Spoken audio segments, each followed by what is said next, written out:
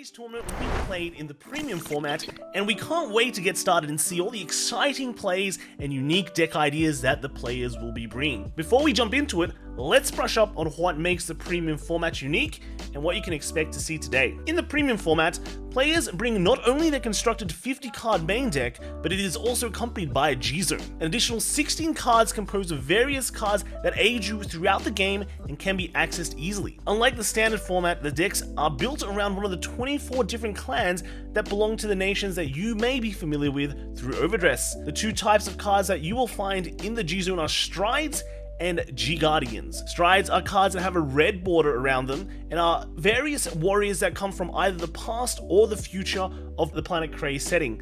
Strides have a power value, a cost that must be paid if you wish to access the stride, as well as the effects of the card. In order to stride, you have to meet one of the following conditions. The first is if both you and your opponent have a grade 3 Vanguard, then after the ride step, there is the stride step. This is where you can choose to pay the cost of stride, which is typically to discard cards in your hand whose grades add up to 3 or higher. There are also special grade 1 and grade 0 cards that are regarded as grade 3s in your hand when you discard them for stride, which you will see quite often. After you pay this cost, you can choose one of the face down strides in your G-Zone and place it on top of your existing Vanguard on the Vanguard circle, turning the card under the stride into a heart card. This is the process of striding. Now the stride will inherit the original power and card name of the chosen heart, thus combining the 15,000 power of the stride with the card underneath it, thus totaling 28,000. At the end of turn, the stride card will return to the G-Zone face up, and your Vanguard returns to its former state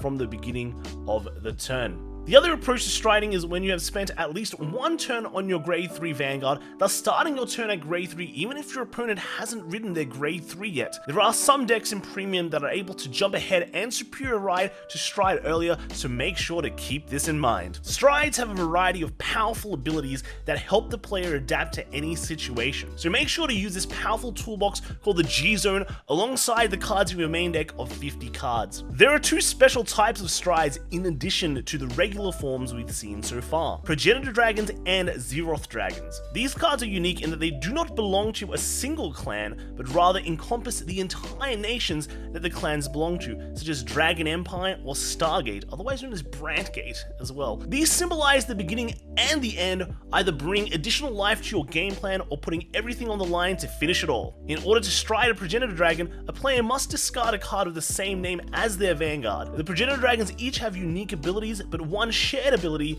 is that after they have returned to the G-Zone face up, they will allow you to stride without paying the cost for stride for the rest of the game. The Xeroth Dragons also require you to discard a card with the same name as your Vanguard in order to stride them, but they have an additional restriction needing to have at least 3 face-up cards in your G-Zone to stride, thus making them quite the late game finishers. Be careful though, when you stride with a Xeroth Dragon, your entire G-Zone will be removed from the game, leaving you with your 50 card main deck, so be sure to time these finishes well.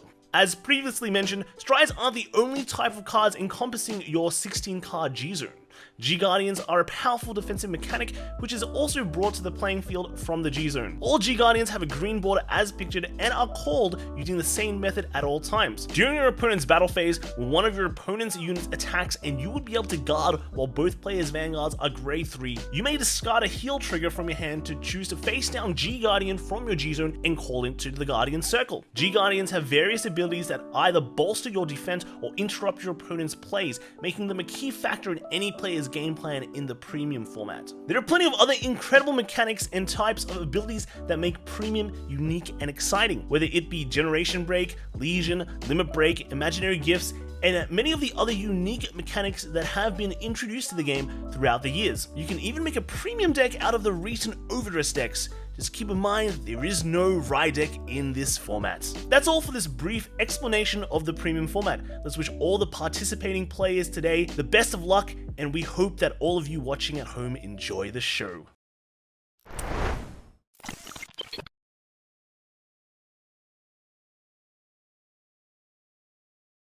Now you're all caught up, so even if you only play, for example, the standard format, or if you only play Vanguard 0, for example, that catches you up with the rules for premium and the general way that it works. And especially this time around, I guess for the Vanguard Zero players, this is a much more familiar format as well because of strides as well, right?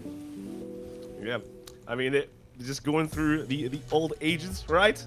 But you know, in Premium you get to play with everything, and I mean, even recently as well, there was a recent hit to certain decks that came into effect yesterday, which does have some impact. Yeah, it does have some impact on the current format.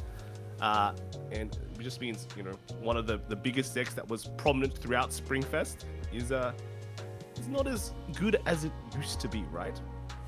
Yeah, so Order Colony is definitely not as hot in the English format as it used to be because of, you know, this big new hit. I'm actually checking the data here to see how much of Mega Colony do we have, and we actually still have 6 Mega Colony players today, and the distribution is 1 Shieldfisher Machining, 1 Flagberg, 1 Zorga, 2 Gridoras, and 1 Darkface. So the Order Colony build is very much absent and very much no longer there, but Shieldfisher is definitely quite interesting. That's a spicy grade 3 to be sitting on. But then we also have a Flagberg, which I played against quite recently here in Tokyo, and that deck, while it doesn't feel as safe and secure as the Order Colony build did, definitely does pack a punch, especially if you're unprepared for it, which I think is also very, very nice. Yeah, I think like I think people have been talking about, you know, the Flagberg kind of build in a bit of in different regions. So we might see that, you know, come up in maybe EU or NA, right? But at least in AO, there's not that much. But yeah, if you want to see what other regions are also playing, be sure to check them out after the AO region. But also, you know, speaking about like the best deck, or you know, the most broad deck, looks like it's a familiar face. You know, Nightmare Dolls, right? It was expected. And what do you guys think? Well, Nightmare Dolls is something that I was very familiar with, especially when it first came up. So to see it actually take the stage last year with its strong multi-attack combinations, along with, you know, Alice and Leslie, alongside with Ginny as well. So a lot of people were kind of apprehensive about the kind of hits that we would get. And while it did get a hit with the choice restriction between the Masquerade Harry, the Grade 4 Harry, as well as with the Nightmare Dolls, basically. So it kind of like put a halt to the deck with its multi attacks and the reset, so to speak, with Harry's skill whenever you attack with the Vanguard. But now with the new strike with Leontide actually being in place, so I think that it actually ended up stepping up the deck even further, especially now that with Leontide, Nightmare Dolls now have actually a guard restrict, so to speak. So they have to call 2 or more cards if they manage to call out different rates. Yep. And That's I mean, right. I think looking at some of the numbers here as well, one of the crazier ones, well, not really that crazy, but expected yet not expected, we have Murakumos. There is actually quite a few of them, and they're all Shiryukis, right? People have been talking a lot about that deck, and it definitely gotten some buffs, but you know, there's just everyone who brought it brought Shiryuki. Shiryuki has proven to be quite effective for a very long time as well, but I think now it's gonna be taking quite a bit of a stage at this point from the other clans as well, in my personal opinion. Yep, absolutely. And now we just got informed from production side that apparently we had a little bit of an audio issue at the very beginning. So just for those of you tuning in, we are here for the Bushiroad Rumble Online 2022, which is of course the big large-scale remote tournament that we have for this season to kind of tide us over between Springfest as well as the Bushiroad Championship Series, BCS for short. And essentially, normally, you know, we finish up Springfest, we go into BCS, and then we kind of have this like lull period in the summer where there's no events and there's like, you know, people are just like practicing for Worlds and kind of, you know, in their private practice groups or at their locals. But now with BRO, we have a remote event that gives people that can't travel to these events a chance to play. And on top of that, We also have a chance for people that are preparing for the BCS season to actually test out, their power, to test out their deck ideas, and to see how they can perform against players from all over the world, not just within their region, which is, of course, one of the great things about BRO itself.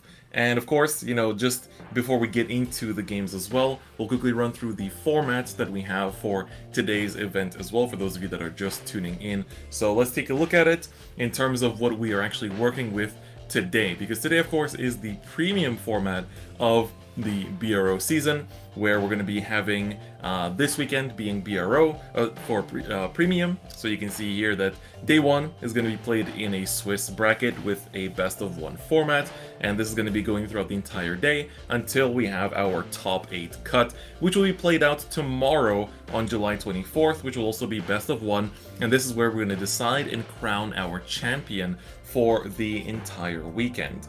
And then Cap, let's quickly go through what we have coming up for the remaining weeks.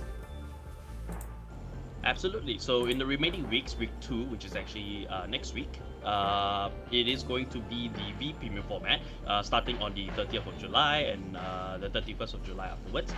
So basically, it's going to be the day 1 Swiss, as well as the day 2 top 8, the cutoff period for that for V-Premium. So if you guys haven't signed up yet, do be sure to head over to the official website and sign up for their various regions. At the same time, also we also have week 3, which is happening in a little August, so a little break between 2 weeks break from there, and week 3 we're going to be seeing all the standard formats. The right decks are coming back, so if you guys are just starting into Vanguard and you're looking for something a bit more familiar to see, that will definitely be the standard format, where you get to see the right decks and Bruce and Nirvana and everything that you've seen from the Vanguard Overdress anime, and that's starting on the 13th of August for the day 1 Swiss, and the day 2 top 8s will be on the next day, on that Sunday, 14 August.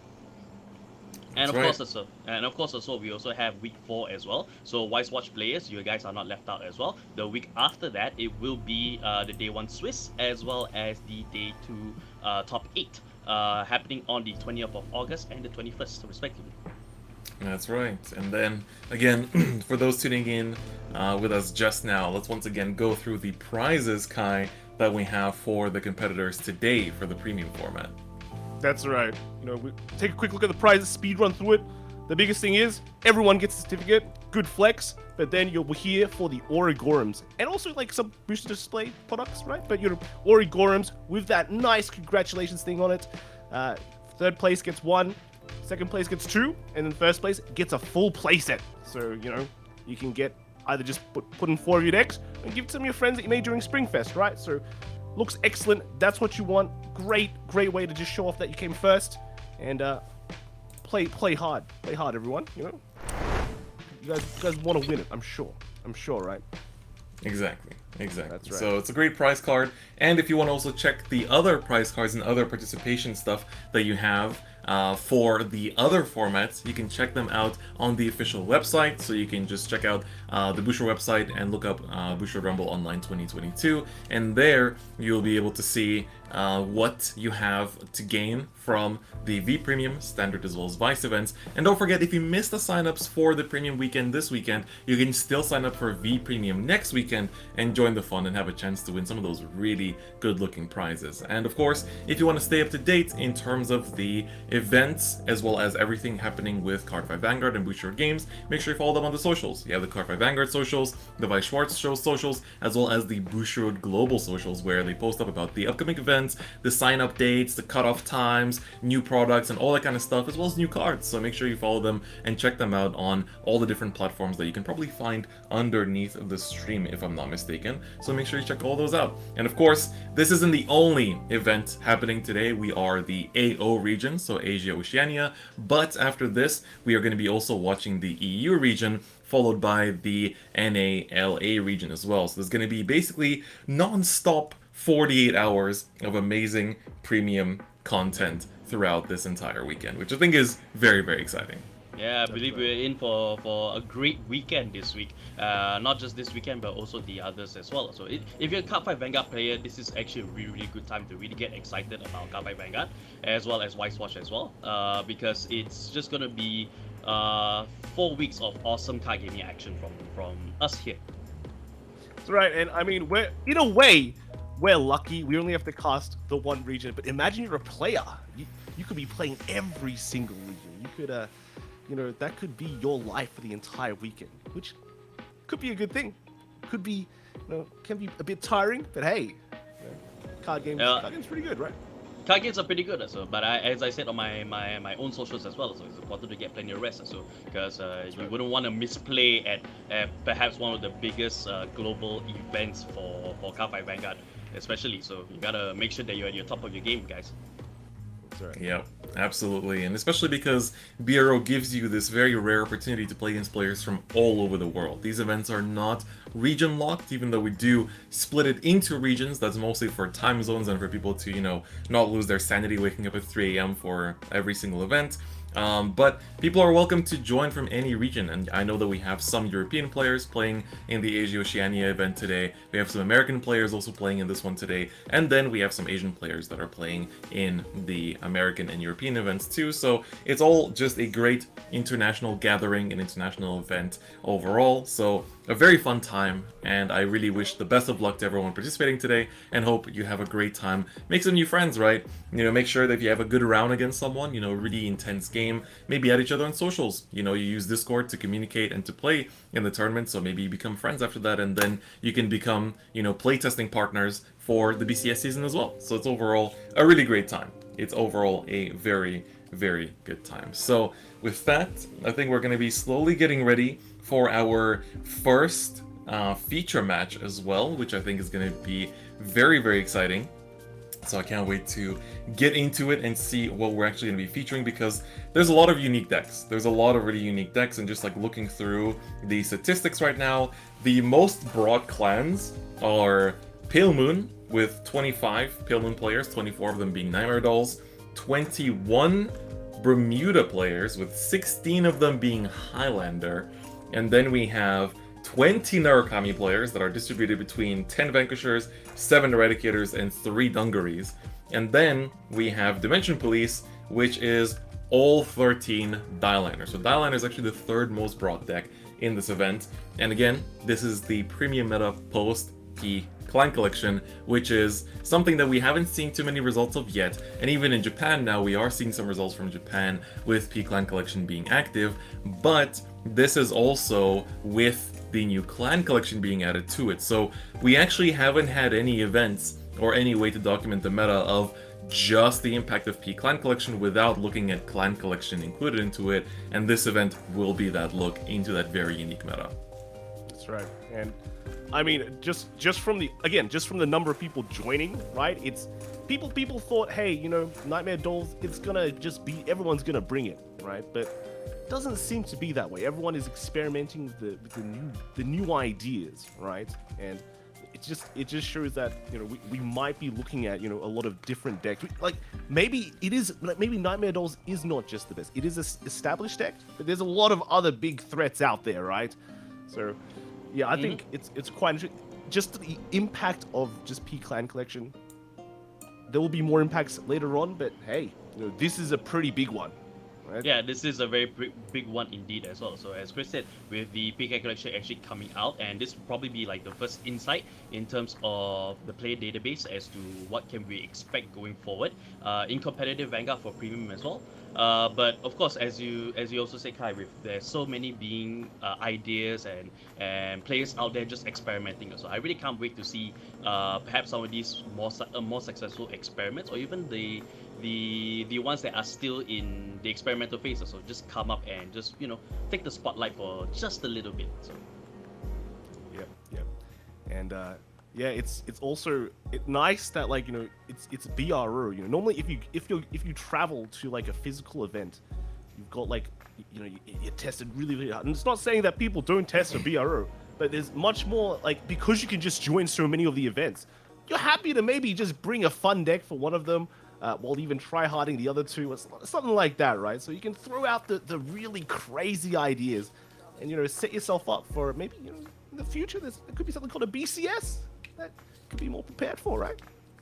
Yeah, I mean, it's not that there could be, there is. There definitely is a VCS coming up. I'm pretty sure it's public knowledge by now. Yeah. So it's going to be an exciting time. It's going to be a very exciting time to see how things pan out. And of course, BCS is going to be a completely different meta because of the Clan Collection release and how impactful that set is going to be on the premium format in particular, as we've been seeing from the Japanese side with decks like Ripples showing up quite strongly as well. But just today, like looking at the distribution, you can see the impact of P-Clan Collection, right? You know, we have all these Highlander players. You know, Bermuda got a huge boost from P-Clan Collection. We have all of these Narakamis as well, with Exterminate being so strong. Dialander, of course, just beautiful. Yeah, we live in an age where DP is better. Like I can't believe that this is really that time again. I feel like we haven't had this since Legion. We also have a lot of shadows. We have actually the same amount of shadows as Dimension Police players, and also the same amount of Grand Blue players, so 13 of each. But of course, shadows are distributed between 8 Luards, 4 Raging Forms, and 1 Blaster. And then Grand Blue is distributed between 10 Beatrices, 1 Ghosties, 1 Beatrice with a Superiorite engine, and then 1 Nitros with Beatrice. So a lot of different builds for Grand Blue. And then of course we have a bunch of Aqua Forces, 12 Aqua Force players, 11 of them being Thavas, and then also 11 Murakumos, and all of them being Shirayuki. Like, this deck is also being brought a lot. We saw it get a few representations throughout the Bushiroad Springfest season, and now I think people are starting to catch on to just how strong that deck really is. Yeah. It's such a stark difference, you know, if we compare it to the previous BRO, where, like, you know, it was technically also a fresh format, right? But then also compare it to, like, the Springfest format, it's like it's such a stark difference, right? It's a big difference. So I'm very excited to see, you know, what players will bring, or what their ideas are, you know, absorb that knowledge and you know, process it, and then you can, like, make it even better, like, after the event. It's gonna be crazy. Indeed, so can expect to see a lot of action. So it's the summertime, if I'm not mistaken. So I'm very certain that all the players are ready to bring the heat for this first round. That's right. The Yes. heat of card games, all right? That's right. It's nice. You know, it's the heat of summer and the heat of card games combined, multiplying each other, and it's going to be an amazing time simply because of that. And I'm really excited to see how things are going to go down here because of just, like, how many crazy decks we might see. There's so many different one-ofs, and in the end, you know, there's some people playing in the events that are, you know, in it to win it and trying to run the gauntlet and try to top as many regions, where some people are just here to, like, kind of, like, bring in the spice, maybe get featured on stream, or just be, like, you know, a funny story somebody can tell of, like, oh, you won't believe what I played against. So I feel like we're going to see a pretty fun combination of the two of those, and I'm very curious to see how it's gonna go down. But if you guys had to make an expectation for which decks we're gonna see in the top 8 tomorrow, let's start with Narukami. How many Narakamis are we seeing in top 8 tomorrow? From 0 to 8? Okay, you wanna go first? Oh, who wants to go first? You. How about you go? Me? All right, I'll go first. I think let's say 2. All right, let's say two Narakamis. I agree with Kai on that. So I think we might see 2 Narukami decks in there. So, but I gotta ask you guys. So, do you think we'll be seeing Vanquisher or Eradicators, or maybe the wild card, which is Dungaree, in those top 2? I think we're gonna see 1 Eradicator and 1 Vanquisher. All right. Yeah. Although, to be honest, Dungaree got a few tops during BSF, so if those Dungaree Chads bring it to BRO as well, it's gonna be interesting to see if they can make it in. But I agree. I think I'm also at that, like, 2 of 8 spot as well in terms of Narukami. Exterminate is just such a good card that I feel like it has to get the kind of representation. And then, you know, right now, in terms of the most played deck, we have Nightmare Dolls, right? How many Nightmare Dolls are we seeing in terms of the top 8? I'm really hoping that we don't see like 4 and more. You know, our diversity, because we definitely want to be able to see a quite diverse a tournament over here. So it'll be good to see. I'm sure the players themselves wouldn't want to face off against Nightmare Doll after Nightmare Doll after Nightmare Doll in the top 8. So hopefully we won't see any more than 4 in the top 8 here. 4. Well, you guys are forgetting. This is the AO region. Everyone is bringing the bestest decks, but I think we'll only see 2. That's fine. Yeah. Only 2 Nightmare Dolls. I'm also hoping for only, not hoping, but realistically expecting about 2 of the top 8 as well. And speaking of the decks that we expect to see, we actually have our first deck for this first mirror match ready to show you guys. So let's take a look at it and break it down. We're going to be seeing Jason going up with Beatrice Nairos here, which is of course one of the very powerful decks in this card meta, and you can see just how insanely teched out this main deck already is. Kai, what do you think of some of these techs? You know, end picks, we have the sleeve-tugging bell for the Narukami matchup. What do you think? Well, I have to say, this is a tried and true deck, right? Everyone knows about the Grand Blue in Premium, and this is... It just works, right? It just works. You basically put everything in the deck, and then, you know, it's this giant, great toolbox that runs a heavy amount of crits all the time, so you can randomly just pop those wins and win, you know? So overall, it's just, if you go into a tournament and you're not sure what people are gonna be playing, right? Because technically it is just a, you know, it's a kind of a new format. Just play the one you know, right? Play the comfort pick, one that's been working. That's pretty much the old Grand Blue. Exactly. The deck is really strong. The deck is very powerful, and I really like just how flexible it is. Like, you have so much space for random text because of the ability of the deck to just search out whatever you need. That is also kind of one of its weaknesses too, because you kind of have to spend that first right turn sometimes just milling out your deck, so you cannot be pushing the aggression as hard as a result. But even despite that, it is still an incredibly powerful deck, and of course an expected strong competitor in this event as well. But let's take a look at the G-Zone here as well and switch on over to it to see what kind of new cards are being played in it as well from Peak Line Collection. Alright, we're going to look at the main deck of Andre Lee first, and as you can see here, it is Dieliner. So this is a very familiar list that of course is picking up quite a lot of traction as of recent. So of course, Dieliner enables your grade 3s to gain shield, and together with Geomaglass, you're also able to, you know, get even more shield on your grade 3s and have a very defensive and tanky playstyle. But the addition of cards like the Unibird, the brand new Stride, allows you to also have some very threatening and strong kill turns out of nowhere, even on first stride. And we also have very strong G-Guards being added, such as the Giragamelgos, that, you know, essentially allows you to recover your grade 3s from your drop and be able to use them as shield again, or use them on the field like Diarm or Dizoris or the Taser Lage, which works very strongly against matchups where you need to basically just, you know, stun the opponent mid-battle phase or stop them from doing all kinds of superior calling shenanigans. So honestly, a very good list, and I'm happy to see so many Dimension Police players in today's event. Same here as well. So as somebody that loves to experiment with Dimension Police as well, so this is definitely a very, very fun deck to just see, you know, to just see in action right here. So yeah, I'm personally psyched for to see this in play.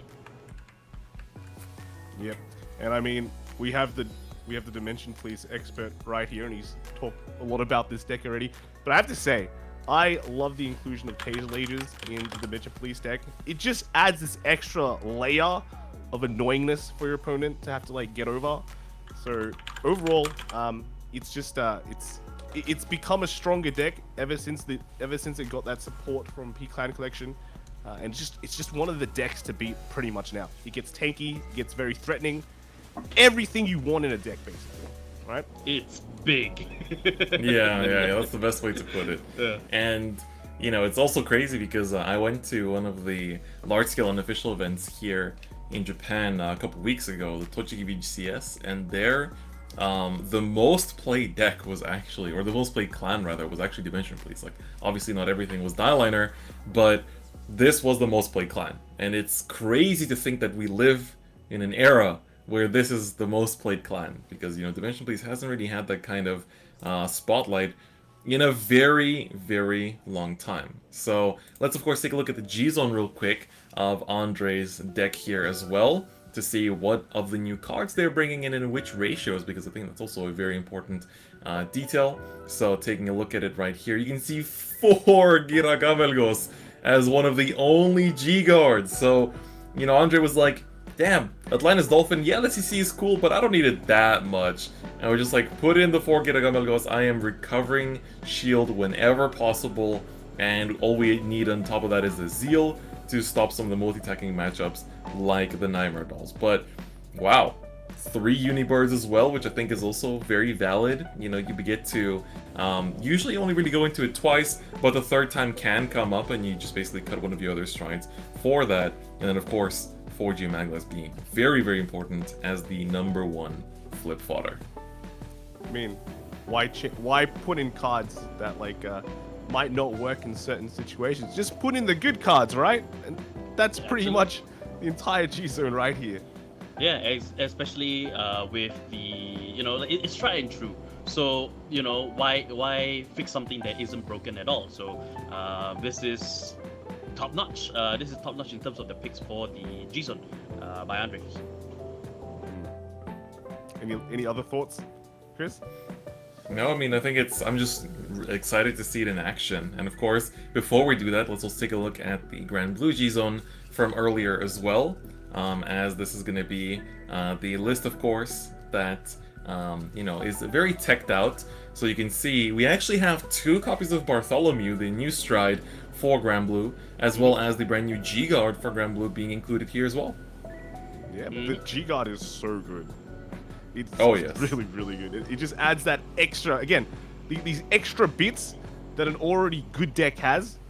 It just makes it even better, right? Like, absolutely. So the G-Guard really adds a lot of defensive capabilities to the Grand Blue deck also, which already has quite a few defenses, so with Negro Lily as well as the other G-Guard as well.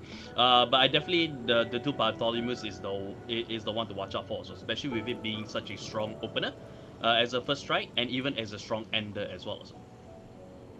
That is absolutely right. So with that, we're now ready to get into our first match. We'll be saying bye to Cap for just a little bit as we're going to get into this match. And myself and Kai will be bringing you the action. This is the Dream Team, the Caster Dream Team that hasn't been together since Bushiroad Springfest Online, I guess, in an official capacity. So yeah. It's been a little while.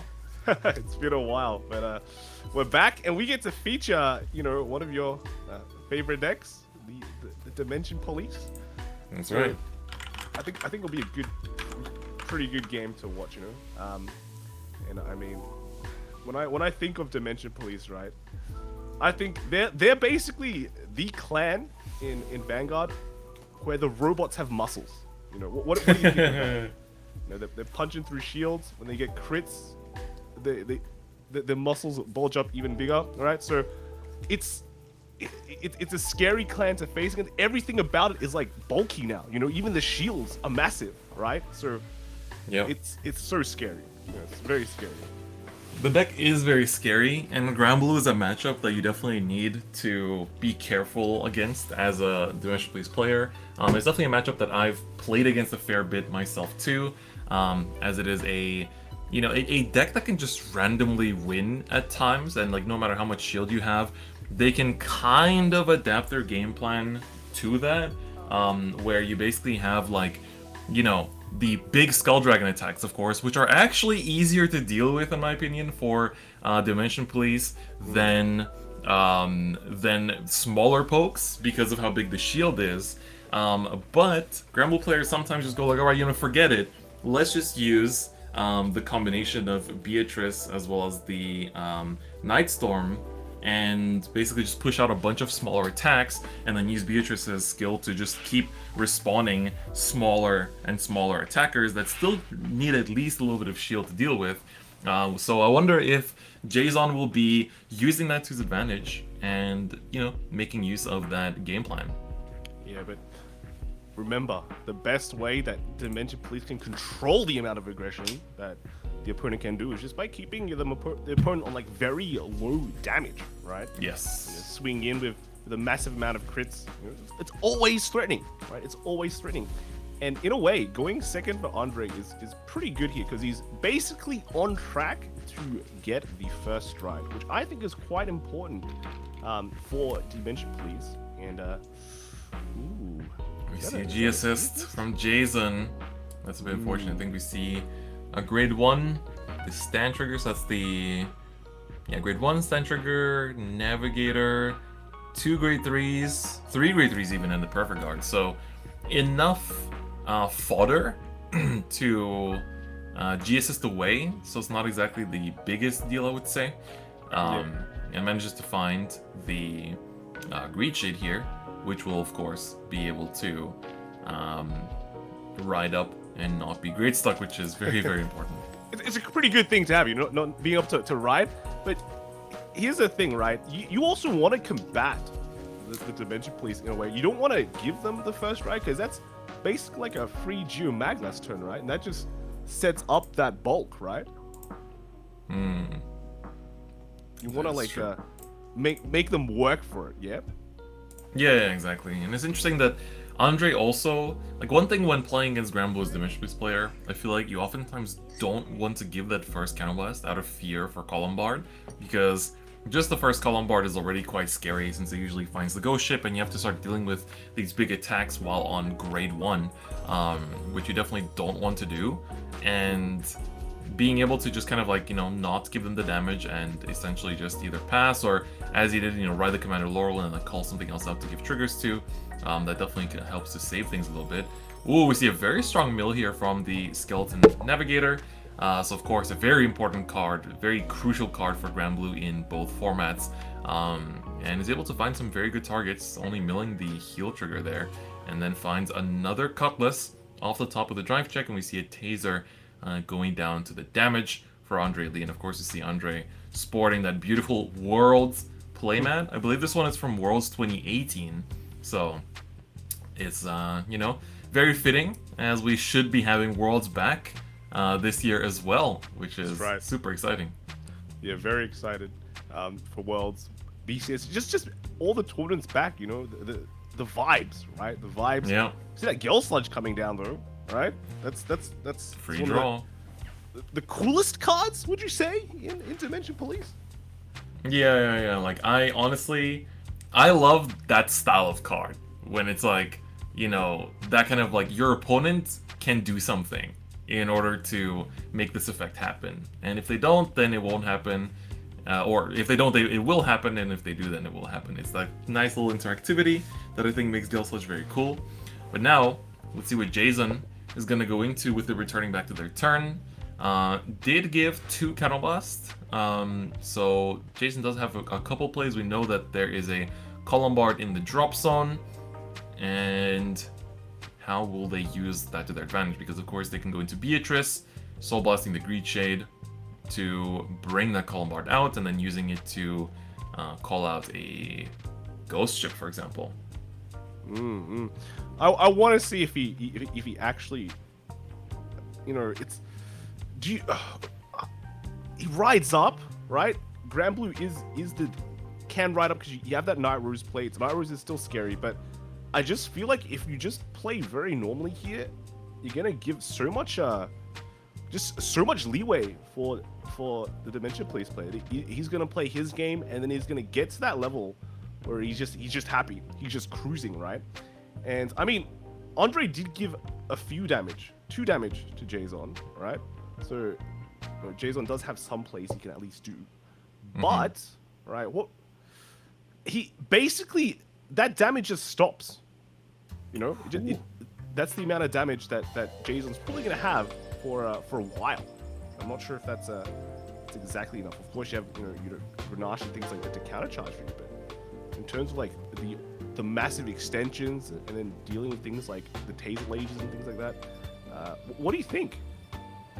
Yeah, I mean, I think running up to Night Rose is a interesting move because it does enable you to actually have a turn 3 play without striding, and being able to push out a lot of attacks, and especially with how strong we've seen these mills been so far. I think from what, like 8 mills or so, we've only seen like 1 trigger, which is really strong. So that deck is kind of compressed without even compressing, which I think is also very strong. And we can see here the Beatrice column going to be swinging in, and of course the strong part here is that the Beatrice will self-retire due to Night Rose's effect, and as a result you're also setting up the drop zone by doing that effort. And the great thing is that you swing with Night Rose here, you call out a Column Bard, the Column Bard can search out a Ghost Ship, and you can find yourself more cards in hand, and like you do run the risk of giving a lot of damage to Dimension Plays, which means that they will be able to do more plays, but because they're going second, they're more or less locked into Geomaglas unless they take a lot of damage here, which you don't really want to do in this matchup because then you're going to be struggling to deal with the Skull Dragon turn.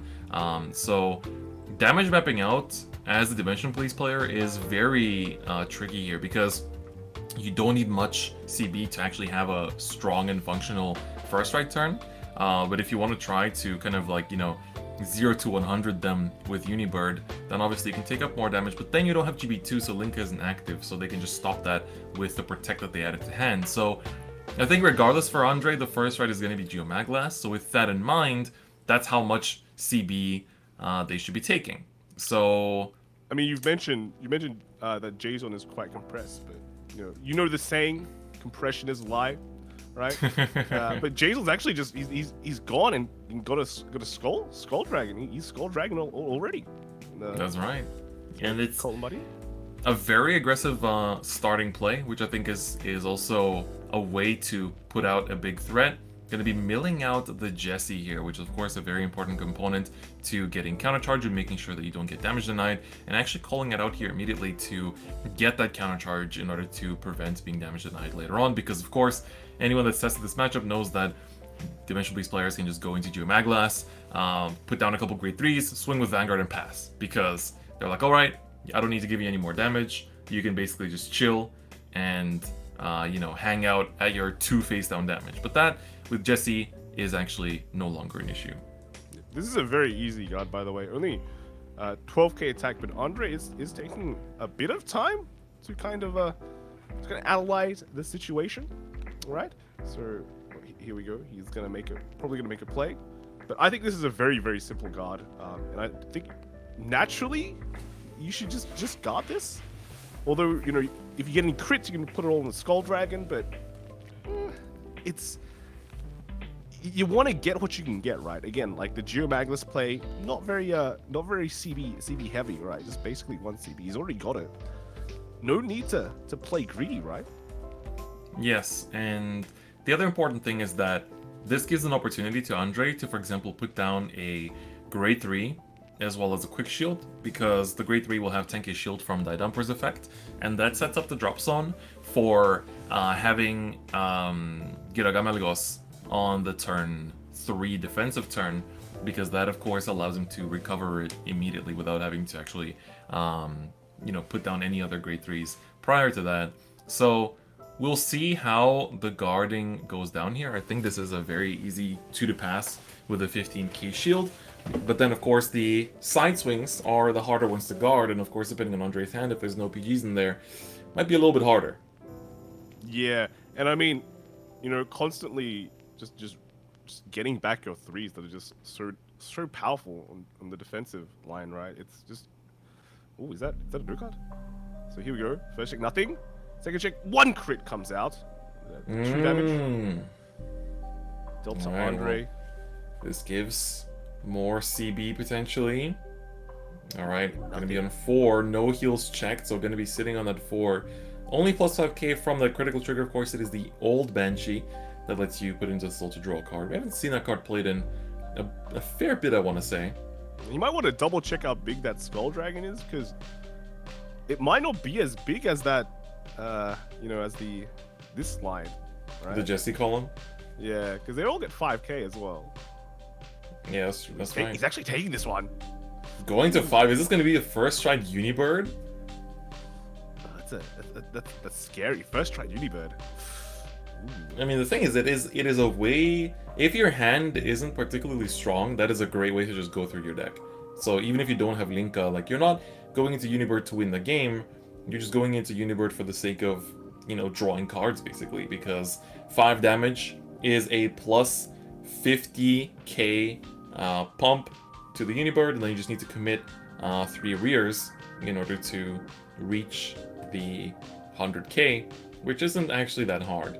So we're going to see a heal guard come down, giving the extra power. So a bit unfortunate having to use it here, because of course we have, I think, 12 cards in the drop, so that's a plus 24k.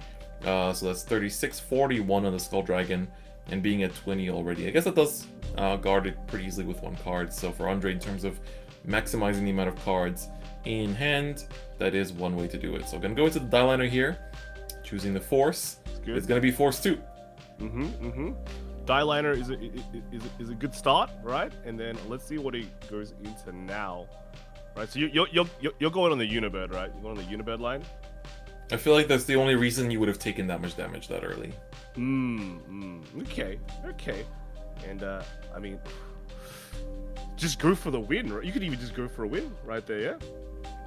Ooh, ditching Diabird, so that probably means that there is not that many cards in Jason's hand, but gonna go into the Geomaglas here instead, choosing to go for setup. So I wonder what the hand quality for Andre is, choosing to take that much Counterblast early, because that will definitely make dealing with future turns a lot harder. Gonna play down the Taser. In a way, though, if his hand quality wasn't that good before, it's now become pretty amazing, right? That's true. That is true. So I'm getting it better. That's right. And I mean, he could, if he, Andre's played this game for quite a long time. He knows the format. He knows the game. He basically can kind of read how the next turn is gonna go. So I think going to Geomagus to set up for like an even better next turn after that, I think it's still a quite valid play. And again, his hand is probably gonna get pretty bulky now with just this Geomagus. Ooh, double Taser. So of course, Taser is a very strong card in this matchup, because her effect says when your opponent calls something not from hand, once per turn you can choose to rest it. So of course, you know, when they use Beatrice, for example, mid-battle phase, the Soul Blast one and call something from drop and, you know, revive a Skull Dragon, you can just rest it. But when you only have one of them on the board, it usually gets targeted down by the Cannoneer, and the Cannoneer, of course, is able to retire an opponent's rear guard. But the way the skill interaction works is that even when Cannoneer tries to retire her, she will retire, but her effect still goes on standby. So you can still rest something after she's retired because of that kind of like floating effect. And when you only have one of them on board, usually that rest gets wasted on the Cannoneer itself, and then they just like self-clear the Cannoneer for a Jesse, and you know, your efforts didn't go that far. Whereas now, having 2 of them means a lot of counterblasts that you're asking them to commit in order to stop both of those rests, and you can basically just use that rest for a big Skull Dragon, for example, to deal with a turn. And if they start attacking into it, you can just, you know, G-Guard into a Dismal, which Andre doesn't actually run, which I think is a very strong G-Guard to have in this matchup in particular. This Tager is attacking though, and Jason is not taking it, but I feel like he's underestimating the amount of damage that is, the amount of criticals that are going to be coming up in the next couple of turns. Because, you know, if he no-guarded that Taser Blade, it's a way to just get damage to play with. Yes. And so choosing to guard this also means that it's like, okay, you are summoning out the Greed Shade. He's going to use the Greed Shade on the opponent's turn, which is a very strong play. Going to mill out a crit on the Overtrigger. Wow. Not the best mill, but you can add that Overtrigger back to hand if you want to guard with it. Or you can, of course, add the heal. It's going to add the Beatrice. Maybe he's missing a Stride Fodder for this next turn. So that was one way to secure that Stride Fodder. But, oh, is Andre going to swing with the other rearguard column? I think that's an interesting play, because that means that Jason could take this and now have one CP to work with. Gets a defensive. But like this Geomagus is gonna get a lot of crits. Yeah, so it's already sitting at 2 base crit from the Force 2, and it has +2 crit from the 2 Taser Lages now. So it's already swinging for 4 damage, and there would have been a play to just come on in with the Geomaglas and damage deny, but choking the opponent at 3 is very important, because from now on, all of your strides actually can win from the opponent being on 3 damage. Yeah, but even at 2, all of your strides are threatening like a lot of lethal at Yes. 2 damage. So I felt like he could have played it very, very safe, and just like kind of, you see your opponent like G-guard your first Taser Age, then you could just go into with the Geomag, just keep him there, and it's like, hey, do you want to? You're definitely not taking it, but it would have just kind of set up that kind of really annoying kind of situation for the opponent because they have to guard it.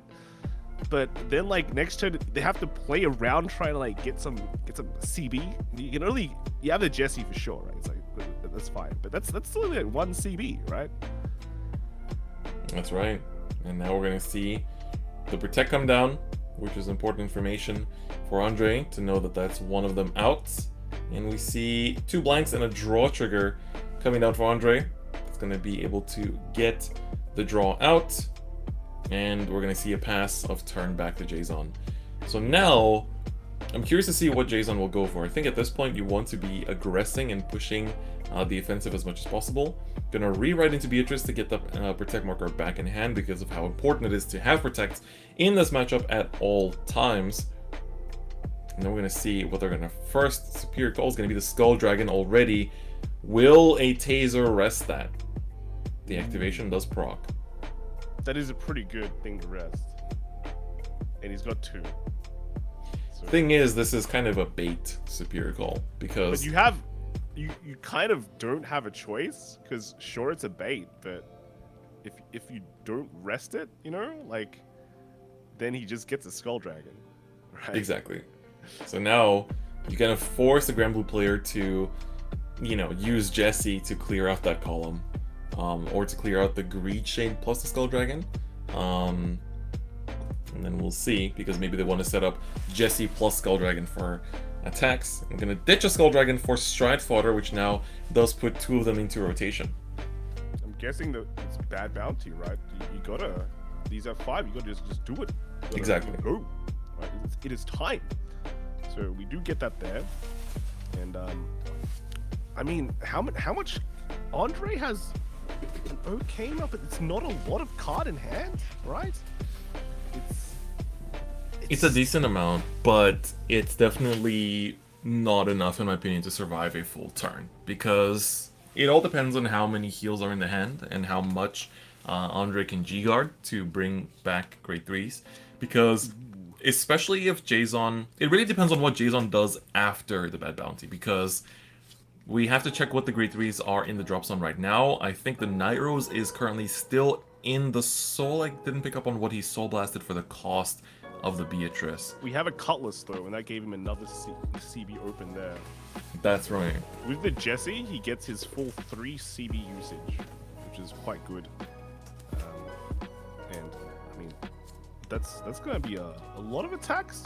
Usually, it's the Grand Blue way. Right, I think that's an interesting read as well from Andre because this is a public decklist format for BRO, he probably just looked at the decklist and saw the Cutlass and was like, okay, there's no point to damage deny because true. If I stop and just choke my opponent with 2 face down CB, they're gonna get it back anyway. So I might as well get them to 3 no matter what, and then pause from there. So they actually have less to work with. He sacrificed 2 cards for Jesse, but he's got rid of the Cutlass instead of the kind of the Skull Dragon. I feel like unless he really wanted the Cutlass in the drop zone, right? You could have just kept it for a boost. I think it's just trying to buff up the Skull Dragon as much as possible and just kind of min-maxing that number from very early on, right? Yeah, but if you boost a Night Rose, it will still disappear. But that is if he goes. Oh wait, no, into he's on Night Beatrice. Rose. I think he's on Beatrice, right? He rewrote Beatrice. Yeah, he's on Beatrice, and there's a chance that you will rewrite into her too, because again, in this matchup, small pokes do more than huge swings, just because of how huge the shield is. Yes. Yeah, so I don't know, still boosting. I guess, right? Yeah. So even if your Night Rose is big, right? It's pretty much is it a one card guard right now for Andre's side? It's like 2 Geomaglas and a Die Liner. It's plus That's 20k shield Okay, per grade yeah. 3. It's like 35k heal guardian shield. Mm-hmm. That's pretty beefy. Yeah. Yeah, that is. And now look at Jason's deck size already. It's definitely getting very compressed. And we see the mill of the Nightstorm, which is a very important combo piece. And we still have an activation of a Taser here left. And I wonder if Jason calls out the Nightstorm now, will the rest come out? Because it all depends on how many bones are in the drop at the moment. So with, if let's say a Nightstorm is called out and gets rested, you can just basically use anything to overcall it and then use the bone to bring it back. So of course, it's a lot of effort just to bring it back. Yeah. Okay, Yeah. it's gonna be called. Okay. Activation of Taser is gonna be skipped. 1 card in hand, so actually would have to work very hard to get that back if the rest comes out here. You can still get it back on his still Nyros, right? And yes, Nyros or Beatrice, they can both Yeah. theoretically get them back. Gonna use another Cutlass here to get another countercharge back. That is both Cutlasses now activated. That was probably the reason why it was retired for the cost as well. And we see a very strong mill of the Beatrice.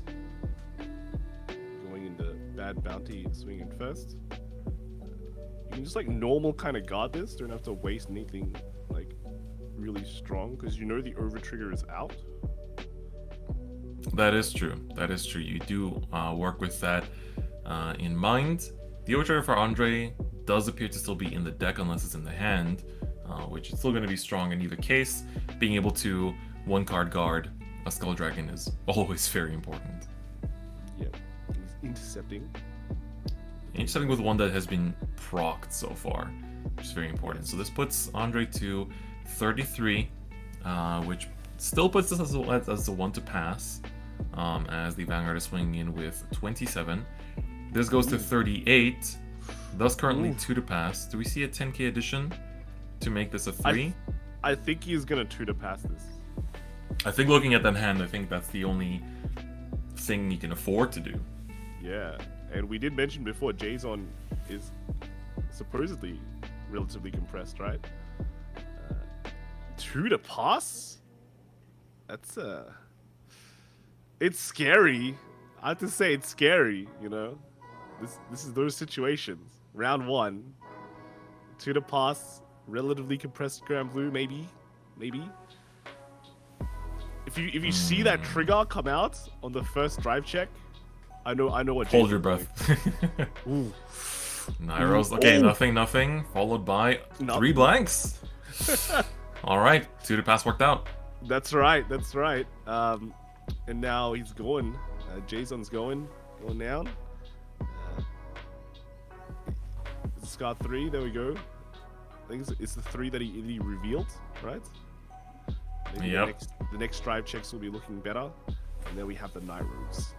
Okay, choosing to go into Nyros over the Beatrice. Of course, when you have 1 CB to work with, you can still kind of loop through quite a bit.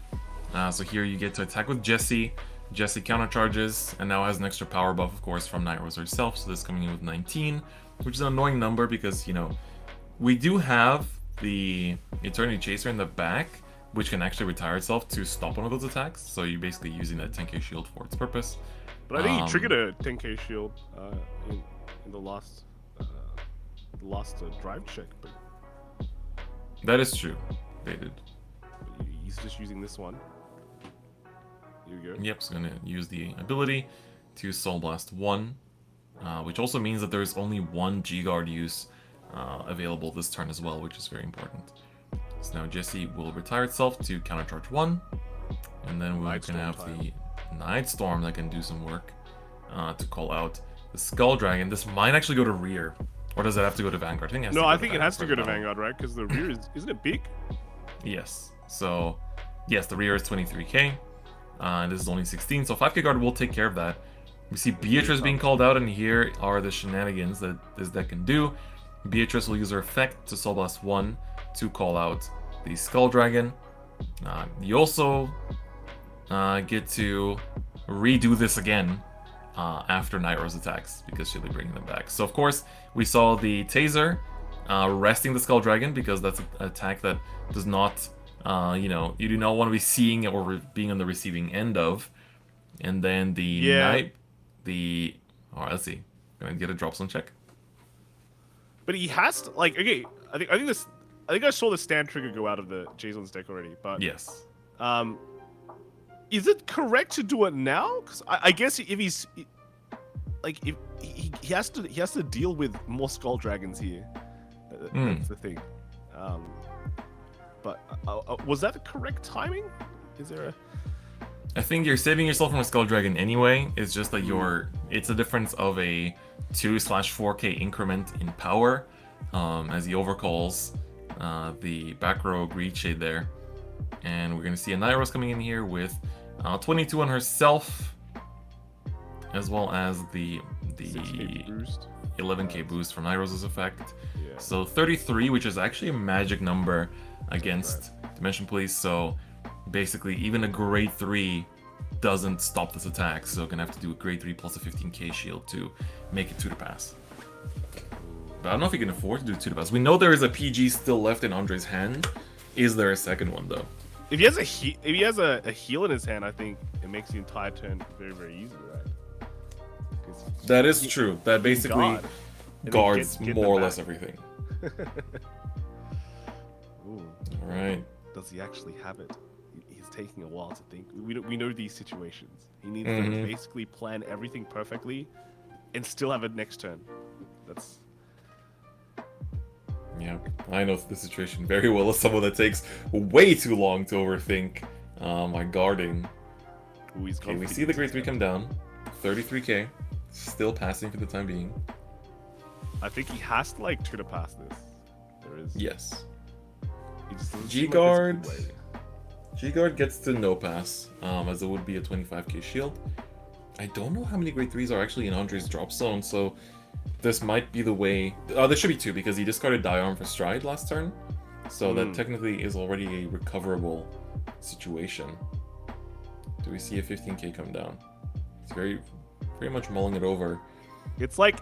Ooh, double grade 3. So that is... puts him to 53. So it's still 2 to pass. Yeah, I like you want to get that linker. I just don't think he has a link of like next turn to like make a big scary play, right? Mm-hmm. So he does want to save some. It just feels like he's gonna go super empty this turn. Yep, 5 cards left in hand. We know one of them is the perfect guard. Yep. First check. Cannoneer. Second check. Heal. Doesn't proc, but the power is very much welcome, and the ability to G-Guard next turn is also very much welcome. The G-Guard is strong in a way. It just it can get him like more PGs, right? Just make it harder for Andre to like get through. Even minusing the crit, but I think he's going to be ending this turn with like no CP face up. So I think the Skull Dragon is coming in at 69k actually. With quite nice, yeah. That's definitely nice. And I think the other one will be going in for 81 if that's where the trigger went. So that one's probably going to be getting perfect guarded. Yeah. Uh-oh. We're getting a recount of the drop zone here. So 15, 20. Oh, it's 22. So that's 44, 56, 56. Yes. So it is actually a bit smaller than less nice. But that Less means the other nice. side will be like 73, right? Ooh, Yes. Oh, this is going to be a full hand commit. So this puts him to 63, which does guard that. And then this will be able to come in for the PG, which discards the last card in hand. Andre surviving with nothing in hand. Gonna have to top deck the grade 3 to Stride. I mean, there's a lot of grade 3s in the deck. That is Basically, Dimension Police in a nutshell. So, does he get it? What? Yes, he There does. it is. Very important. But What is it going to be? This is actually not a Unibird. You don't have enough on the he has field to for go Unibird here. Gallop, right? Gallop is only going to be at 58 because of the GB3. So you're basically having to get multiple triggers off the top. Well, there's still the over trigger, so There is still the over trigger, that is true. I think you have to go Gallop, right? That's the only way. The only stride that kind of works. Or Geomaglas again, but it really does not plus enough. Because you know your opponent has a PG. He has a protect Yes. marker.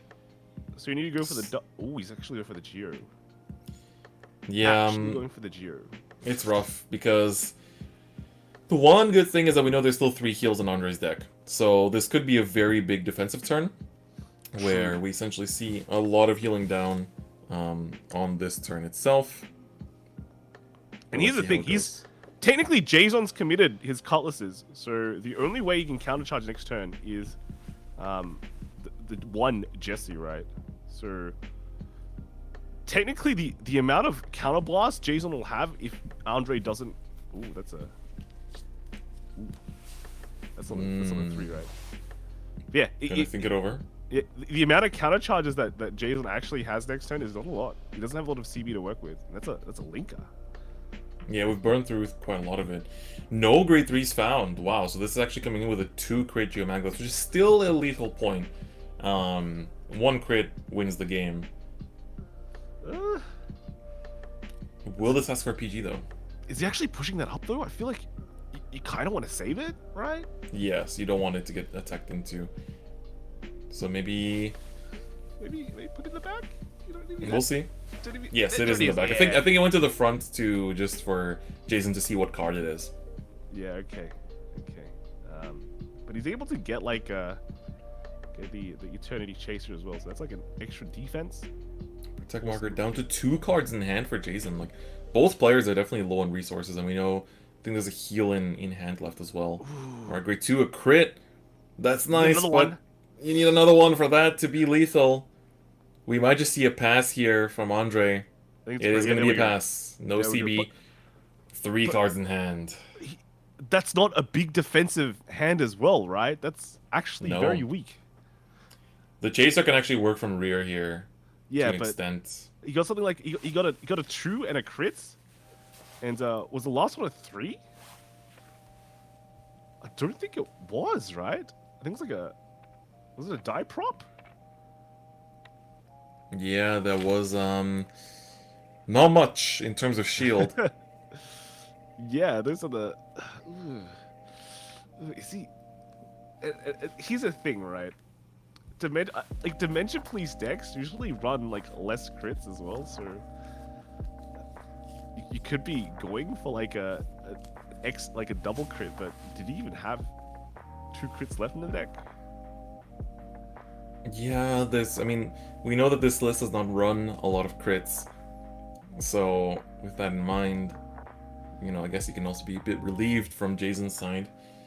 But It's very rough. But what does Jason going into the is that Bartholomew? Bartholomew, the brand new P-Clan Collection Stride. Ooh, that's pretty devastating against Dimension Police, right? Yes. Because forcing them to call 3 when every single one of your shields are supposed to be massive. Well, we don't have 30 cards in drop just yet. We're not quite there yet. If he's going into that, I imagine he has ways of getting there, right?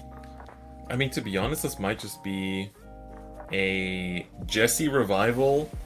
Like, you basically call anything, sack 2 to bring back Jesse. Jesse swings, countercharges. Swing with Bartholomew, call 3, and just win because your opponent has 3 cards in hand. Yeah, but he's calling. Yeah, cards you down. can see he's just calling out his hand. And, like, the big thing here is that these will get popped for Jesse, and you're also calling everything so you can maximize how big your drop is. And with that all being said, you now, because Bartholomew has to call 3 different names, right? You're going to call Skull Dragon, anything, plus a Beatrice, and then the Beatrice will just revive the other Skull Dragon. So this is effectively the same thing, and it's rough regardless. Like, it's just, I mean, does he have soul for the Beatrice though? good question. I think there's 1 soul, if I'm not mistaken. Wait, but if he calls, does he actually have enough drop? Was that Was it I 28? don't think it's 30. It might have been. I wasn't actually counting. Yeah. Because then if he calls 3 though, well, he can call up to 3. So, Yes. but he still won't get it right. I That's think this is going for just attack maximization and trying to Yeah. get as much out of it. There's 1 soul left for Andre, so this chaser could take care of the this attack. It's only 14 though, because of course there's no Night Rose buff, so the 5k die dumper will take care of this, and the counter charge will come in. And then the attacks. This is a very good game, by the way. I think we just don't appreciate that enough. How Yeah, okay. solid both players have been. Andre has playing. OT and heals in the deck though. That's true. There's still 3 heals and an OT, which, you know, when you're on the receiving side of that kind of, you know, the compression that doesn't work out, it always feels bad. It's like, but I still have this many heals in deck. What do you mean they're not coming out? Yeah, I mean, like, We all know how that feels. yeah. I mean, Jason probably does a lot of triggers in the deck, but hey, it's not the end of the line for Andre yet. You know, I don't think he can guard this Vanguard, so I think he has to take this, right? Yeah, this might be the case. Like, just from the numbers in his hand, I don't see how it's gonna work, but... Oh, Sleep Talking Bell is pretty huge here. This actually recycles the cutlasses, so in case we see a 6 damage heal or OT from Andre's side, Jason's already actually, thinking ahead. That gives... I think that might give him enough, right? Yes, I think it does. The power matters here a lot. And that also gets the drop. We have 5, 10, Yes. I think it gets him 15, to exactly 30. 20. That... Was this one short? No, I think that is Oh, I think it's 33 even. 33? Ooh. I'm pretty sure it is. So that Sleep Talking Bell actually gets No to god? 30, so the guard restrict is active. The crit comes out. We're going to need more than just a heal Heal? here to save. 2 damage. Call him 2 Bart. damage. Andre needs to Damage for believe. Andre. We see Ah. a crit, and Dialander's last 2 damage. Unfortunately, the heals do not come out. There were still plenty of them in the deck. You can Very see them kind of unfortunate. there. I think there's like 1 at the bottom right. There yeah. was 2 squeezed together too. That's unfortunate. That could have been a double heal as well. Wow. Unfortunate, but really well played by both players. Like, they played to their outs, you know, read each other's deck list and read each other's, like, the information on board very well every turn. And Jason just showed very good setup and immaculate plays all around. So, huge props. Very well done to both players. Honestly, that was a very clean round and very well played from both players. Cap, what did you think of that, watching from the sidelines? Ooh, I was really thinking that the Dimension Police will pull through this one, considering that he actually had quite a bit on the board, so just be able to be more aggressive. But of course, once he managed to actually get the first count was actually like 27. For his drop zone when he's trying to Bartholomew, but then with him actually being able to put all the dancing cutlasses into the drop zone, that brings it up to like 30, 33 with the extra stuff as well, and that just kind of like sealed the deal for Andre there specifically. So yeah, it was a great match, a great finish to that first round match, and yeah, I mean it's just the first round, but I'm already kind of like breathless just being at the edge of my seat about it. So Blown away. It's like... blown away, just like the explosions that we get. So Absolutely. Yeah. Great first game. Great first game. Yeah, what a way to kick off Bureau. Like, honestly, that was a really great game. Both players played very well, and we had one of the, top players in the world, Andre Lee, showing up on the very first round as well. Came a little bit short. Definitely unfortunate in terms of, Dimension Police doesn't really deal well with being rushed like that to high damage, and then having to deal with Bartholomew after that is definitely quite rough. But honestly, very well played to both players, and a really great way to kick off BRO as well. So that's going to do it for the first round. I think we still have a few tables potentially playing it out, but we are going to go for a short break before we get into round 2. But don't go anywhere, as we have plenty of more amazing premium action for BRO 22 coming your way. So we'll see you very soon. Cardfight Vanguard.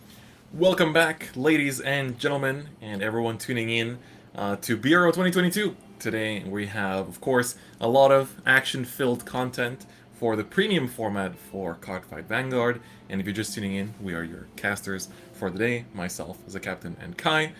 We had a very exciting round one. A very intense showdown between Grand Blue and Dimension Police.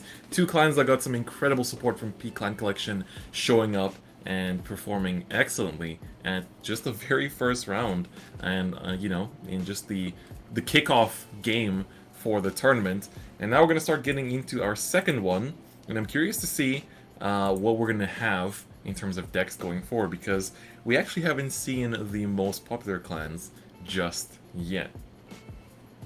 Yeah, especially you know, with it being the first round as well, so you know we can only see at most 2 different decks from there. But at the very least, we definitely are going to be seeing more and more different builds and different decks as well. Definitely different players as well. And we're just going to be seeing some awesome action. So I anticipate that we're going to be in here for quite a good haul. So in terms of match quality, if it's anything like the last one where I was on the edge of my seat, just you know observing everything and all that, yeah, we should be in for a good second, third, fourth round, all the way up to 8.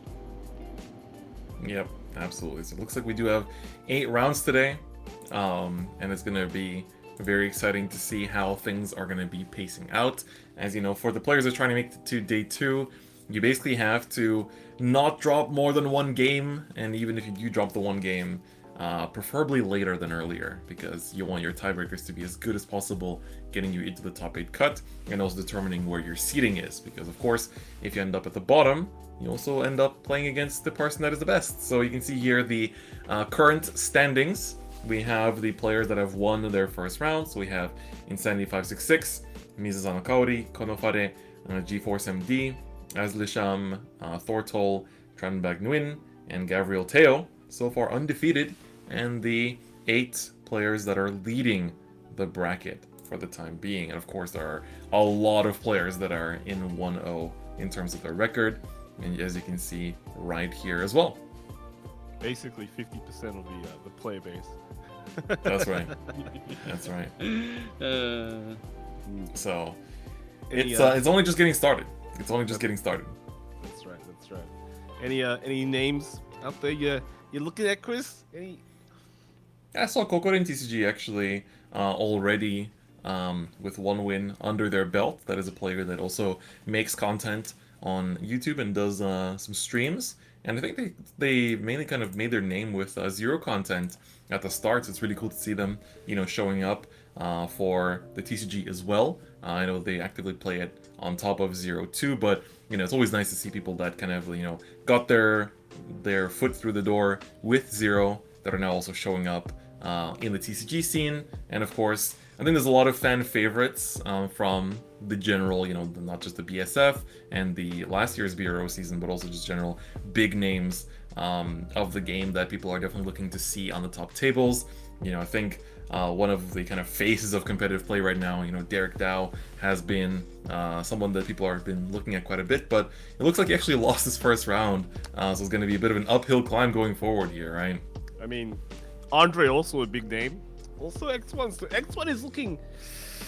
it's like the Shark Tank, right? It's like... Oof, yeah. Not... there's going to be some scary names. Eventually everyone mostly moves down to the X1 section, but already, you know, round 1, it's getting spicy. Yes. Yes, It yes, really I is. can agree on that as well. So yeah, I mean, as you talk about as well, there's one name that I noted from there, which I have seen before in last year's Bro, which actually Gabriel Teo. So they had a very strong showing in the Swiss rounds last year. So it's actually good to see a familiar name on that first page of the rankings as well, just from that first round also. Gabriel, also on the same team as Andre. Yeah, For yeah, I BSF, believe. yeah. Yeah, I And believe so. they back to back won Sydney Springfest, so it was definitely doing really well, right? Definitely doing really well, and probably see some of those names just pop up as the rounds continue, right? Yeah, absolutely. Absolutely. You know, of course, we have a lot of online communities also that were formed over the, you know, these recent years. and we see a lot of them also, making group discords and things like that, and signing up to play these events together. It's always nice to see, when people form those little group voice channels on discords and then kind of hang out in them in between rounds. And I think if you're playing in today's tournament, try to have that kind of friend group that can support you throughout your run, because of course, it's always nice to have, just a bit of time out in between rounds where you basically just get to chill a little bit and talk to your friends and talk about how the round went and kind of cool down. And that way you can definitely have a lot of stamina to run through the event together with your friends. So that is also very cool.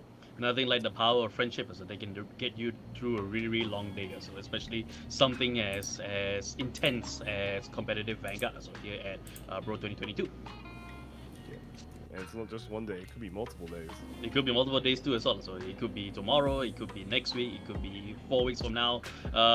Just having that tight-knit group of friends so will really, really help you through. To really help you through and kind of like help reset yourself per round as well. Exactly. If that was the first game, what do you think the second game is going to be like? I'm not sure. I believe that. Hang on. I believe that we're seeing. If I'm not mistaken, I think we're getting our next game ready. Anybody can corroborate that? What does chat think the next game is going to be?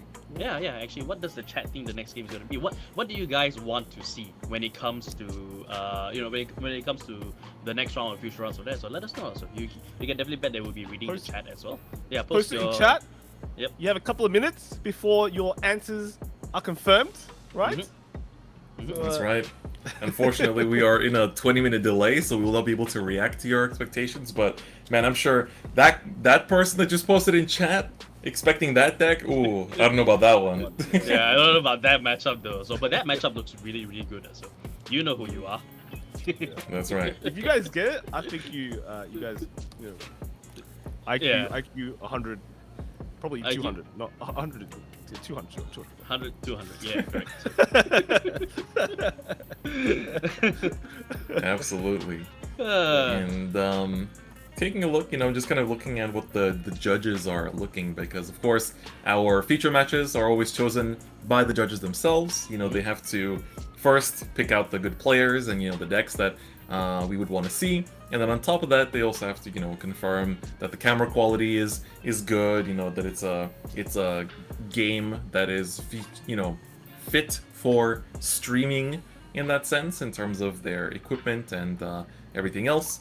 But currently it looks like we are mulling over a potential showdown between Gear Chronicle and Angel Feather, which would be very exciting, because that is a extra turn Gear Chronicle versus No CL. So I'm not sure entirely if that's the game we're going to be watching. This could still change. It could. But that would be a very exciting showdown, because No CL's been picking up waves a little bit. Another deck that has a lot of really good support from the last P-Clan collection, and managed to make some waves, I believe. Managed to get a top 8 out of VMC, and the extra turn Gear Chronicle also has been getting refined more and more, and is a deck that got new support from the P-Clan collection with the new Stride Shlishma, together with the new G-Guard as well. So very exciting, but again, not entirely sure if that's the deck we're going to be featuring, or the showdown we're going to be featuring, so we'll confirm that once we get into it. Absolutely. So we're just waiting for confirmation for word, but as we mentioned earlier, so absolutely chat, just let us know what kind of matchups you guys think we will be seeing, or you guys maybe want to see. So we definitely will be checking it up and just seeing what kind of matches that you guys would want to see featured here. So I wouldn't necessarily guarantee, because it is up to the judges to decide what matches they are, and of course there is also like checks that need to be done, make sure the camera quality and everything's all done, but there's also the judges also making sure that there is no cheating involved as well, because this is an official tournament as well, and cheating will not be tolerated in these events. So they gotta take the extra time if they need to, also to make sure that there is no extra things going on when it comes to this competitive tournament. Absolutely. So keep everything clear. What's going to be clear as well? I'm going to get cleared because this game will be featured by the captain and Chris. So I'll be seeing you guys a bit later. Yeah. Enjoy the potential matches, guys. All right. That's right. All right. See you in a little bit. That's okay. That's right. Kai will be back with us in a bit, but for the time being, it's going to be me and Cap bringing you the action for round 2. And I'm just ready to get into it, to watch more of these decks because it's such a fresh meta. Like, we have so many new cards, and like the meta after a premium collection is always like one of the most exciting ones because of how unpredictable the lists are. And we are gonna be watching Reverse Ace playing Extra Turn Gear Chronicle. So Cap, what do you think of this deck?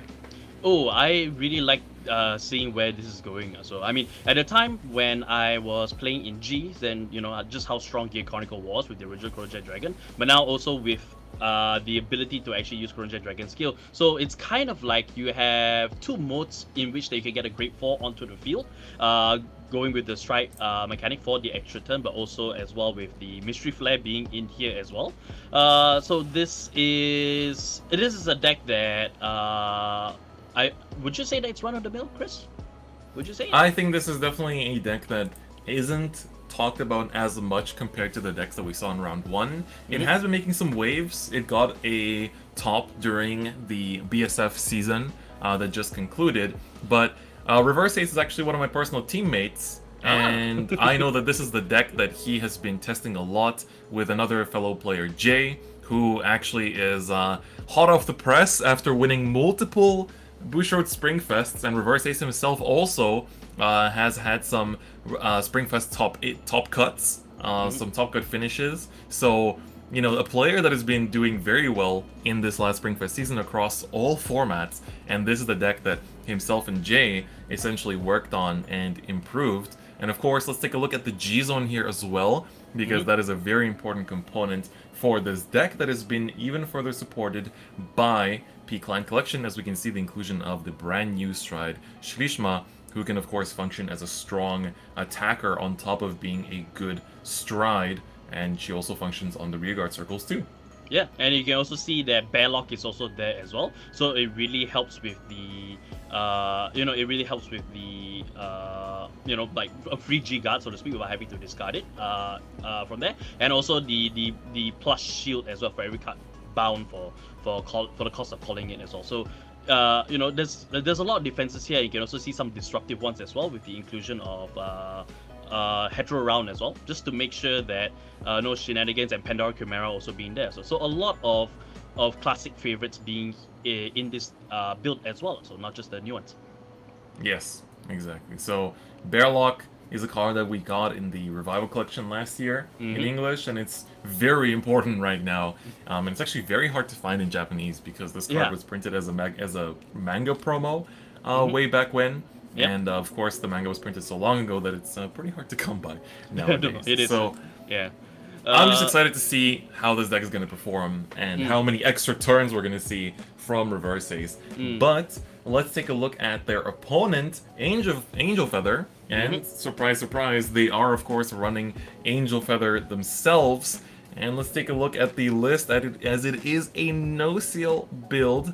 And this is, the list that we've seen perform pretty well over the VMC events that have also spanned the similar time span as the BSF circuit, but that was of course in the Japanese format.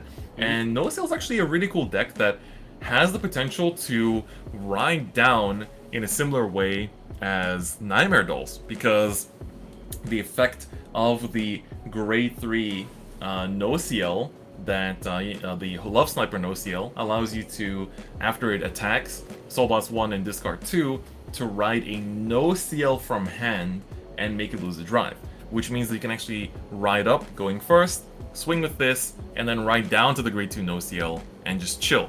So that enables you to do similar things to Nightmare Dolls, while of course having some insane guard restrict and the ability to proc a bunch of rescue checks to give yourself more of an advantage in terms of, just your offensive plays too. And we see the trigger lineup is also split accordingly, with 5 crit to stand to accompany that. And of course, on top of that, you have the ability to use the Happy Bill no-CL, which gives plus 5k to your front row for every copy of the Happy Bill in your damage zone. So, together with some pretty nasty guard restricts in the G zone, this is a very, very powerful deck that I've personally had my eyes on for quite some time. So, any thoughts? Yeah, well, actually, I have feasted my eyes on this deck also because I did recently come across this deck, and it actually proved to be really strong, especially as you mentioned with Happy Bell no-CL. Because with the way that the damage zone manipulation that no-CL has, it's easy for you to actually get those Happy Bell no-CLs into your damage zone,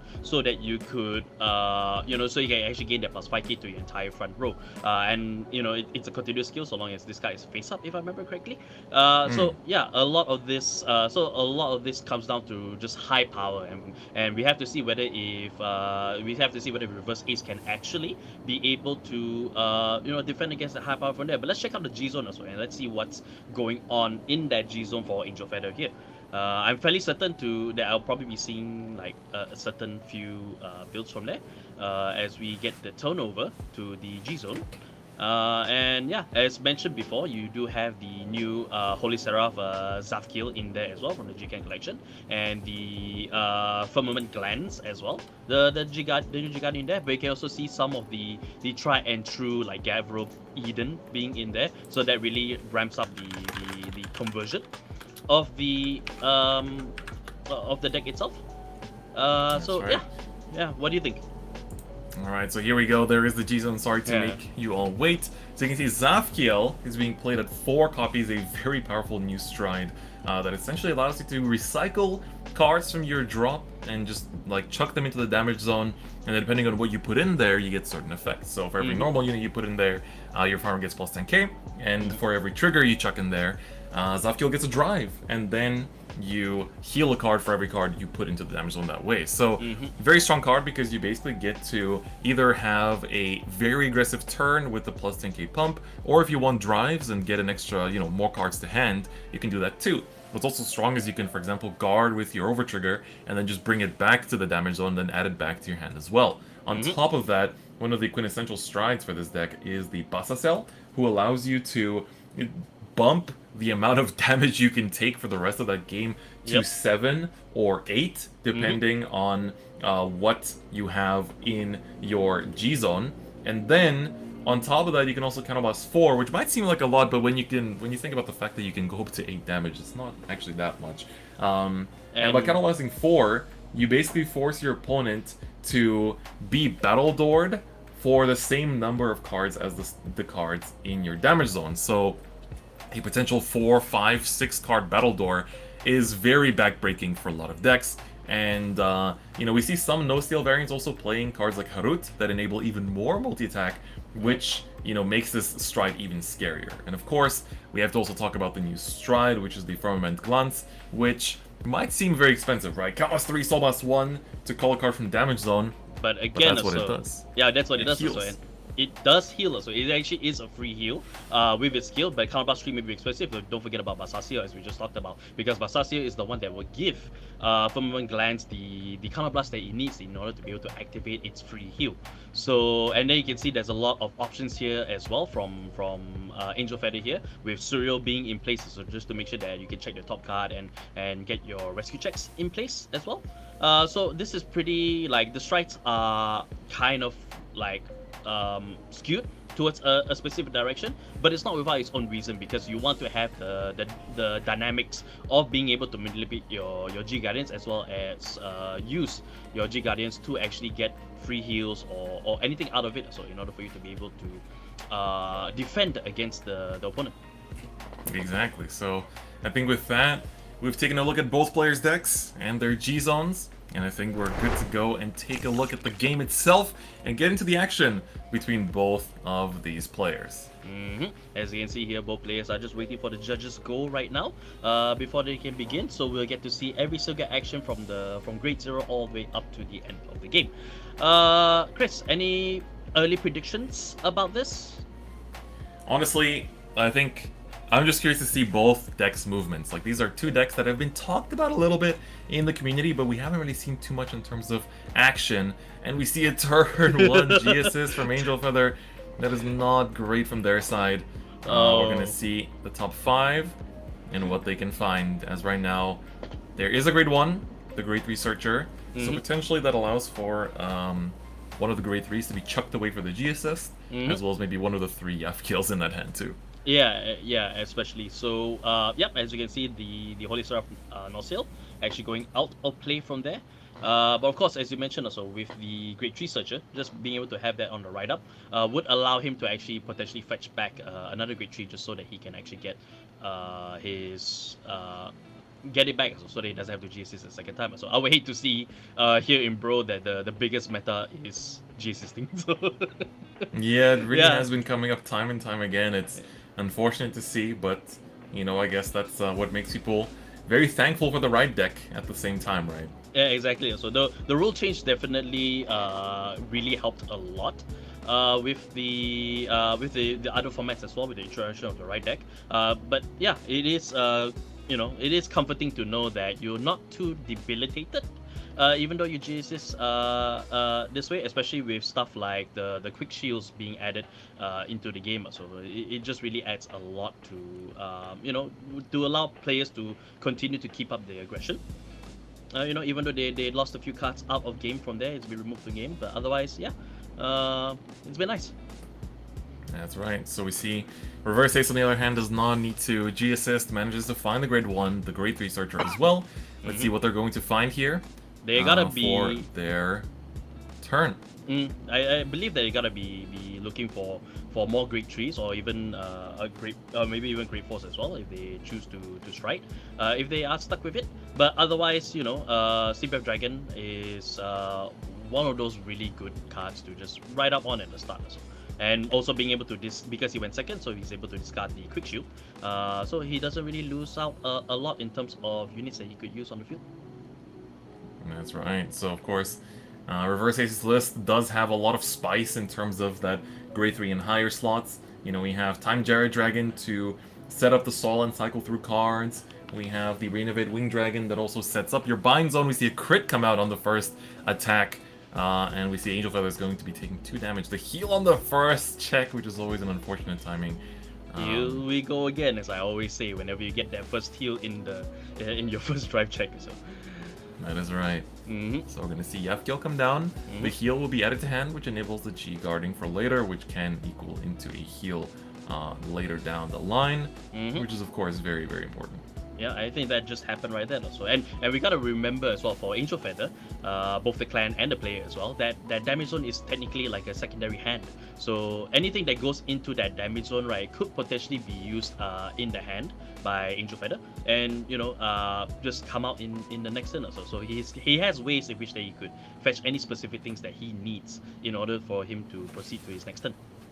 Yeah, so we saw the heal down come out as well, which is of course the powerful thing of Yafgil basically being a twin drive card in one card, which is very, very strong.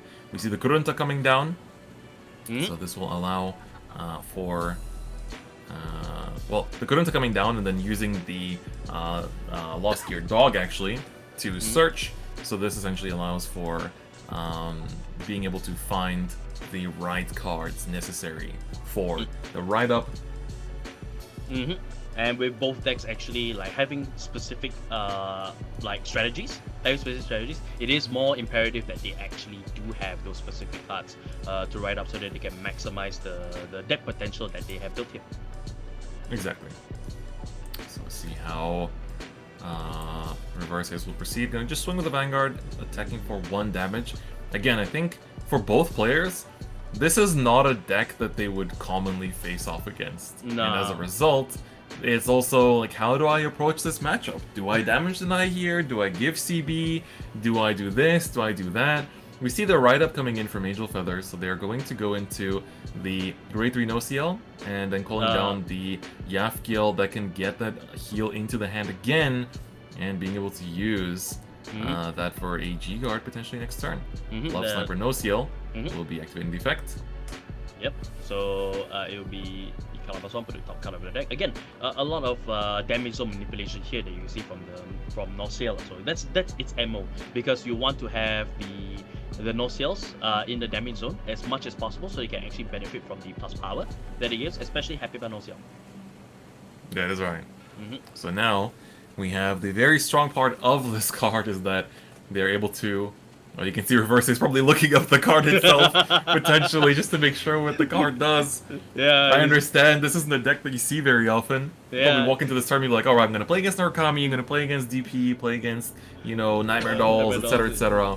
It's like, what the hell does No Seal do? What does No Seal do? So, double trigger from there as well. We get to see a draw trigger, and I believe it's a critical trigger as well, so I believe it's taking 2 damage. So, Heal goes off but does not proc, and Yep. we see, of course, the Mystery Flare Dragon going to damage as well, but as Reverse Haze plays 4 of those, should not be the biggest issue. Not the biggest issue indeed. So I believe he's activating the end of battle skill for Nosil. Yes, so we're gonna see the discard 2. I think they're just checking the power from the defensive here.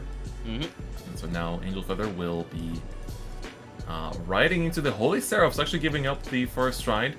So Holy Seraph No Seal, of course, is a different No Seal that you can go into, and because Love Sniper makes it lose 1 drive, this will be swinging for 1 damage, for 1 drive check rather. Yep. But Holy Seraph allows you to Soul Blast 1 and search for No Seal when you ride her, which allows you to search out the Grade 0 No Seal that buffs up your front row, so this will be enabling more powerful attacks as a result. And the cards that go back to the damage, from the damage back to the deck, actually only go back at the end of turn, so you can kind of use that to your advantage to kind of heal out during situations where you wouldn't normally heal. So that is also very big. And we see a heal proc tier for Reverse Ace. This time it will go off. Yep. We're going to see which one they're going to heal out. It's going to be the Mystery Flare, so potentially putting that on the drop to the bind zone later on. Alright, so currently right now it's 30k on Reverse Ace's side, so this will be for I believe 2 triggers currently right now, if I'm not mistaken. Yeah, so I think we only have 1 of the Grade 0 No Seals in the damage, so that's only 17k for the time being, and only 1 drive coming through here, so the crit is actually going to be wasted. A little bit unfortunate. And of course, the Holy Seraph does allow you to have the on-attack skill on top of everything else, but at the end of the turn here, we see Holy Seraph will be returning the card from damage here as well. And unlike other rewriting Grade 3s in the V-Premium format, you do stay on the Holy Seraph here, so you don't ride back down like Vanquisher and Luar do. You actually stay on this Grade 3, so you can basically just stride next turn instead. So Angel Feather chose to give up the first stride for Reverse Ace. So Cap, what do you think is going to be the first stride option here for Reverse Ace now that he's been given this opportunity? Well, given the opportunity right now, looking at this, he could probably set up with the Steam Maiden, the highbrow Steam Maiden, Shisham, just to go straight into getting the binds off from there, so that you could call them out to the front row and then get the plus power from there. But alternatively, if he does have a copy of it, he might actually try and go into the Progenitor Dragon. And just get that out of the way so that he doesn't have to drop any more cards in order to strike, and he can just dedicate everything to just having them in the bind also, so that Mystery Flare can actually, the Grade 4 Mystery Flare that's in the deck, can actually take off from there and get the extra turn. So I believe that should be the strategy, right? That is definitely a appropriate game plan. Alright, so yep. looks like we're going to be using, of course, using the Renovate Wing here to bind 2 rears and then call 2 from the top 3. So we're foregoing striding here in general. So I'm going to be honest with you, I am not the most aware of the typical moves of the extra turn Gear Chronicle. But I'm very keen to learn from here on out, let's say. Yeah, well, I did mess around with Mystery Flare back in the day. And you know, the 19 cards in the bind for Mystery Flare, so it's actually not an easy feat to get also, especially since you do need to make sure that that you get up to the thresholds from rare also. But even if you manage to get like 7 grades in there, just having the +1 drive, +1 crit when you use your boy Chronoject Dragon, to go into the Grade 4 Mystery Flare Dragon, just having those 2 is actually a really good start. So just to kick things off from there. As we see here, there is more binds going off, just trying to get that number to 19. So Great Courier has really come a long way since I last dabbled with it.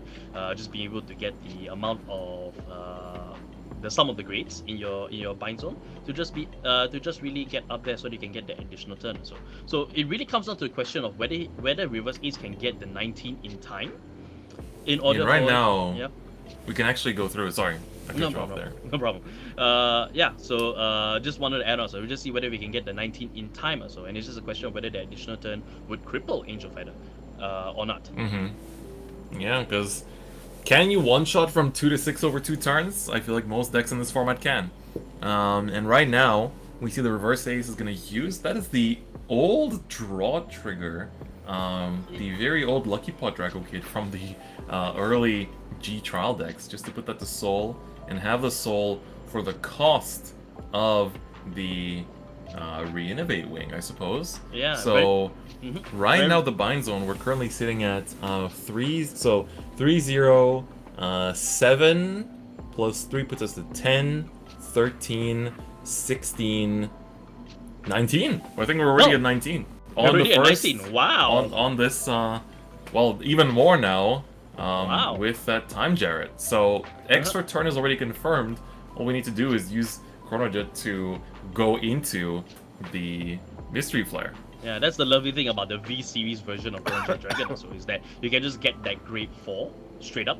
You can just get the grade 4 straight up at any point in time, so long as you are ready to go. So so long as he has the Mystery Flare in the deck, which I believe he should still have plenty of in the deck, he definitely can go for the extra turn immediately. So now, as I brought up earlier, so will this extra turn, if Reverse Ace actually pops it off, would it actually devastate Angel Feather at this time? Exactly. So we see that he called down the Great Researcher purely for the fact of using it to thin out the deck of a Chronojet. As you basically want to thin out the deck of all unnecessary cards at this point, just to make hitting triggers off of this Mystery Flare as good as possible. And we can see here that using the skill of the Smoke Gear Dragon, I was able to ditch the grade 2 for the cost of Chronojet Dragon, and going into the Mystery Flare, which now on place will activate all of its effects. So now we'll have +1 drive, +1 crit, everything getting +10, and at the end of this turn, discarding the entire hand to gain an additional turn. And while you cannot ride during that turn, you can definitely do a lot more to win the game over this combination of 2 turns back to back.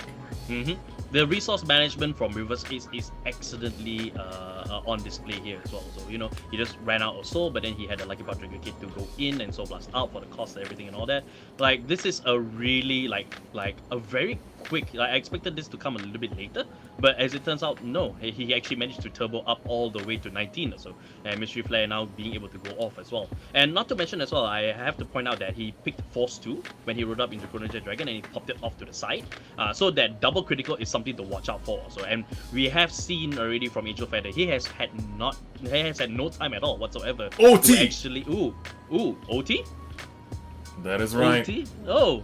Okay. Overture coming out, and it's going on to the Guard Restrict too, with the Force 2 on it.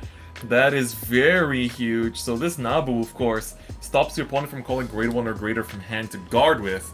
And with this OT power, that's pretty huge. Of course, one important thing for this matchup that I have to really point out is that we know there are 2 heals in Angel Feather's hand, and they have the opportunity now to use this 3 CB and 1 soul to call out the Firmament Glands and heal 1 away. This way, making it easier to survive this battle. And, they will have to take 2 damage, but, healing 1 out here puts them back down to 2. And if they take that 2, they go to 4. With 2 face up, they take 1 more from another source next turn. Well, this same turn, that is also the next turn. And as a result, are able to survive. They're going to use the Protect instead. And with this, Nabu will be able to chuck itself into the soul. And in order to do that. And then, of course, we discard the entire hand for Mystery Flare's ability to gain an extra turn. Yeah, that OT really came into play as well, because now with the OT's additional effect Oh! in play, oh, he strikes. Top oh. deck stride fodder, Ooh. just like that.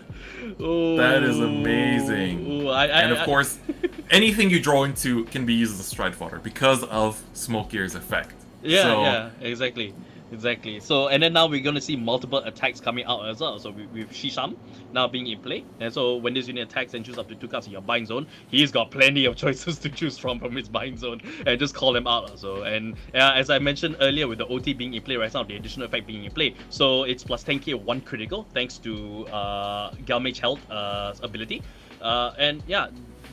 we could potentially see Gabe here. So if Angel Feather is not able to defend against this onslaught. what a cool deck. So, gonna Very, use very Shishma here to essentially just make a bunch of attacks against Angel Feather. We can see Angel Feather's hand is still relatively well supplied.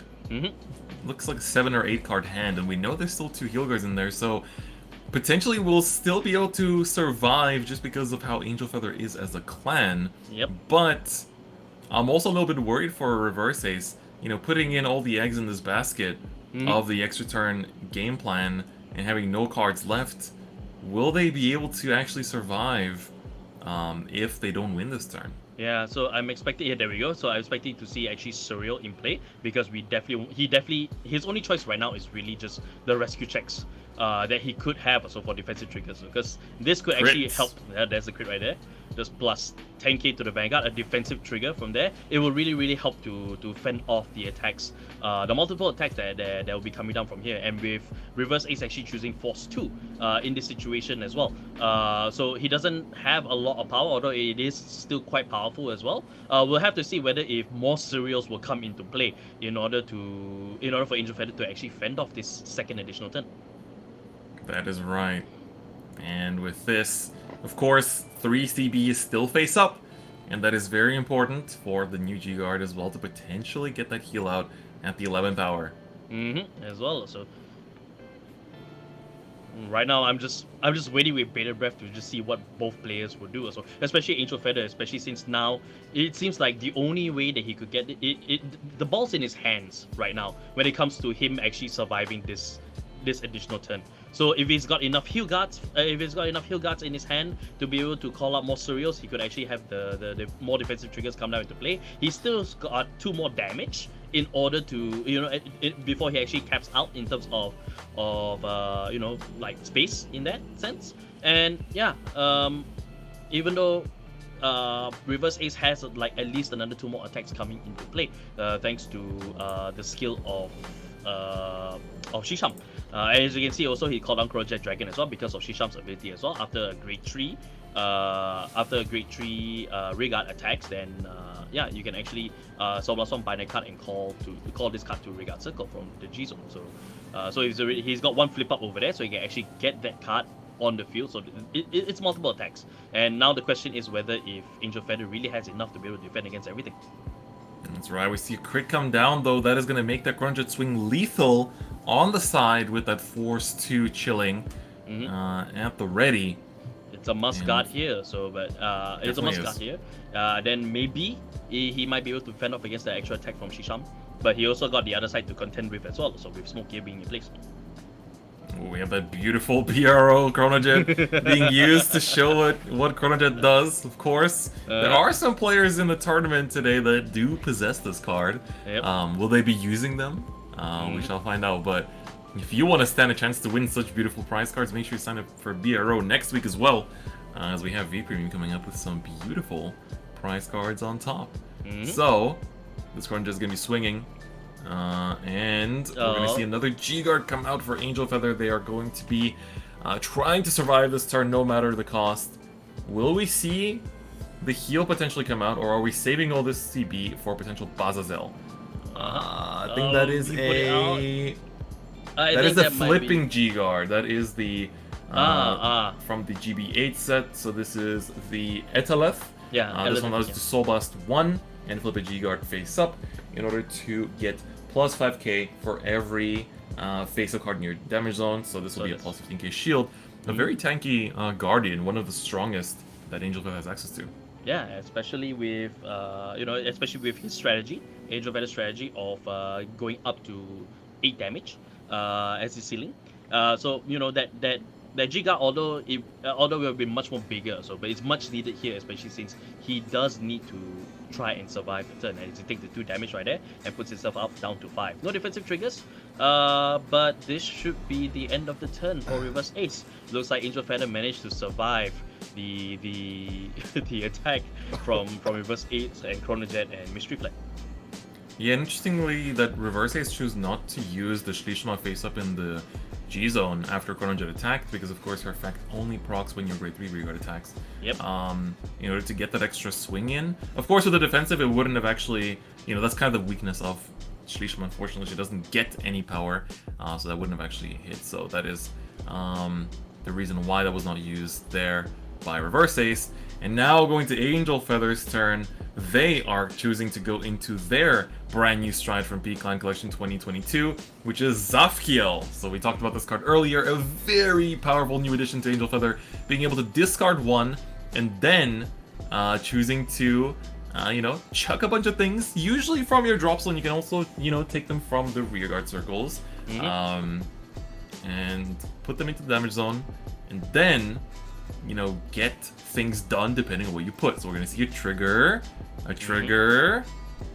followed by What's one more that they're gonna be putting in? a trigger. So Another 3 trigger as triggers, well, so- which means +3 drives to Zafkiel. Of course, with reverses being on 3 damage, one way to win the game is just, crit OT, shake my hand. Crit OT, shake my hand, yeah. Reverse Ace thought he's gonna have that with his early check the OT, but let's not forget also Angel Feather still hasn't checked his OT as well, and he is playing with the Obaria OT, well, although it is the Cardfight Vanguard overdress version of it. But yeah, that extra 100 million onto 2 sides could prove devastating for Reverse Ace here if he does not have enough cards in hand, and as we point out earlier, with Mystery Flare, you have to discard your entire hand in order to do that. So the only cards that you have in his hand is from the drive check from Shimsha last turn. So he might not actually have enough to defend here, even though Angel Feather is only attacking with just itself right now. So it could be that he might not have any good cards to actually call down to attack. So yeah, I'm curious as to where this match could take us. Yeah, this is kind of scary because you are facing up against a 6-drive Vanguard. Of course, the power is at base power, so a PG can stop this, but I don't think Reverse Ace has access to a PG right now. We didn't see a single PG from there, so I think he checked no triggers during his Shisham turn. So yeah, this might be game. I don't know. He's still got 2 more damage that he could actually play up as well. So so yeah, with this only just being the 1 attack, I'm trying to get my notes here. So because there doesn't seem to be any additional calls from Angel Feather's side. No, there is not. Yeah, so maybe Reverse Ace might get his turn after all.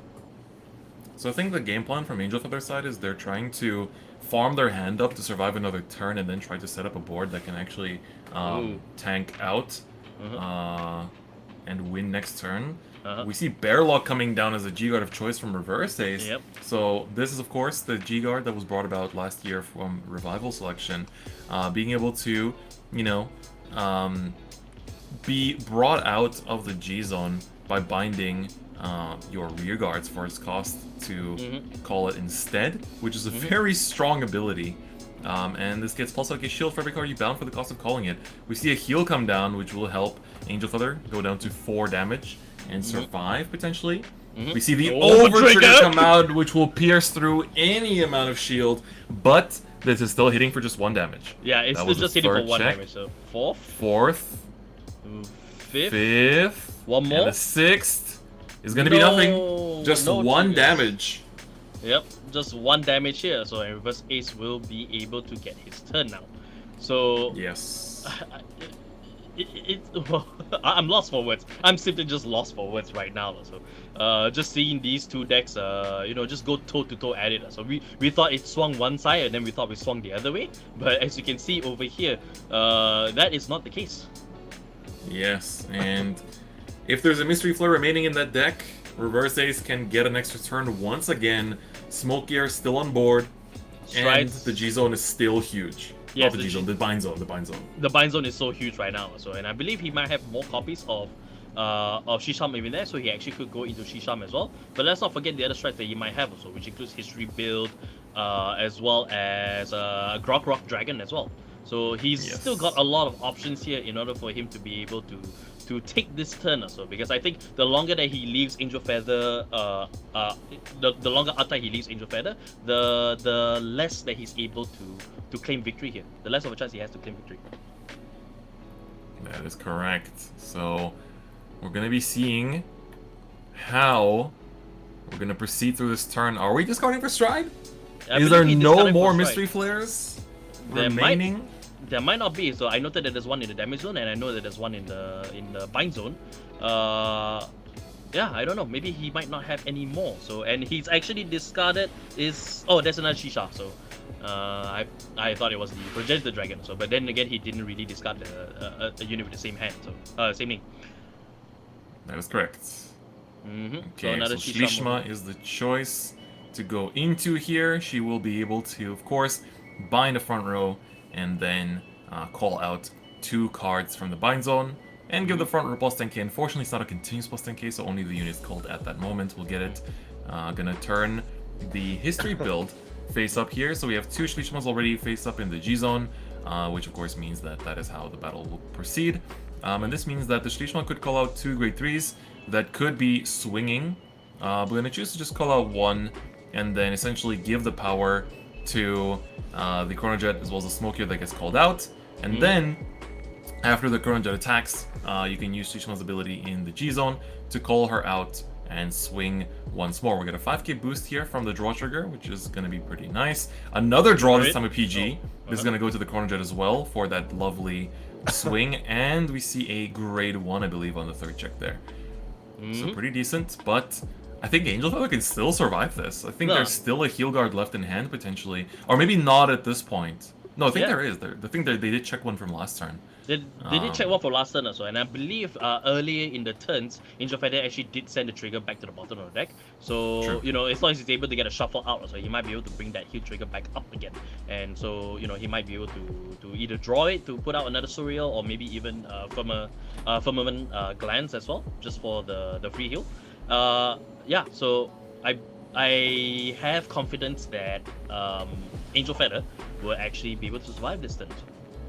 Yes, and you know, Chrono Jet, of course, stops Sentinels on attack, but Angel Feather does have a lot of different ways to approach that kind of guard restrict with what's in the G zone.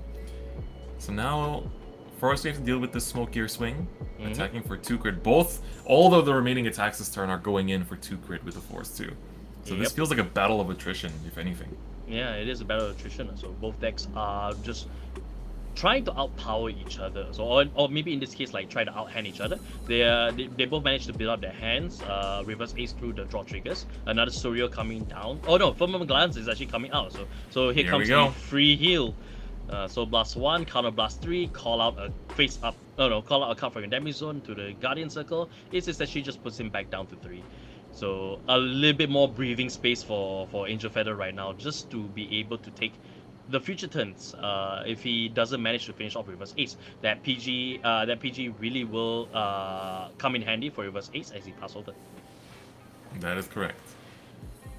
So we're gonna see 2 damage. taking 2 damage, which they can take because they were now on 3 as a result. Yep. Shlishma coming down for that additional swing, which has to be guarded.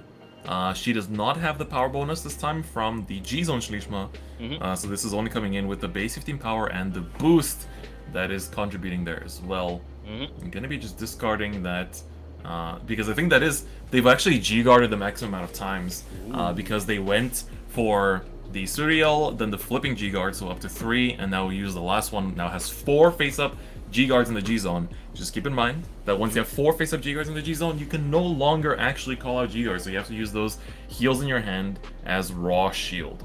And we see that, again, Reverse Ace was not able to finish it off, and now not just the cards in hand are low, but the cards in deck are getting dangerously low as well. Yeah, I was gonna say so. I think we have to put up another warning sign here because of the fact that Reverse Ace only has 4 cards left in the deck. So it really this is gonna be over. This is gonna be over soon enough as it is. So because it depends on whether if Reverse Ace actually decks out or whether if Angel Feather is able to hit him to 6 damage or so, or the other way around as well. This still could be anybody's game still. With both players actually having a good amount of hand to go off. And at the same time also, yeah, I mean, there's still a healthy amount of attack power from both players right now, just to be able to go off of that. And it actually calls down, I believe, is that a Celestial? That is. Hold on. So that is the ability to sort of recycle things back. This is Scaling Angel that basically puts stuff back from drop zone. Okay. All right. So yeah, he's actually able to cycle out again. Just put a card to the damage zone. So it's not a rescue check, so there's no additional triggers going in on the offensive over here. And this then of course, is though. Yeah, this one is though. This one is definitely going off. Plays on a Vanguard Regard Circle, so +1, heal a card, deal 1 damage to your Vanguard. Yep, and it is a hard once per turn, but yeah, just being able to check another trigger, which I think he didn't in this case. No, I think that was another scaling going off there as well. So essentially just trying to farm up as many checks at this point, and having ridden down to the Love Sniper, this is looking to be just a turn for a Holy Seraph with a bunch of multi-attacks going off at the same time. Ooh, that is a little bit pesky though. The Lamedo, this is of course if you boost with it while having a grade 3 in your soul, which of course Angel Feather does. You can count +1 and your opponent cannot call Sentinels for that one battle. So that is a very pesky effect when trying to defend against Angel Feather. But Reverse Ace is still at 4 damage, going to afford to take 1 damage, but will be down to 3 cards in deck, which means they will draw for turn on 2 cards in deck. So the amount of plays they have is very limited. Yeah, so we don't know what the 2 draws that Reverse Ace got from his draw triggers from there. We know that there's a PG, we know there's a Lucky Pot Draco Kit, and yeah, Smoke Gear right there. So there's a 10k being guarded off for the Regard. Yep. So Take his shield will do it. Yep. And of course, keep in mind the power gain is coming from the grade 0 no-seals that are in the damage zone. So for every Happy Bell no-seal in the damage zone, your front row gets plus 5k power. So it's a very powerful card. The more you can arrange in your damage zone, the stronger the deck becomes, and is able to just pop off with a lot of multi-attack, especially thanks to Love Sniper and Holy Seraph no-seal. Being able to stand your rears, and being at 5 damage also means that Holy Seraph will be standing 2 rears instead of 1 once you go into it. So grade 2 no-seal coming down, and the draw PG. Oh no, that's the stand trigger, my bad. Yep. So the good old Refrost. Yeah, good old Refrost, just be standing in the Regard from that attack. So +1 going off from the Sniper no-seal, dropping. That might actually determine the game. That stand might just be making a bit too many attacks for Reverse Ace to deal with, because originally we were going in with 5, now we have 6 attacks to deal with, and they are still swinging at incremental numbers of power. So this one's coming in with 23 now, so we need 15k shield. Is it time for another Bearlock? Because Bearlock is a huge card because you can just kind of like bind your back row to get it out if you have enough. But 1 card left in hand for Reverse Ace is a time to just bet on a heal. I don't even know if he has heals left in deck at this point. Yeah, I'm not confident that he still has heals left in the deck right now. You know, like with Bearlock actually being able to come into place, and yeah, well, that's that last card right there, which actually managed to fend off against that Regard. But again, so with now Holy Seraph no-seal attacking right now. So yeah, this is definitely the opportune. It's either the opportune time to use Bearlock here, or hope that he doesn't get a critical trigger here, and then just Bearlock the side, which is the case right now. 1 damage, no trigger. Time Giant Dragon going into the damage zone, and can still take 1 more. You can still take 1 more. But keep in mind that the Lamedo makes taking that attack, or guarding that attack rather, much harder. But for Reverse Ace, I think he should be able to do it also, because he does have the 2 Regards left to get another Bearlock out. Though, I just need to double check here. Yeah, he still has another Belloc in there as well. Yes. And, yep. Only one there Barrel he has been goes. called, and we see the grade 1 and the grade 2 being bound for the cost. Yep. So this will gain a plus 10k shield, going up to 38. Mm-hmm. What an important card. This is, I feel like when Bearlock first came out, people didn't think as much of it, but now it's just such an important card for just clearing off your board and setting up your bind zone. But with 2 cards left in deck after drawing for turn, what can Reverse Ace do? Actually, is this enough power? This is a 19, 27, I think 37, so it's 1k short of hitting, I think. Oof, 3 cards left in the deck, man. I am almost Draw for turn, to down to 2. Yeah, down to 2 now. Passing the turnover. I'm almost on the verge of sweating bullets right now. I'm already at the edge of my seat here. Just wondering what these players could potentially do also in order to try and take this game. With I believe there's only 2 cards left, or if I'm not mistaken, no, 3 cards left. I believe in Angel Feather's hand right now. So this could be the game right now, especially if Reverse Ace has a way to be able to push. Keep in mind there's still Protect in hand too. Yeah, that's true. There's a those protect. 3. Yeah. But it is one protect card. It is a guaranteed perfect card here. But it does have but Reverse Ace does have 2 force markers on the side, so double damage. Make sure that the heal is denied, so to speak. You only need 2 heals in a row in order to get it. But even so this is just one perfect card, and then the last card in your hand. I'm not too certain whether he would be able to defend against another 2 more attacks. I don't think he can. Yeah, honestly. What can you do with 2 cards left in deck? This isn't a Stargate clan, so there's no Stark opportunities to just go 1-by-1 drive. Correct. And you know, if that bind zone right now, so that hefty bind zone, just being right in front of, or in the middle of the screen for everybody here. So yeah, if there's anything useful in here, if Reverse Ace can get to it, he could actually reinforce his side. But I don't think that'd be the case. So 1 card left in hand. Wonder what that top draw is. Top draw is Color +1, Soul +1. I believe that is Steam Scala Karunta actually. Color Yeah, Soul +1. So choose any one of your any player's rear guards. Their fighter puts it at the bottom of the deck. Then you get to search your deck for a card with grade equal +1, grade +1, call it the Regard Circle. So it does have a way to reinforce it, so with the Color +1, Soul +1.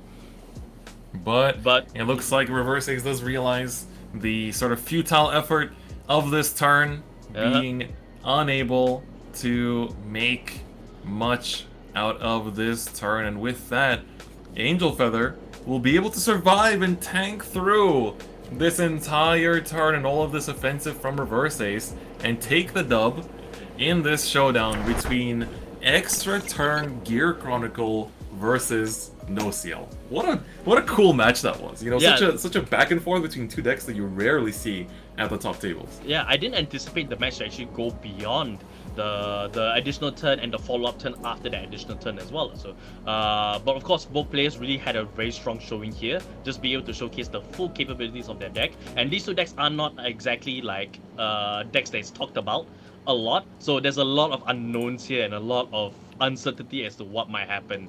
So for both players to really show their mettle here, you know, by checking the skills and planning their strategies out based according to what is happening, what is going on the opposite side of the field, it's a strong showing, and this turned out to be a really, really good second round game.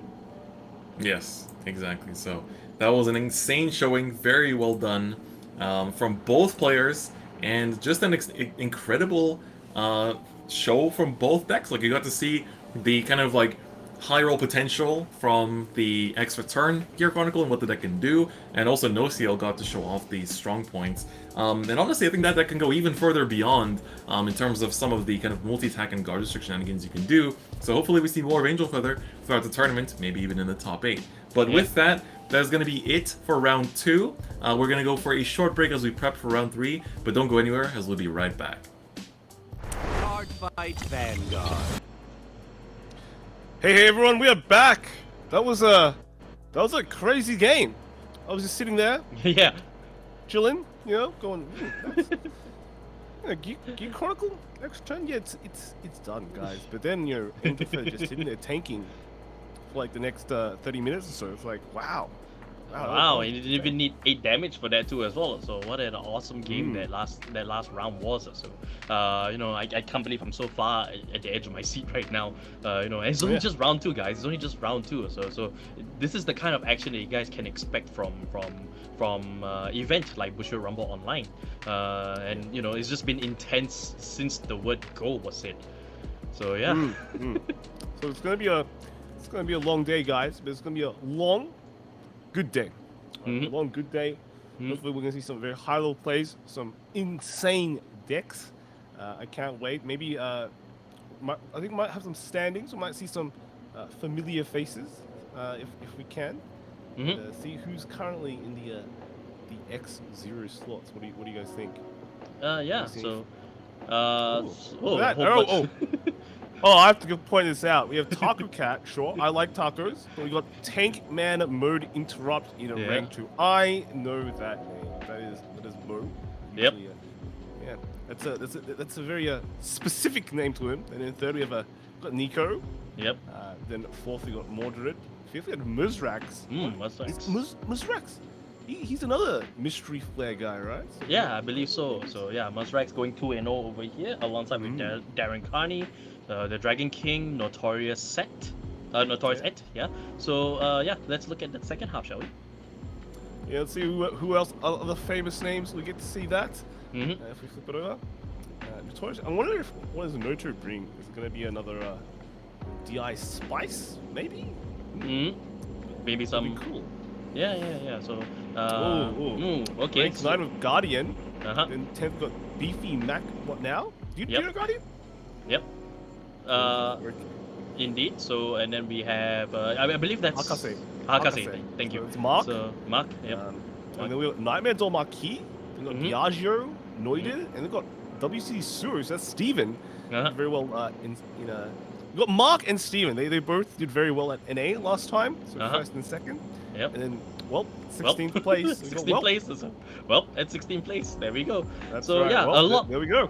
A lot of familiar names that I'm seeing here. So just coming back in the premium format. So I'm pretty excited to see what the potential top 8 might be. So you got any favorites currently right now? I'm very certain that Steven is being in the top 16 right now. So it's got you. Steven and Mark. They're well seasoned. Well seasoned. It'd be interesting to see how well they go. But again, a lot of 2-0s, lots of interesting decks there that I would love to see. So I can't wait. Now, but here's when chat can lock in. What do you think they're going to see next game? Right, next game. What do you guys think? Right, next game, what are you going to see? You have a couple of minutes, and then after that, we know. We know what's coming. Right? We know what's coming. Yeah, we know what's coming. So I did dip into the chat and actually like looked up some of the suggestions or rather what people want to see, what you guys want to see over here, and there has been some good varieties to say the least. So especially with like people want to see Gridora, people want to see goals versus shadows. We can only feature 8 games here, but you can definitely expect, if anything, the past 2 rounds is anything to go by. You can expect some high level plays so going forward. And if you want to see some high level play, I think the next one is pretty high level. Right? Yeah, I think it'll be pretty high level. It's supremely high level from this one. We won't spoil it. You'll see the deck screen pop up, and then we'll be like, bam, here we go. So yeah. Yeah. So wait for that, guys. Mr. Captain. Yes. What is your favorite? What is your favorite release from P-Clan Collection? My favorite release definitely, I don't want to steal a different fight's thunder here, but my favorite release definitely has to be the Unibird, because it's such a really good card. So it's hard to to put it out of your head also, considering the amount of power they can get from there. And you know, I dabble in Dimension Police, mostly in V, but in Premium, whenever I get an idea that I like to pop off, like say an 8-month tornado into an 8-month storm kind of build, Unibird is just one of those surefire strikes that I can really just comfortably go to. So whenever whenever the turn isn't in my favor as well. But there's definitely a lot of noteworthy ones, which also includes Leontide for Pale Moon, as well as what's the other one actually? Well, not really popular. So, but I actually did like the Genesis Stride that came up for the PK collection because of its ability to Soul Blast 3, and then you can actually call a card to defend you from there as well. So it's actually really like fun. So not exactly the best, but to me it adds a lot of flavor. It adds a lot of flavor to the Genesis deck. So. That's right. But I think we got some decks ready, right? Yeah. Chat, you ready? I believe so. See some You guys ready? decks? Ready? Yeah. Ready? Let's go. Let's go! Here we go. We got Luwad from Miss Great King, a very familiar name in the competitive scene. Yeah, this Great King taking the Luwad. It's got it is pretty teched out, I have to say. It is pretty teched out. Yep. I'm looking at that and going, V Luwad? But there are some new interactions with V Luwad with the mains. Yes. You can kind of turbo your Luwads into Soul and just kind of go V style. V style. And just go fast, right? Just go fast. And I'm looking at those Cray medals. I'm going, wow. Twitter wow. run. I believe that's Rocco, I think. Connell. Sorry. Yeah. So it's got everything. Yeah, it's got everything. Yeah, it's got everything. So it really is designed to just stave off any sort of like multiple attacks or so that might be coming after it. This is like a new age Luwad compared to like the old Luwads we've been seeing a while back. But let's kind of flip it over to the G Zone. Yeah. And let's see some of those new cards if we can. Yep, if we can also. Because Luwad's gotten some pretty good support, right? Yeah, he's got really good support. Also, Crow Crouch is actually a very good stride. Being able to have a restanding Vanguard. In that sense, so you can actually get multiple attacks, but at the same time also the Deep Griever Dragon is the real kicker here because it's a G guard that is essentially a perfect guard, so he's able to pay the cost. That's right. That G guard just kind of makes it all work for like V Luwad as well. Just it's the extra spice on the cake, right? Very spicy cake. But let's kind of look at who he's going to be facing, who Miss Great King's going to be facing. We'll flip it over. And I think you guys will be going, why is this in round 3? Right, why is this in round 3? Why is this in round 3? This is like a top 8 game.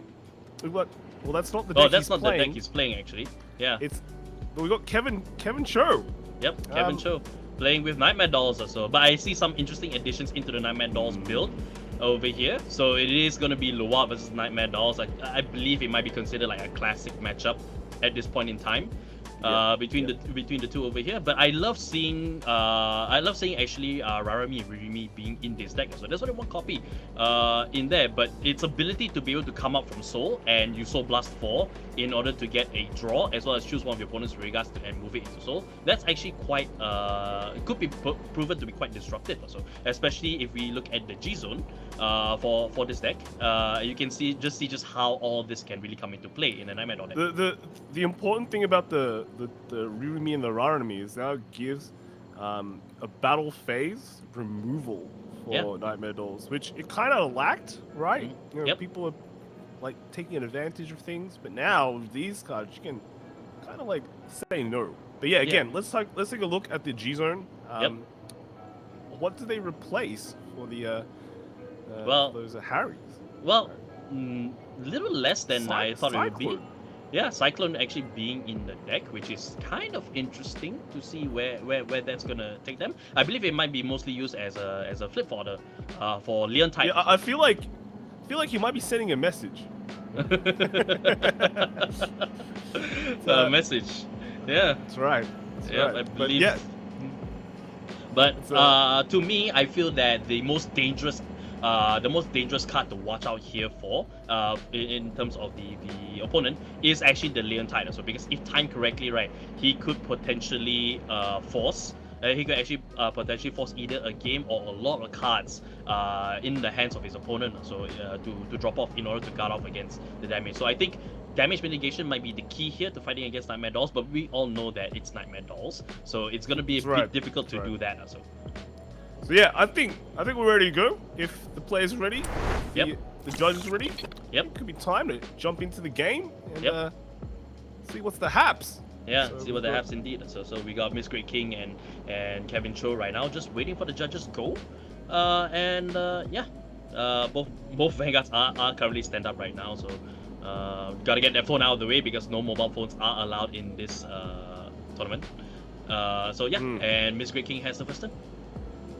Yeah, and going first, Mr. Great King's actually not bad because this is like a new Lua deck. He doesn't matter if he goes first or second. He's pretty much just gonna go and do his thing. You can't stop him. No, you can't stop it as well. So because he's playing with the V Series Luan as well. Rides up to, is that Honolulu? Yeah, he actually rides up to Honolulu. That is a Honolulu. Straight into the Honolulu. Straight into the Honolulu right now. So unfortunate for Miss Great King over there. Oh, another GSS! Oh my goodness! Not like this. Not like this, buddy. He got a Rocklock. Yeah, he got the Rocklock in there. So from his hand, we can see he's got a Heal Guard in there. He's got a couple of Carols in there. He can remove one Carol since he's already got another one as well. But then again, he could also drop the guards as well. So not the Heal Guardian, of course, but maybe the critical, the Strike Fodder from there. And I don't think he want to drop Genie because Genie is such a key card in the Nightmare Dolls build, especially with the unlimited Alice works, as I like to call it. So yeah, well, Kevin definitely knows what he's doing. He's one of the players who was like built this deck like way back, so he should have this brain should be wide to just go bam. Let's get rid of the crit cards. He's getting rid of the crit and Carol, exactly as you said, right? Yep. And gets that quick shield. Yeah, gets a quick shield from there. Guy, let me ask you, in your opinion also, what do you think that between Luad and Nightmare Dolls here? So we know that it's two multiple attacks going off from both sides. So do you think that this first and second turn would really be a huge factor into this game? Kevin looks like he's just going to swing in after G assisting. Yeah, you just go right, and in a way, there's not much you can do against Miss Great King, right? Because if he luads you, he's gonna luad you. If he's got the combos, he's got the combos. He didn't the main like turn one though, right? So yep. I think that's a big factor. He runs 3 of the Vina main. So if he had that, he would have like done it. But he's gonna do it likely now, I'm guessing. Yep. Oh no, he's actually going for the Karen. So okay. Yeah. So like both situations kind of doesn't really matter because they just want a fast game pretty much. They just want to go. Like you look at Mr. Great King here, he goes, it's time to speed up, right? I'm gonna Leofowl into Leofowl, and it's just gonna be like playing V, right? And he gets that in the main right there. Well, he gets the main, maybe not there, but he's gonna do it. It's actually there now. Yep. And he gets another in the main, hitting the deck, and he's just gonna push, right? Yep. Because late game Nightmare Dolls is just gonna kind of just multi-attack you, and that's pretty much GG. There's not much you can do. So he's gonna try and decide it pretty early, but he's still relatively strong. Not saying that the Nightmare Doll build is not strong in the early game. It definitely has a lot of plays it can do, and it's a very defensive deck, right? It's basically started it basically started all the Rolocks being played, you know, in a lot of things. So yeah, exactly, I agree. So now passing it over 1 damage over to that side, and it's actually the heal guard. So unfortunately, first damage heal is not unfortunate. Yeah, very unfortunate. Very unfortunate it is, but it is part of the game. And Kevin going for the quick shield, easy guard, extra power, nice. All right. And now it's back to Kevin's turn. Now the one thing that is annoying about the Luad matchup here, especially with the amount of V cards that Miss Great King is running, because before you could like get away with like old Luad, worst case scenario they ride like a Blast of Dark or something like that. Yep. You have to somehow hit a 10k base, like going second with a 9k base. Right? 9 is not greater than 10, right? So he's gonna have to like commit a card to like kind of confirm like hitting Misgrade King, but it might not be that easy. Like conversely, he could just choose to kind of damage deny Misgrade King, right? Yeah, he could choose to damage deny also and just not give a lot of counter blast over to Misgrade King right now. Just having that damage deny would really put a hamper on Misgrade King's combo, I should say. So yeah, right now with there's not really a good way for him to get a counter charge. He also can't like heal guard the 1 damage because he already has damage and he's used it. So it's Kevin can play slightly defensive here and go, maybe I can like tank like a Morfessa turn if he turbos into the 10. But he's actually committing here, so maybe he's not. Maybe he's just gonna go attack the Vanguard. Yeah, he's not afraid. There. He's yeah, a sign of no fear from Kevin Cho over here. I'm fairly certain he's confident with the... Yeah, and to be honest, he doesn't really have to fear because he does have a heal guard in his hand. So he can kind of mitigate like the multi... Well, not the multi, but the possible strong play that is going to come next turn. Yep, so just being able to plus 10k to your Vanguard really does help Misgrade King over here just be able to defend against, you know, the multitude of attacks from there. If Kevin Cho decides to go offensive. And here we go. We have the main come down. This will allow Misgrade King to... well, actually, he's just playing the grade 2 game first here. He's actually just... He's not even going to bother writing. I'm just going to do my attacks. Calls the Dina main. Yep, the Dina main right there. So this one was recently added in the DBT 05, but it is a very, very good card in Shadow Party and allow you to be able to draw 2 while sending a card to your soul. So this really helps to make sure that you can get the Luad in soul, as you mentioned earlier, so that he doesn't have to kind of like pass over another turn in order for him to actually get the full benefits of Luad. So I'm wondering, like, what is Kevin's plan here? This is actually a perfect heal guard turn where you can just pop it and then, you know, multiple attacks are stopped unless Misgrade King can get a trigger. But then the question becomes, what happens the next turn? Yeah. Does Kevin ride up? Does he stay? It feels like he will be forced to ride up. Yep. And then G-guarding would be pretty good when you ride up, but... Yep, as you said, with the heal guards coming into play, so it's to fend off against the so two no guard Vanguard here? attacks. So nothing. No trigger. That entire turn is shut down. Yep. Oof. So this is looking okay. Yep. Kevin rides up here, gets his Excel 2, I imagine. Yeah. Yep. Gets his Excel 2 in there. Very, very cool. And it rides up into Carol, as we know that he would. And what is he gonna grab? What is he gonna get?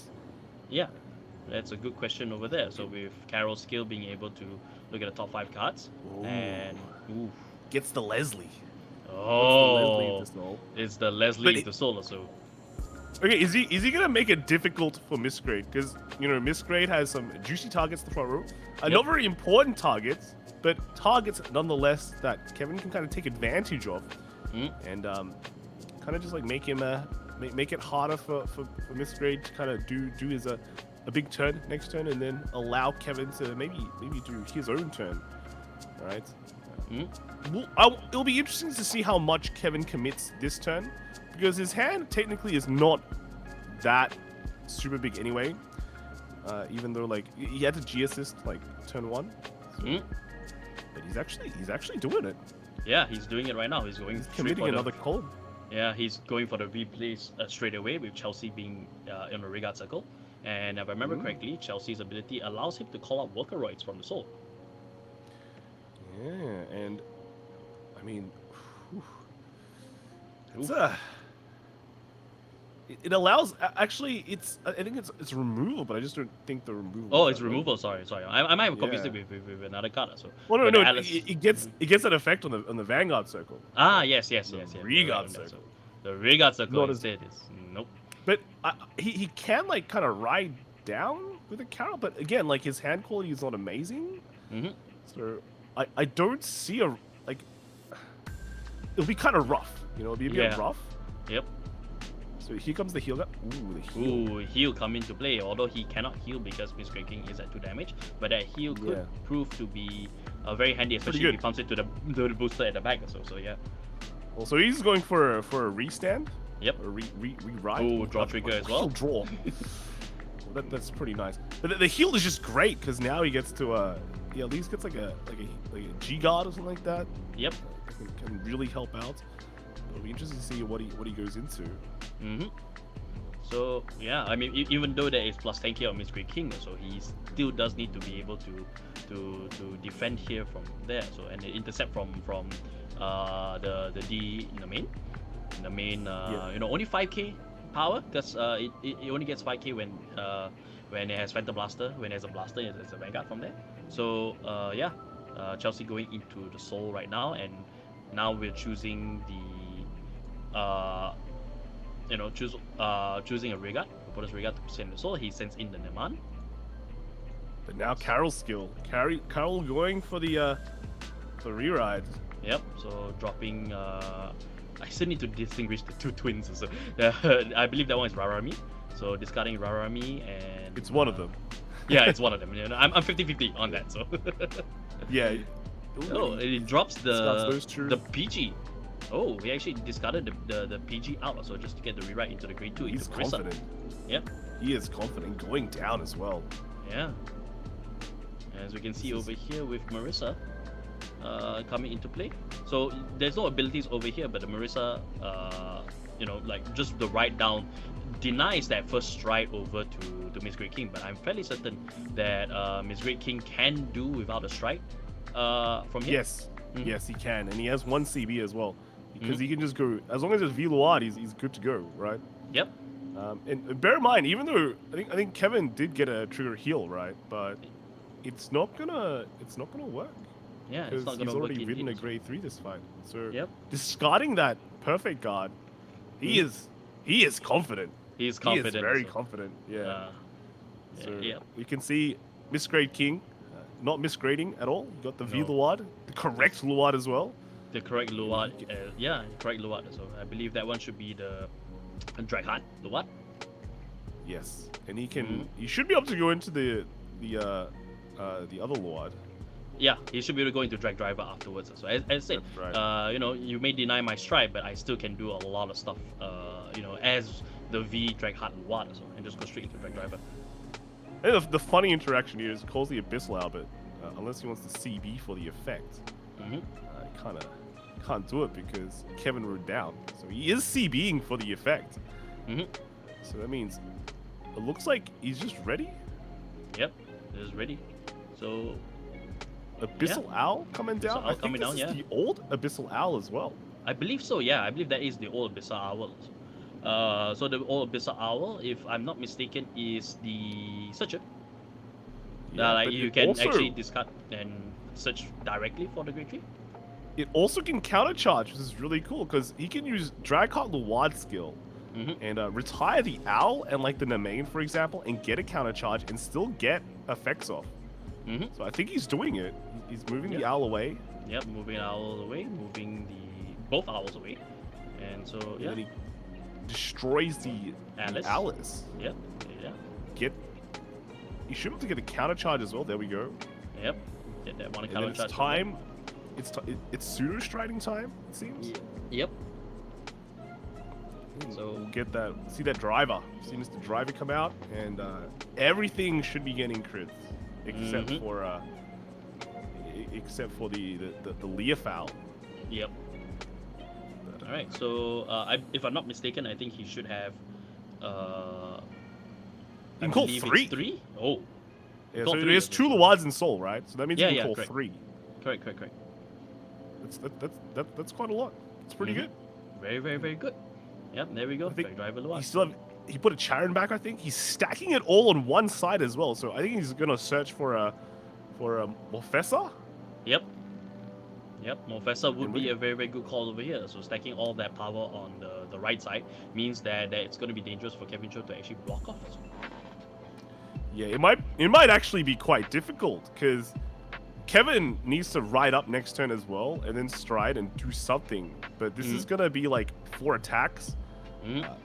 likely with some crits, and sure, Kevin can take a lot of damage, but I think it's quite expected. He probably goes to like 5 damage this turn, because everything is swinging with crits. Yep. Unless some triggers come out from Kevin's side that could potentially shut down this turn.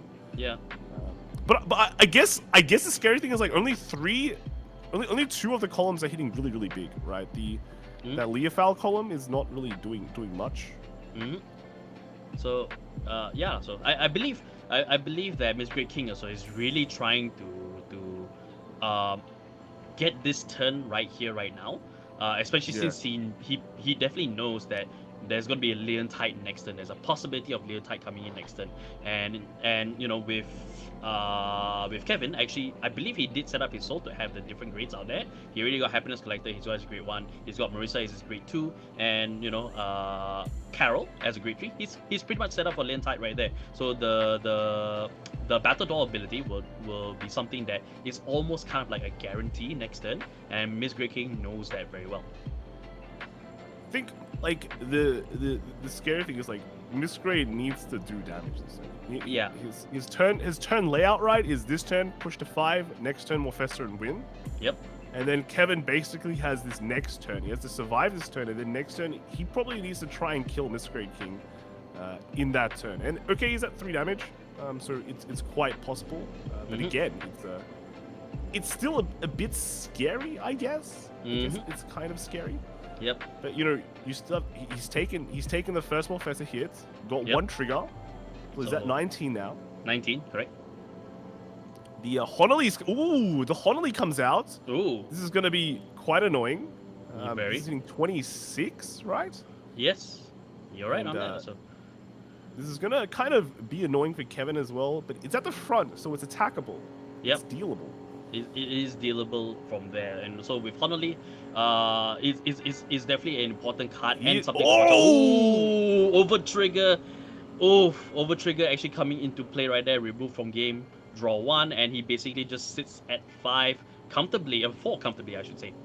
So yeah, this entire turn is basically over, but I think objective-wise, Miss Grid King kind of... Ooh, over trigger! It's not over! It's actually not over! No! Double over trigger turn.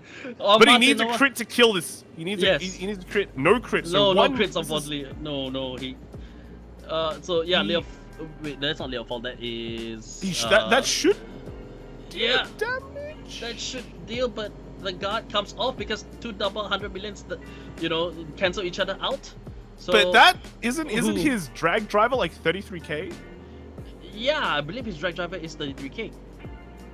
And then Amatino also, because of Artemo's additional effect as well, Amatino allows Rayguards to be able to perform drive checks. So he should be able to get a drive check over here. So, but of course, Rollock actually is a perfect guard of sorts. Yeah, it's a perfect guard of sorts. So Kevin will be able to survive this turn quite comfortably.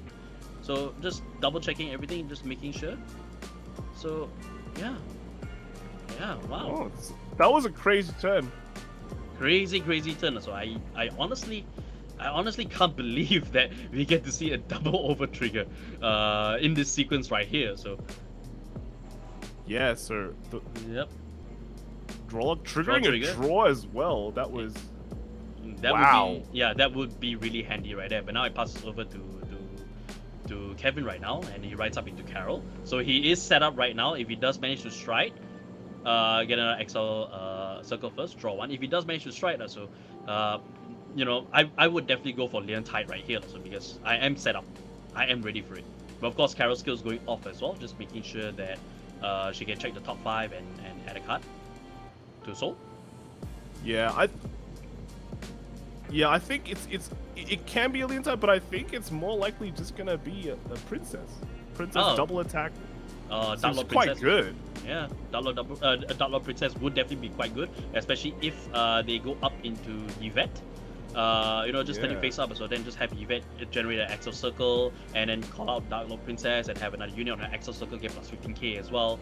So yeah, here we go. There's the strike right there. So here's the moment of truth.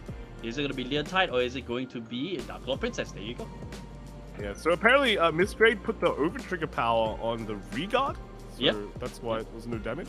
Yep. But yeah, we've got the princess. Like with the princess is so good. Right? Very, very It's- good. It's basically just gives you an extra Vanguard attack. And Yeah. It's, Yeah, exactly. it's like a go-to, right? Yeah. Go-to princess into something like a Yvette. Yep. It's nice. This is It- great. It is. If- It is. You can never go wrong by going into Dark Lord Princess. Yep. Just, Marissa on the you're axis. not sure what to go? Yep, Just Marissa do on the XL circle, just moving a card into soul when it's placed. At the same time, also Alice and Leslie being there, so I believe he's going to be setting up for Alice to be able to chain into back and forth into the soul, and with Leslie also being able to restand every time, every time Alice goes into the soul. So there will always be a full power on that column. The Yeah, question right and- now is, did he put Ginny in the soul? Because Ginny is the key here. Here's a thing as well. Both players know over triggers are out, so they don't need to worry, right? Yep. They actually don't need to worry, which is good. Which is good when you're going on offense. In a way, like summarizing the previous turn, I think Misgrade King kind of got into a position he wants to be because the next Mephisto turn is still quite a lethal turn. So he needs to somehow survive here. Yep. He needs to somehow survive. But what is his hand looking like? I see 3 cards we put down. Yep. There's quite a few. Yeah, he's left in got the hand quite a as well. few, so I believe it might be about my best guess will be about 9 cards in hand. So it might have enough here, but the double Alice is coming off on Kevin's side. So Yeah. he's ready to go. He is ready to Yeah, go. and he has 4 damage. He has 4 Exactly. damage. Yep. So he's ready. Mhm. He's ready to use it all. And we've been talking about it doesn't matter how much hand you really have. Nightmare Doll can shred that hand. And to be honest, if Misgrade does only have 9 cards in hand, it's technically not that much in premium, right? Let's Yeah, it's not much in premium at all, so especially with Yeah. the strikes actually coming into play. Remember that there's gonna be 2 Vanguard attacks right now, so it's so there's gonna be a lot of high power coming through. I wonder if Kevin is going to go for the Honolees, but he can He has actually to. go for them later. Yeah, he could go for them later. He could get in the first 4 attacks. 5th attack can be on the Hololly so that he doesn't have to counter +1. And Honolee then- only prevents regard to Vanguard attacks. Yeah, So- we got to Vanguard attacks from there. So he can really just, plan his attacks out, get in the first 4 attacks. The 5th attack can definitely be against Honorly, especially if it's a Regard attacking, so he doesn't have to suffer the counter +1 penalty for it. Yeah, but I think the key thing though is like you want your big attacks to be attacking the Vanguard because Mhm. those later attacks for Paleman are actually quite big. These They- attacks not so much. He could even Vanguard to even the rear into the Holland. Exactly. Make Misgrade have to guard that, and if he can't, it's not that easy to guard a Vanguard attack. Yep. In a way, like he can also be like, if you keep on guarding that Honolly and use your whole hand, I can just not give you a damage at all. Yeah. Save it to the next turn, and hey, Oh, power to the Leslie, because that Leslie is going to Ooh. be restanding. Draw trigger on that one. Second check, third check, no triggers there. and ooh. Okay, calling over the Alice from there, turning a G unit face up for Dark Lord Princess's skill. I mean, the only really choice here is Yvette. So judging from his Yeah. yeah. Did he attack the Honolly? No, he hasn't attacked the Honolly yet. So, but this is the third. No, wait, hold on. Has he been attacking the Honolly, or has it been the Vanguard? I mean, sorry. I'm not sure actually. Considering that there's no damage, and has there been? I believe Misgrade King has been guarding, right? Yeah, but he could be guarding the Honolly as well. That's true. That's true. One of the disadvantages also of having to watch this match, without hearing the interactions between both players from there. But nevertheless, we will bring you Sir. all the coverage. So, Looks like Kevin did not restride. yeah, I think he's taken Yeah. back the Dark Lord Princess turn actually because I think because if he has been attacking the Honolly and Kevin has just been guarding it off so that means that his later turns will have been dedicated to Honolly, especially if their Regard attacks, because there's no way they can attack the Vanguard. It will force Here comes the Misgrade G-Guard, King. though. Yep, here comes the G-Guard. And yeah, so count +1, so +1 for Alice. So yeah, And comes out again. comes out again. Leslie Alice. also restands as well. And yeah, Another null? another perfect guard. Yeah, another perfect guard going out from there. Wow. Wow. Miss Great Is he- King is really like we thought it was like big energy coming out from Kevin Cho discarding his PGs from here, but look at Miss Great King now with his side bringing the big energy. Yeah, I mean, you do kind of want to save one of your Alices, right? Because if he keeps them there, they're kind of targets. Yep. So Wow. yeah, I mean, this is definitely not a match that I expected to see from these two fights. The judges have confirmed that every attack has been against the Honolulu, and Misgrade has been guarding. That means he's been guarding every single attack against the Honolulu. Oh, okay. All right. Ooh, this is big brain plays, and I mean, can Misgrade operate off 0 damage going into his kill turn? I don't know. The the Honolulu Honolulu is- finally gone, but Yeah. is it too little, too late? It's scary. I'm wondering, okay, what can Misgrade do this turn? Can he get a win? He has to win because next turn becomes something like a dust or just a normal play. Yeah. Because he's lost his entire hand gun in the Honolulu. Next turn, Kevin's gonna have like 5 damage ish, maybe. Yeah. Even the 4 damage is enough to like deal a lot, and Misgrade doesn't have like an over trigger or anything that could stop that entire turn anymore. Yeah. He'd be relying on getting 2 triggers on the damage zone, but then his hand is just not there. Yeah, exactly. His hand is not existent, whereas Kevin's hand is pretty thick. Kevin looks like he has an okay hand. Remember, Yeah. he still has at least 1 heal, I think, from the previous turn, so he can at least G-guard. Yeah, he also has a perfect guard as well, so because he did check their drop PG. During Yeah, his remember? attack turn. Yeah. Remember we mentioned like Misgrade's game plan was previous turn was pushing damage, and this turn being the kill turn, because Yeah. unless he can deal so much damage this turn that Kevin doesn't have enough hand to do much next turn. Next turn is Kevin's win turn. You know, he's gonna be pressing that button, and things are gonna happen, right? He will likely just start pushing from 3 damage, and right now it's like Miss Grey King's steam might be running out a bit. And is he even? He's not even striding. He's not striding. He's not striding at all. Ooh. Oh, Yeah, he's Okay. sticking to drag hard from there. So I'm calling out another Neman in the front row. we have. This is basically V versus Premium right now. Yeah, this is V versus Premium. So, but there is no like difference in power level here, so because of the abilities of Luwad's own capability as well. So yeah, this has to be Miss Great King's like only chance to really take back the game also. And Yeah, if he but- has to take back the game, he has to take the win here. Wait, he has no. How does he get the counter charge? Is the question. Right? Yeah, I believe we need to see. I think what- is this just a 3 attack turn? Yeah, I think it's just a 3 attack turn. Oh. Oh Yeah. dear. Oh dear, indeed. I feel like. Okay, here's the thing though. If Miss Great King did not commit so much into guarding the Honolulu, the previous turn Yeah. might have been the last turn. Yeah, So- yeah, exactly. So he needed to buy the turn. Yeah. Yeah, that's the scary thing. That's actually the scary thing. If he did not guard all the Honolulu attacks against the Honolulu, Kevin would have went, well, the Honolulu's gone. Do you know what time it is? It's time to, it's Leslie time, you know? Yeah. And it might not have been good. Let's put it that way. So Yeah, essentially. So and then he actually, or rather, I should say, Kevin actually playing down the G guard. I believe that one is for Nibble. So yeah, for Nibble. Excuse me. But does he? So- I mean, if he has like 2 G guards here, he can G guard and then like dust next turn. Mhm. But he doesn't even need to in a way, because No. yeah, you know what you do when you don't know what to stride.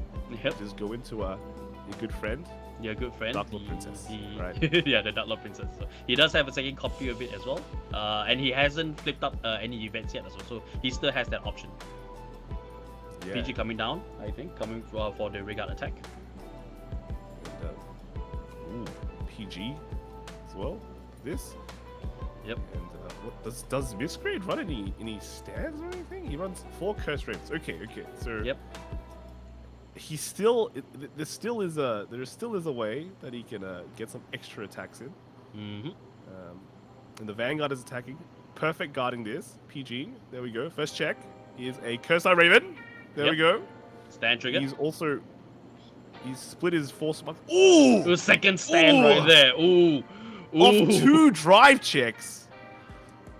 Ooh. Oh, and This both sides actually having to changed force. things. Yeah, this changed things a lot also because there's now 2 Oh, like Kevin, let's 30 take attacks, it! 2 damage. Oh, Is that a heal? 6. No, Is that's that a not a heal? heal. Yeah, it's a heal. That's No, that's a crit.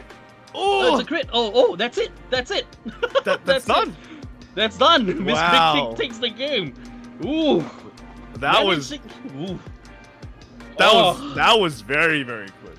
Ooh, very That close. was as hyper well. close. Yeah, That was like hyper close. Like last game, I was on the verge of sweating bullets. Now I'm starting to sweat bullets right here because oh my goodness, Miss Great King knew that he had to take the turn, and the double stand really helped him on that. So Yeah, wow. yeah. It's if he didn't, I'm wondering if he only got 1 stand, would that have been enough? If he needed the 2 stand or not? But I mean, did we even see a stand at all that entire game? I None think he at all just whatsoever. basically- No. Yeah, it was just pretty much compressing his entire deck to like just triggers or something like that, right? So Yeah, exactly. So, the stance I think were the more important one also because having the 2 double attacks from there really helped to push the damage forward, especially since as we learned from Kevin's side. So his hand just didn't seem to be able to guard off the 2 force markers on the sides from there. So it's like plus 20k or that on top of whatever the original power is, plus the 5k from the stand trigger too as well. So yeah, Miss Great Queen is your winner for this matchup. So wow, what a game. Yeah, that was tight. That was tight. But you know what? We will be having a short break before round 4. Yeah. We'll be back and hope we get some even games. Crazy game. Yeah, Whoa, let's get more crazy spicy. games over here. So stay tuned, everybody. Stay tuned.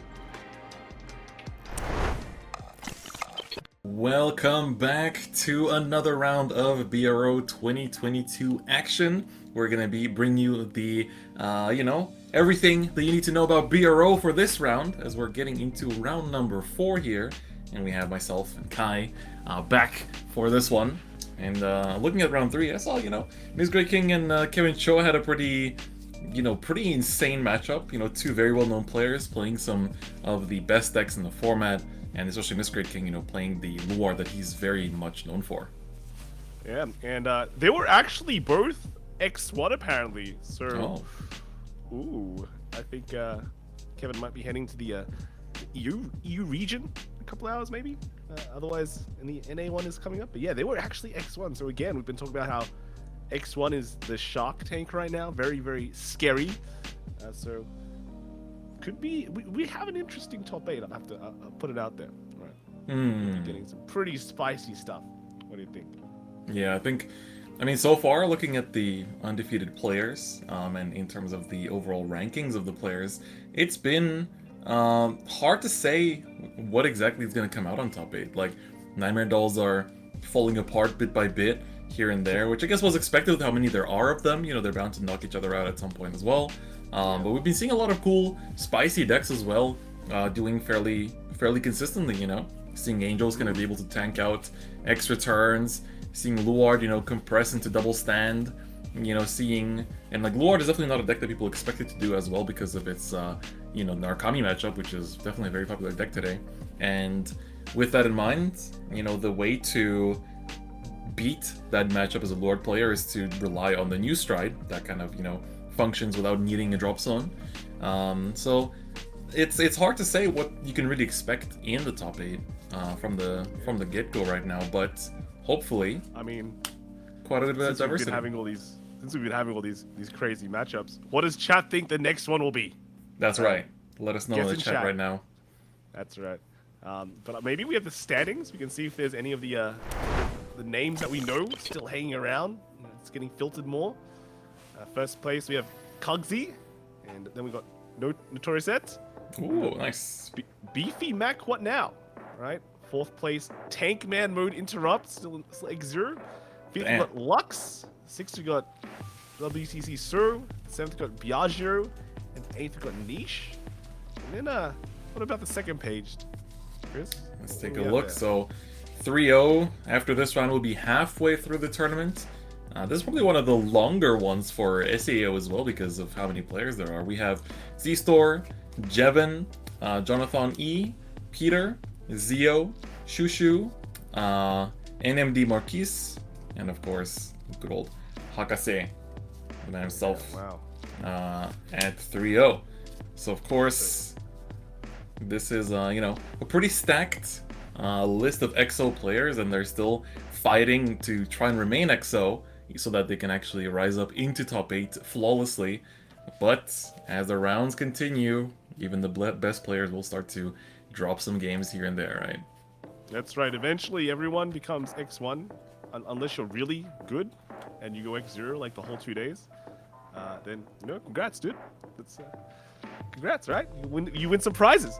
But yeah, Yep. eventually everyone will have to lose one somewhere. But it's just good to see, some of the more well-known names still there with some new faces as well, or new names popping up and showing off some very, very cool spice.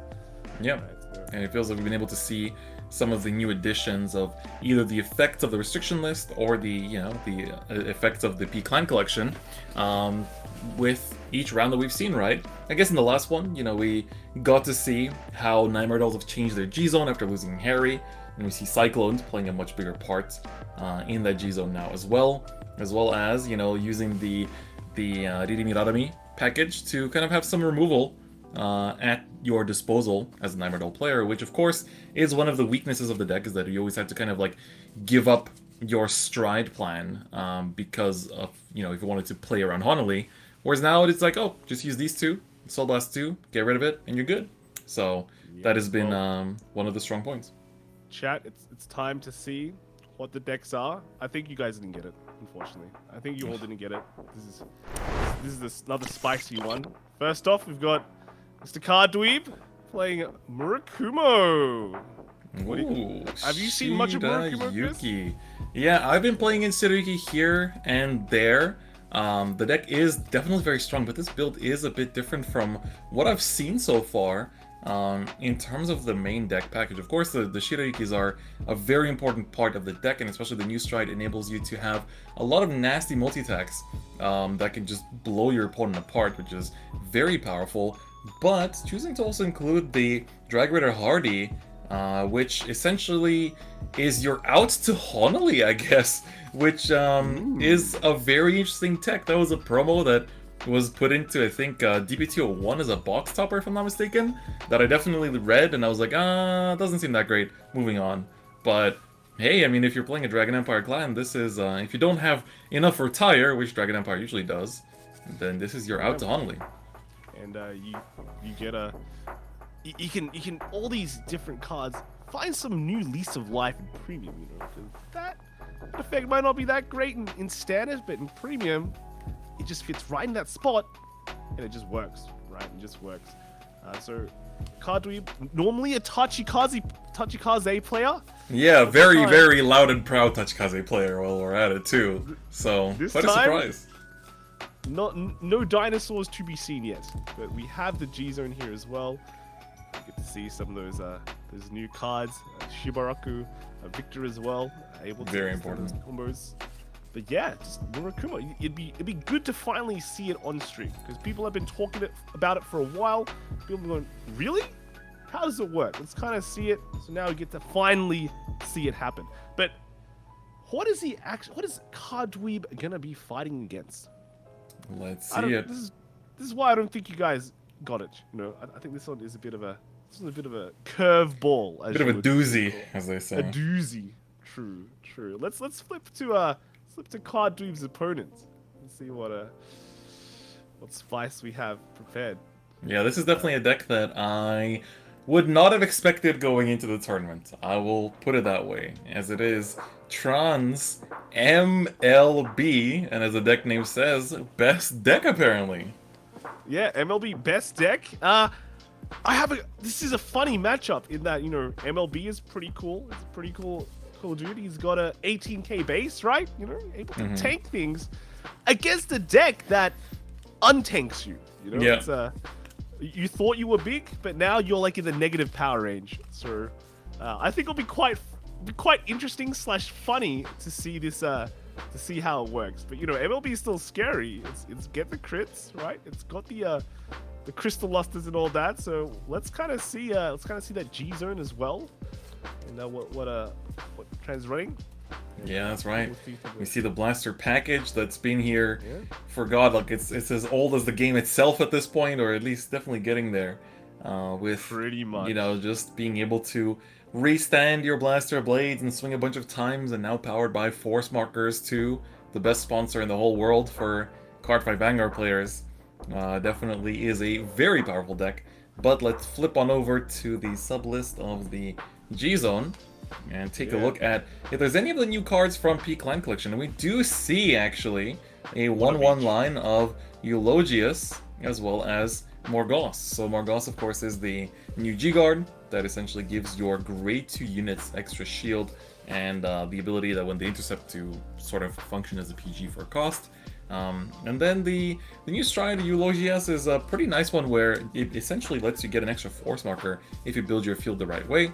And if you superior call some stuff that, you know, calls other things, then you can build an even bigger field, which I think this deck doesn't really run as much of. So we'll see how much of a role Eulogius plays in this list. I think we're mostly going to be going to that Crystal Luster in order to copy OMB's effect and amass a bunch of force markers, and then maybe finish things off with the Saint of Twin Sword with a big multi-attack play that the deck has access to. Also, just realized that he's not running the Imatanor Overtrigger.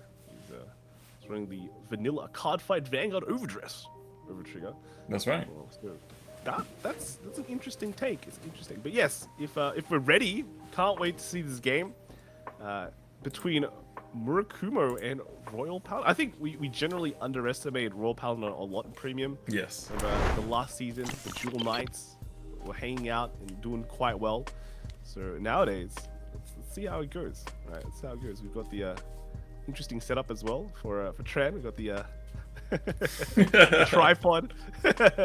We have the tripod versus the rock, which reads DF named me David. It's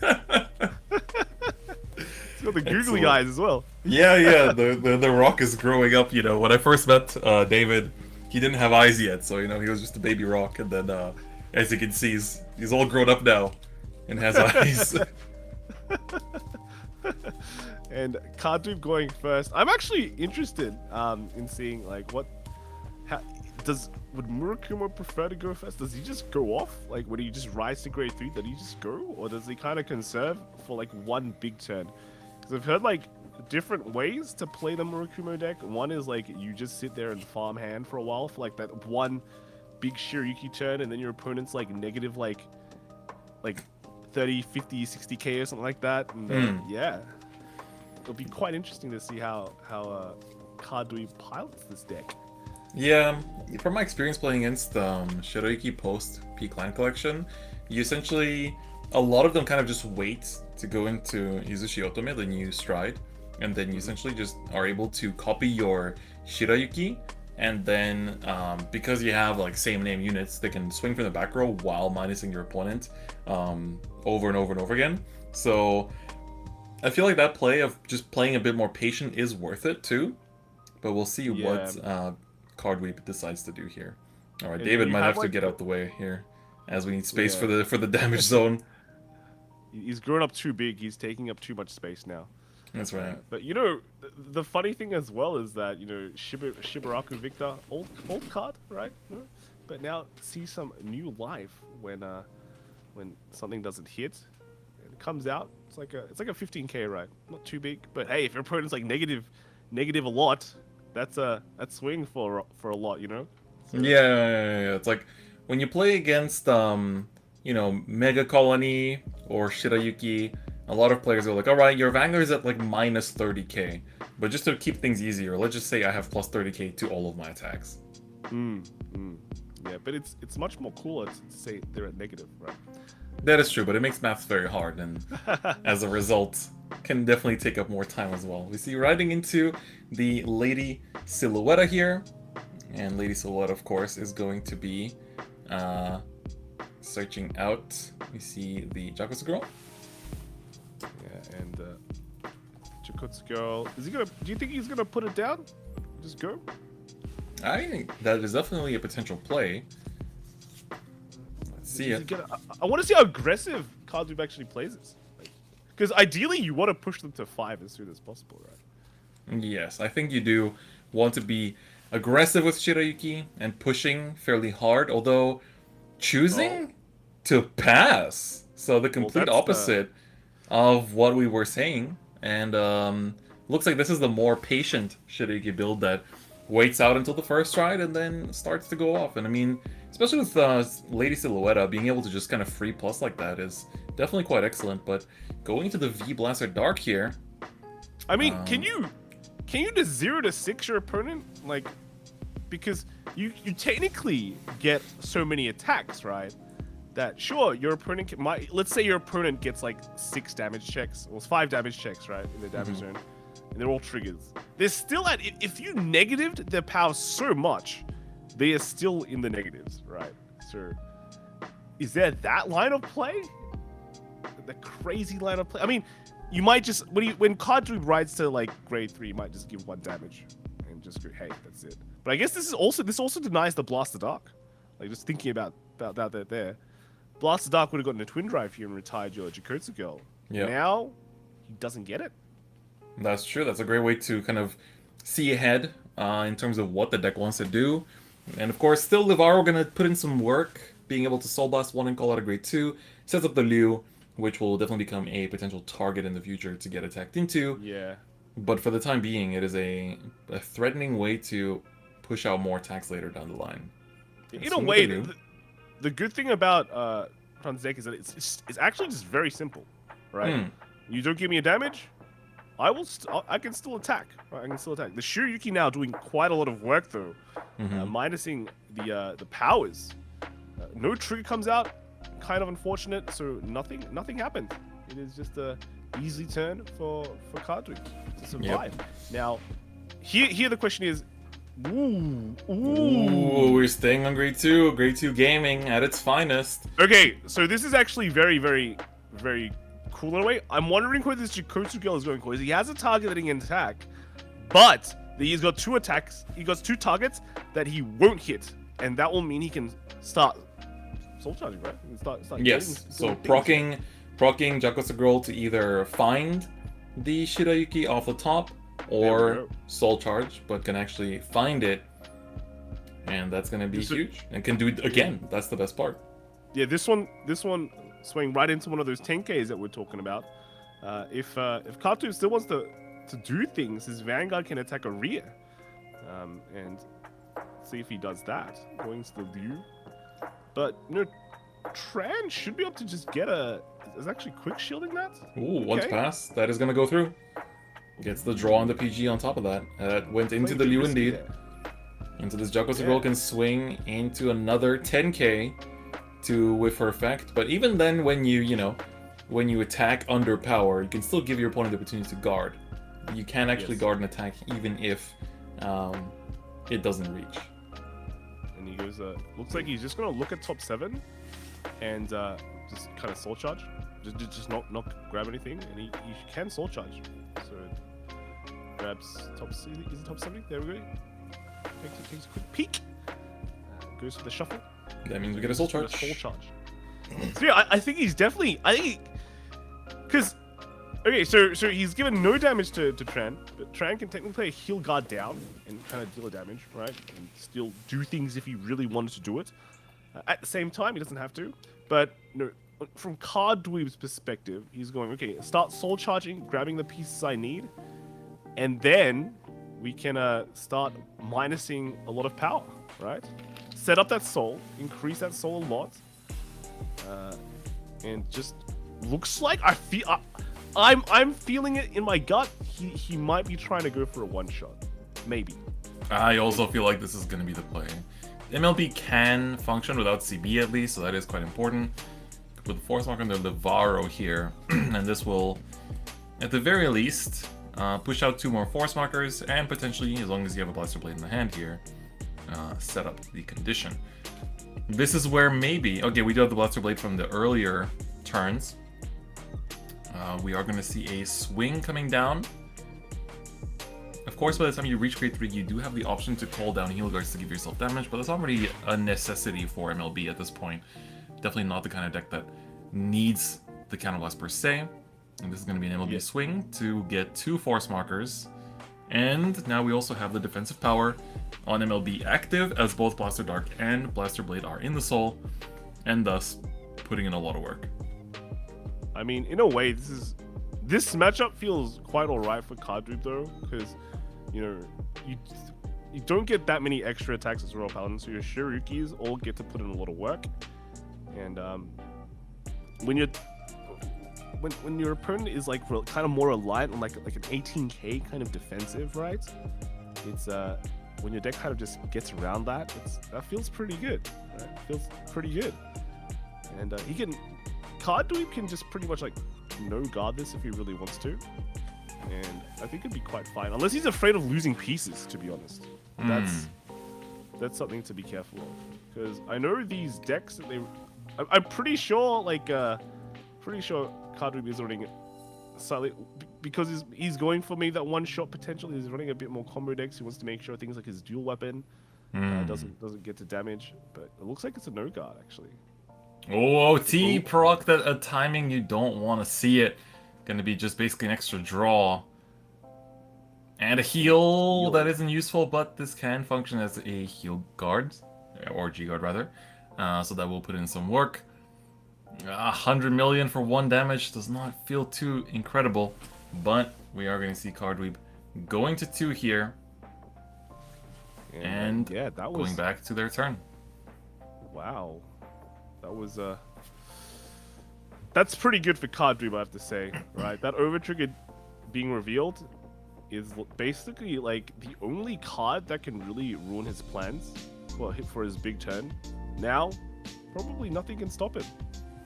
Yeah, honestly, like, this deck has countercharge. This deck has so much multi-tag. Gonna ride into Shiroyuki herself, and then ditch 1 to stride into the brand new P-Clan Collection Izushi Otome.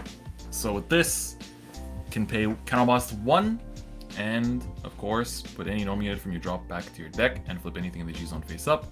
And then you copy 2 of your rears and shuffle your deck.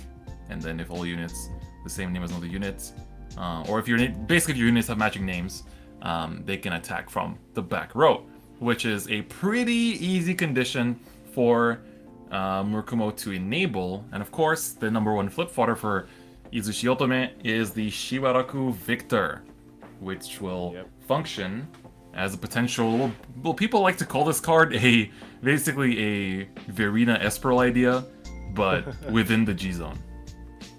Yep, and he's getting the Chikutsu girls, the Ray Madams out, and we've got again, this feels like another setup turn, you know? It does. He's gonna go for the big turn, probably the next turn. But yeah, this one, he's gonna set up his Shibaku Victor. He's got the Chikutsu girls to like even get more soul.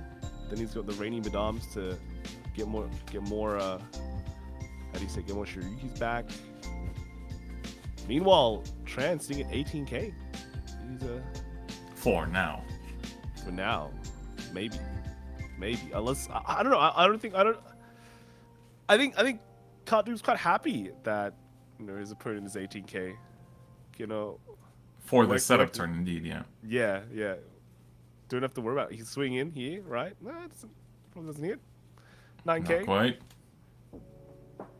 Gonna be looking up at the top 7, trying to find the Shiroyuki, which of course can help connect, and if not, is a soul charge, so it's a win-win either way, as this deck can definitely use the soul at all instances to ensure that kill turn. And that later on. Rainy Madame is gonna go in as well and get back the Shiroyuki. Yes. So what's the value there? I'm pretty sure Cardfight is just going to swing with the Vanguard as well to just kind of deal 1 damage to Tran, because he knows that, you know, Tran has a heal guard, so if he really wanted the 1 damage, he's going to get it. And just getting the 2 Shirikis back, and then swinging in here, you know, it's not going to hit. Get more soul. Or find more Shirikis. Yeah. Looks like Ooh, one was found. All right. So with that, we have 3 Shirikis added to hand this turn. And as you said, this just feels like a setup turn where you're not really swinging for much. And in the end, I think all we're going to see is a swing from the Vanguard, because honestly, giving the 1 CB to blasters isn't really going to, you know, blow you out from 2 to 6 in that sense. Even with a Crystal Luster coming down to make more force markers. I mean, and look, if the Crystal Luster comes down, if Tran like G-Guards here and then a Crystal Luster comes down, for example, right? With like the, if he can, I don't think he can get the restriction effect. It's like GB3, right? So yes, probably not. So the next turn again is going to be a pretty safe turn for Cardfight. For the most part, yes. Unless, I mean, he could, unless they G-Guard here, which would enable the GB3 for Crystal Luster. True. I mean, if he like if he really wanted to, could Cardfight go into like a second setup turn again? Potentially. Wow, just raw guarding. So this goes to 43, I believe, which is a 2 to pass. A 2 to pass. Okay, all A to heal Vanguard. comes out and is effective. Oh, gets a Shiruki. An over trigger comes out and is definitely effective with the Vanguard restand to boot. And we see a blank. So this was going to be a restand on the Vanguard, dealing 1 damage, a defensive crit, 5K. only 5k. Does Cardfight actually attack? He is. He's going for it. We'll He swing. wants that- It's he free wants cards. Free cards. Yeah, free cards. No, 1 damage. What are the chances that he loses next turn? Probably not, right? Especially seeing that Tran did not G-Guard last turn, despite the fact that we know there is a heal in hand, actually. I mean, he can G-Guard now, though. Could There's have, no indeed. guarding. Gets a crit. Action. That's another 2 damage, pushing to 3 now, which makes it much easier for Cardweep to find the kill turn as well.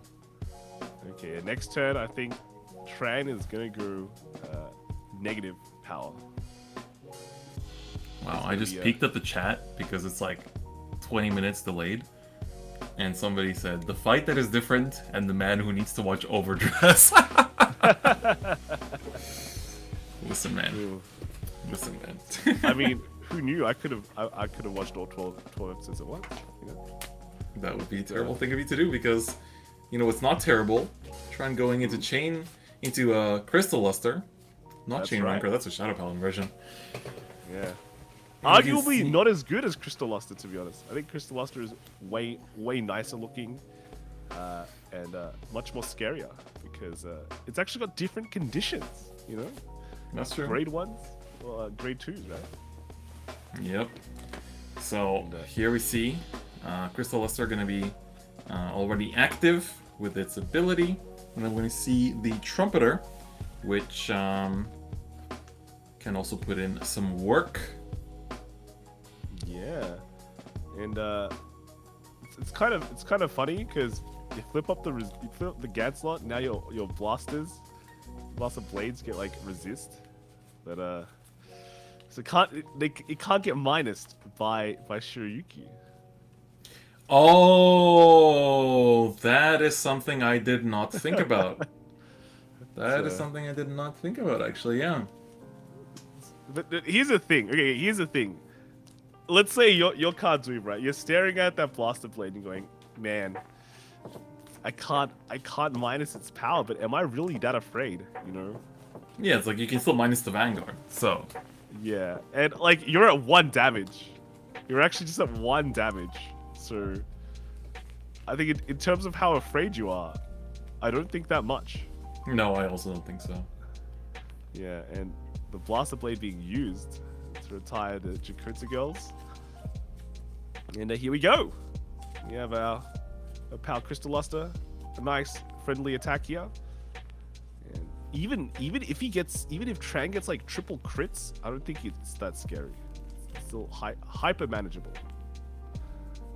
Yeah. So from 1 damage, you might as well just say no guard here.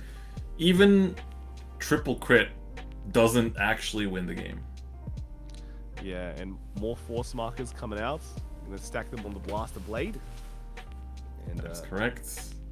Blaster Blade getting scarier, but is it really that scary? It's like a 30k Blaster Blade, right? So It's pretty huge, but there's no, there's nothing to restand the Blaster Blade, so it's just kind of chilling there. We see a heal that is actually very important for Tran to hold out in this game. Gonna be getting that plus 10k to the other column, and another Blaster Blade plus a crit. All right, the crit is welcome, pushing Cardfight to 3, which of course does give more CB for the combo plays. We see a draw come out. That is a welcome addition, and a Jocko to Girl. That might be the last one, followed by one more. yeah, and that's I feel like you just take this attack and sit at 5, and then his opponent can't heal anymore. Right? It's just confirming it's 1 damage. And also triple crit. I take back my statement from earlier. Triple crit would have won. The MLB Yeah, actually, 2 crit is actually copied. Yeah, we all forgot the MLB gets a crit. Yeah. It's been a while, it's been a while, but yes, it was, what are the chances? 3 crits? Do you believe in that? 3 crits? That never happens. Come on. Surely not. Definitely not when you play 10. Yeah, and that's actually guard is Cardfight just not gonna? Oh, he checked the Taking the pass. last This one's one. big up. Yeah. All So right. gets another draw. His hand is huge. All right, so here we're gonna quite likely see the dump, right? When you see the 5. So here's the first minus 10k, gets the XL2. Yes, very important. Right. Set up the, the circles to call of your attackers down to. So this enables the Soul Blast 2. Be careful with what you Soul Blast, of course. Shiroyuki is very important to get into the drop zone ASAP, and ditching another one for Stride, which is again an important Shiroyuki as well. So right now, I'm curious to see how the power markers will be shown here as well. So MLB's like 8. Yes. He's at 8. We have the new Stride coming out again, and he's got 3. He's got 3 in the drop zone. 3 Shiroyukis in the drop zone because Yes, that's correct. Oh. So essentially, we need to have, I think, we need a way to, because you essentially have to return one of them with the Stride, as that is her condition. So any normal unit goes back. Choosing to put the Radium Atom back here instead, and going to be copying the stand as well as the dual weapon. So the stand here is actually really cool.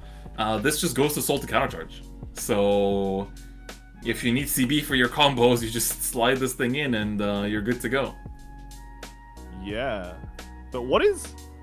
So dual weapon will call something, right? It's attacking from back. It's gonna put these in to get more to get more counter charge and basically make more soul. But I guess is he gonna copy the other Shiroyuki? I'm assuming so, yes, because the other Shiroyuki I think is still in the deck as well.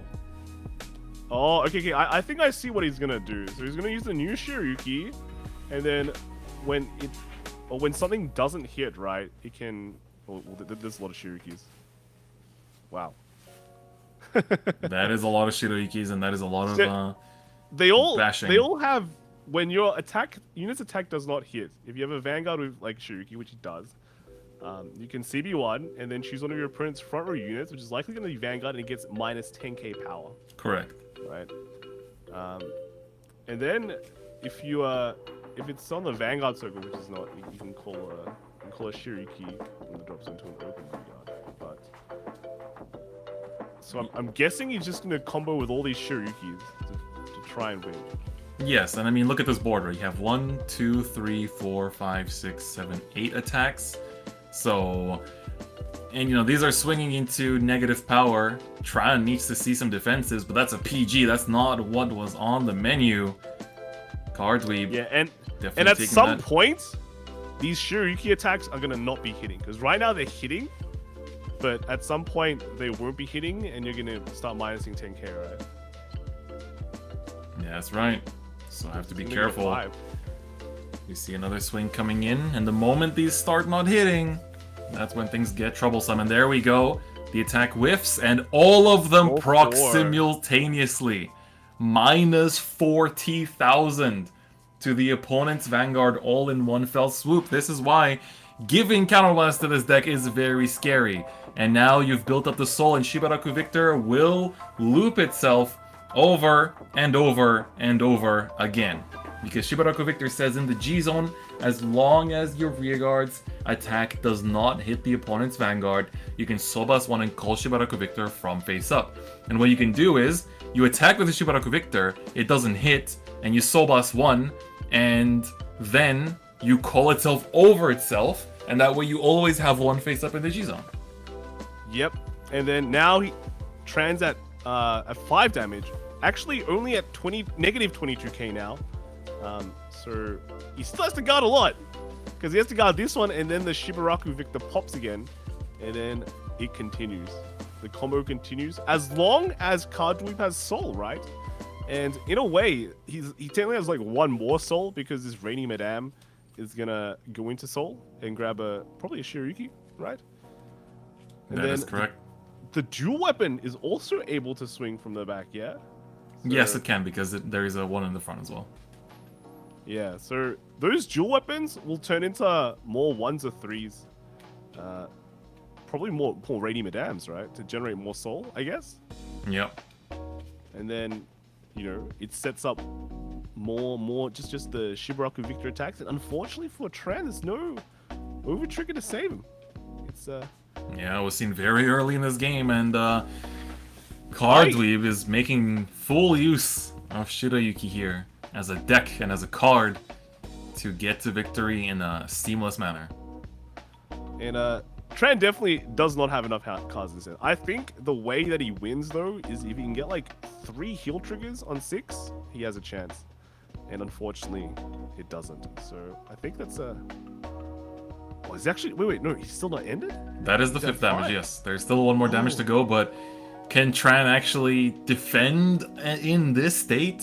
So you can see Cardweeb is counting out the amount of shield necessary to actually guard this attack. That is one of your responsibilities playing this deck at one of these events, is that you do have to relay information, and we're going to see the 6 damage check from Tran. It's going to be a heal! There it is! There's one of them! Possibility to survive. Came at the right now- time, not on 5. Yeah, Tran is at a negative 12. So this dual weapon is swinging in 9, right? 9k. He needs a 20. Theoretically guardable. Yeah, theoretically guardable. Actually, no, he needs 25k shield, I think. Is it? Alright, that's a 15. We need 10 10 more. Ooh, The Blaster Blade, and then intercept with one of the That's- others. There we go. that's a bad sign. But this dual weapon is gonna do wonders now. Exactly. It's gonna pop itself Boom. off. And then we're gonna copy the Rainy Madame. And of And course, the the strong part of this deck, in my opinion, is that like the power is applied to the opponent. So instead of having a deck that says like, okay, your front row gets plus X power, and then that's it. It's not even continuous. This deck applies that minus power to the opponent, so anything you call out mid-battle will make use of that as well. And here we see the Shibaraku Victor loop. It's like, oh, you didn't let that hit? Well, sorry, but you're gonna have to sweat a little bit more, because there's plenty more attacks coming, and there's plenty more where that came from. So get ready, because Shibaraku Victor is gonna keep swinging as long as the attack doesn't hit the Vanguard and there's soul to spare. Yeah, there is no way Tran can guard all this. He needs to no guard like right now, I think, and try and get another heal. Yeah, 'Cause, this is. I feel like it's the only out in this specific situation. Yeah, and this I mean this gives something like a PG effect, but again, 4 cards in soul probably will be 5, 6 with the Rainy Madams. And then we saw that there's another. I think we saw another Rainy Madame in the deck, right? So that dual weapon, we'll definitely get another one. It's like 7 attacks, seven on top of the attacks that we see now, basically. So 7 plus 3. Yeah. Oh no, the other dual weapon is already swung, so it doesn't matter. So 7 plus 2. Yeah. So we see the Shiruki salvage there. There's still so many more attacks coming in. Yeah, we can't count the attacks. Chat has to count the attacks. That's right. All Go fast. That's right. Speed run. But actually, no. We shouldn't be counting like this. It's with the negative numbers, right? It's gonna fry our brain, all right? But basically, there's a lot. There's a lot. See the Marin G-Guard come down. He's trying to survive at this point, but seeing this many G-Guards also says there's not that many heals left in deck to rely on in case of emergency. That's right. And I have to say, like, also this deck, like this Murakumo deck, although it's kind of been talked about for a long time, I think actual experience playing against it is not common, right? Yes. So a lot of people are gonna, they basically just won't have an idea on how to play against this deck and what to do the correct plays against it. So that's gonna factor into a lot of like decision making and how to actually how the Murakumo deck is gonna get some extra wins just by your opponent not being careful, not knowing what to do. Yeah, I think it's kind of like Spikes right now too. It's a very powerful deck, but it's like, how many people do you know that can actually help you playtest the matchup? Like, there's really not that many people that excel at, strictly playing just that deck at such a high level. So a lot of people just don't have the experience of knowing the matchup in itself. You put me in a room with a Spikes player, chances are I'm going, 0-30, and it's over. Wow. Dude, 0-30 is a pretty high number, man. It's a pretty high number. That's because I don't know the matchup. I mean, you have to adapt, improvise. That's right. That's right. All right, Shibaraku Victor going over and over and over again. And we see the 6th damage check from Tran to try to survive, but unfortunately no more heals left to save Tran from this loop of Shibaraku Victor swinging until the soul has run out. Managed to get down to 2 soul. Definitely was getting close, but technically there was still more soul to go with Rainy Madam later down the line. So didn't even have to attack with the Vanguard. That is how strong this deck is. So really well done by both players, and for Cardweeb, an excellent showing of what the Shiroiki deck can do. That was honestly flawless when you saw, the big minus 40 come through like that. Very well done. Yeah, that's it's basically how you play the deck, and very, very cool. Again, another spicy game, another crazy game. Seeing Shiroiki in action finally on the big stage and just going off like that is like, yeah, that's just how it works. That's just how it works. And I'm sure it's also one of those decks where, if you like doing a lot of small things, hey, there's a lot of things to do. There's a lot of solitaring away, right? Trying to get the combo piece and all that. So little micro decisions here and there. That's right. So just very, very good to see. When you're making these very important small decisions as well in like a big tournament, big pressure. For some players, it can take a while to get through all those decisions, but we're seeing Cardweeb make the correct decisions. It's just very, very cool, right? Yes, really well done. Goes to show the experience with playing the deck as well, knowing when to damage deny, when to commit, when to use the the stride to farm and actually set up your resources and your soul as well as your drop, and to excel at that kind of like big offensive that Shiroiki can do. So honestly, really well done. And a great treat to watch it being played as well. But that is actually going to do it for round number 4. We're going to go for a short break while we wait for the preparations for round 5 to get underway. But don't go anywhere, as we'll be back after this break. Welcome back, dear card fighters, for round number 5 of 8. So we are going to be your casters for this round, myself and Cap. How are you doing, man? I'm doing good as well. So I really needed that long breather, so just to recover from that last round in the 4th round, especially just seeing like Shiroyuki's endless tirade over MLB. So it's a position that you hardly ever see MLB in that sense as well. Yes, absolutely. It's a deck that we don't see very often in tournaments these days as well. A lot of like the Royal Paladin focus lately has been on specifically Jewel Knights and other decks as well. Missing Blasters show up is also very cool, but Shiroyuki just doing Shiroyuki things and doing them very, very well while we're at it. Yeah. So, but now So, we're headed into round 5, which means that at this point, if you're 5-0, you still need to win this round. Like, starting from maybe next round onwards, you can afford to drop a game, but optimally, you're trying to stay undefeated still at this point in time. And I think with that, we should also take a look at our bracket to see which players are still undefeated and which ones are still looking good. So we have Tankman Mode Interrupt at the top of the bracket with an EXO record. Beefy Mug What Now, Lux, Jonathan E, Z-Store, Suo, Peter, and Wootils, all undefeated after round 4, going into round 5. Looking very strong, and you know, some of these names have been sticking around at the top of this bracket since the start, and definitely looking to remain at the top too. Cap, run us through the next 8 players here. Yep, so the next 8 players, we are starting to see the X1s coming into play on this second page also. Mizazano Kaori being at 9th rank. Hakusei as well, along with King Udon. Kaze coming in at the top of the X1s, also with Notorious Set, Niche, Chocho T, and Javon. That's right. So the X1s are leaking into the top standings right now, which also means we're at 11 undefeated players. So after this, we'll have either 5 or 6, which means that, you know, slowly, we'll start seeing less and less of the undefeateds.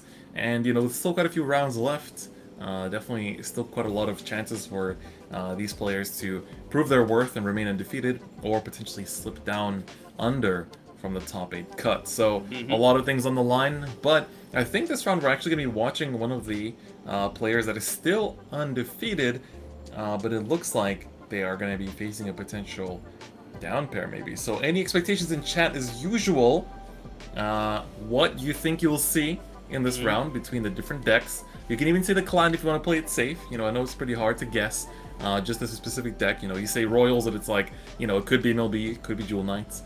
You know, you say Aqua Force, it could be Savas. Sadly not Ripples yet. That's next month. That's going to be extra exciting. But absolutely. So yeah, yeah, we're just waiting for the judges right now to just deliver the next match. Although I have previewed one of the fighters right there. So, and yeah, maybe some wish fulfillment might be granted, considering that some of the input that we got from the chat from you guys as well. So there could be some potential wish granting over here.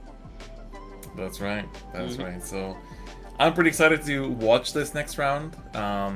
We have we only have one of the players that is being picked up for the time being, but we'll see who is going to be the actual pairing as we get into it. But again, do you think there's what's like the biggest upset that we've seen so far? Because, you know, at the start of the tournament we were saying like, okay, we expect this many of this deck in the top cut, but how is that expectation shaping up for you now? Like, we saw Shiroyuki, we've seen like no Narukamis. Do you still believe in 2 Narukamis in top 8, or has that expectation been destroyed? It not completely destroyed. It has waned a little bit, considering that we haven't seen any Narukami decks in play as of yet.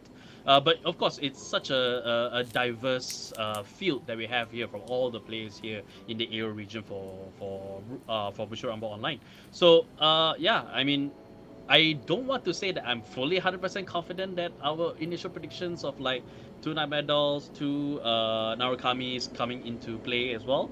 But considering everything that we've seen thus far, so especially with decks like Shiroyuki and as well as a few others as well. So you know, I'm expecting to see a very interesting top 8 as we get closer and closer to round 8.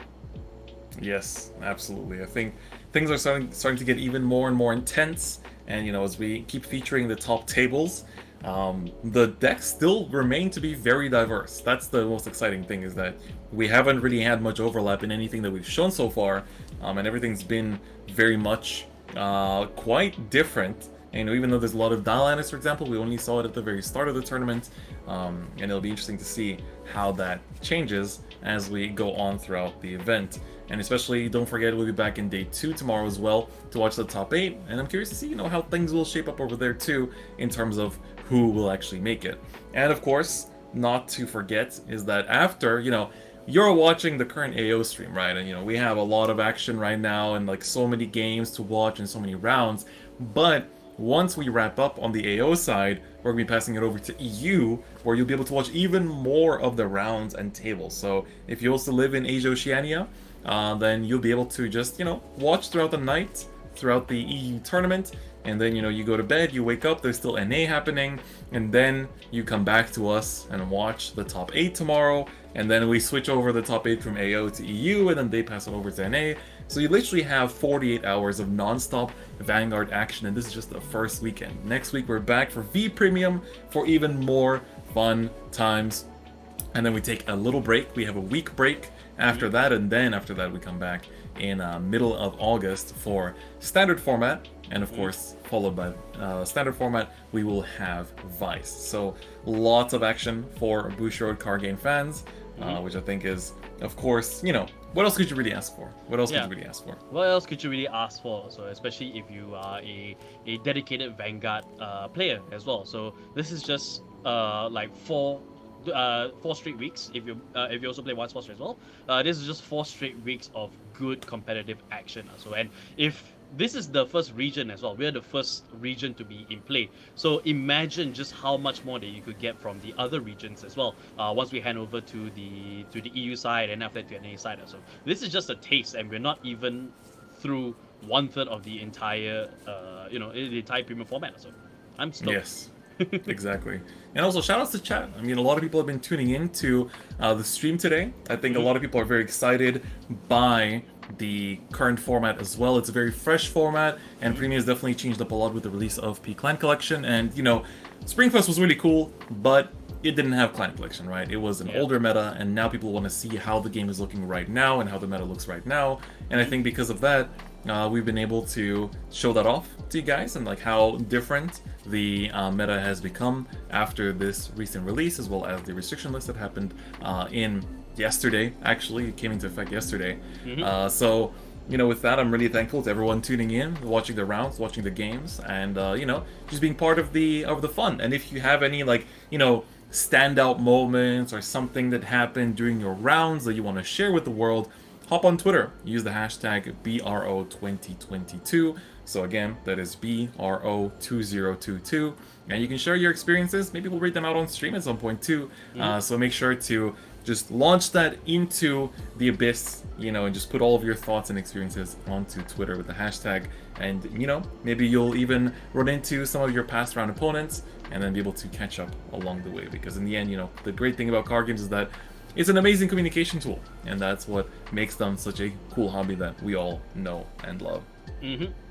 Card games is definitely a very good medium for social interactions as well. So it incorporates a lot of the fun of the games along with the interactions from there. I've had many friends over the years, so that connects through Vanguard. You and I are in the same vein as well. So, but I'm fairly certain that a lot of other people are also just getting their first encounters with people not from their country, not from their locals. So that's the beauty of online events like Bushiroad Rumble Online. So the fact that you can actually meet people from across the world all the way on the other side, and just have a really strong connection going forward.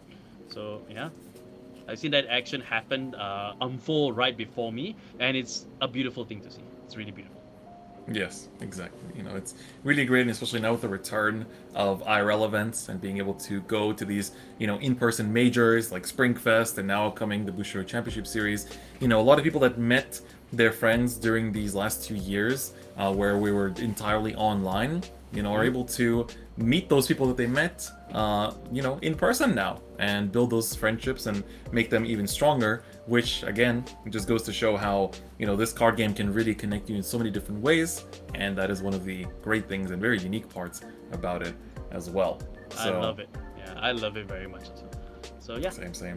we're still getting word from the judges, so apologies everybody for the wait. We will bring you your round 5 as soon as we can. So thank you for your patience on that. So, but again, you guys are a part of this as much as we are, as much as the players are. So just let us know, like what's your best moment thus far that you've seen from us. So yeah, just let us know from there. So you can definitely check out. You can definitely guarantee that me and Chris here will definitely be checking the chat as well, and we'll also be checking our socials too as well. So let us know on both those platforms as well. Let us know what is your favorite moment thus far. That's right. So yes, again, apologies for the wait. We are still waiting for the round to be properly generated in order to give you guys the excitement and the action of this round. And just also it's been really cool to see how much premium has been growing lately as well. I think the restriction list of last year's October that kind of really patched up all the issues, I would say, that the format had, really had such a positive influence on the game. And we definitely felt it in the English format. But after having moved to Japan myself back in April, I've noticed that the premium format here has also been getting a lot more traction, and a lot more people have been very excited about it, and very much, just there's whole like almost daily meetups where somebody, will post up on Twitter saying like, hey, is anyone available to play test premium today in like this or this location or in this and this card shop? And then a bunch of people go like, oh yeah, I'll head down after work and things like that. And there's like a really big community of premium players now, and I think in this month there is a like unofficial premium major tournament here in Japan like every week, which is incredible to see. And I participated in one of those myself, and just like seeing different people's ideas and these like decks you would have never expected that people just brew in their own just in their own time is really, really exciting. So I really hope that for the Japanese viewers that are also watching BRO, they're able to take away some of the ideas from the English side of the player base, as throughout the history of the game, throughout the history of Cardfight Vanguard, there's definitely been a lot of the English side looking at how things do in Japan, and kind of adapting some ideas there because of course, the earlier releases in Japanese than in English. But now we've had this kind of like reverse effect, where also, it's kind of like they're working in tandem, where it's like, the English side influences the Japanese side, and the Japanese side influences the English side, and it's kind of like, kind of building up on each other's efforts, which I think is really cool. And we saw an unofficial event where we actually had basically the sort of Western list of Order Colony win a unofficial major here in Japan, and even the player themselves said that, like, yeah, actually I saw this doing really well and winning a lot overseas, and I decided to build it and try it out myself, and I was like, wow, this deck is really strong, and now, a lot more people are aware of it. So that is, the wonders of card games, that you don't have to speak the same language in order to convey why a card is good, or exchange those kind of ideas, as long as, the ideas are shared through social media, and, which is very easy in the age of the internet. Yeah, in the age of internet, so the age of the internet has really helped all of us really transcend the language barrier from there. So, and it's great to just see everybody just enjoy a very, very, very good card game. So yeah, right. So I believe we are getting our next matchup right now. So hold on to your butts, everybody. So we'll see whether if we can get these deck lists up for you guys, so you guys can see what we have going on. And I gotta say, preview-wise, right? Preview-wise, well, okay, sorry. I just had the updated news from there. So it isn't what I thought it would be for the other opponent, but still, that first deck is going to be something worthwhile to check out. So why don't we turn over to that? And we already have. So yeah, this is actually Peter playing with the Shieldfisher Mega Colony deck. So interesting build over here. So you have any information about this, Chris?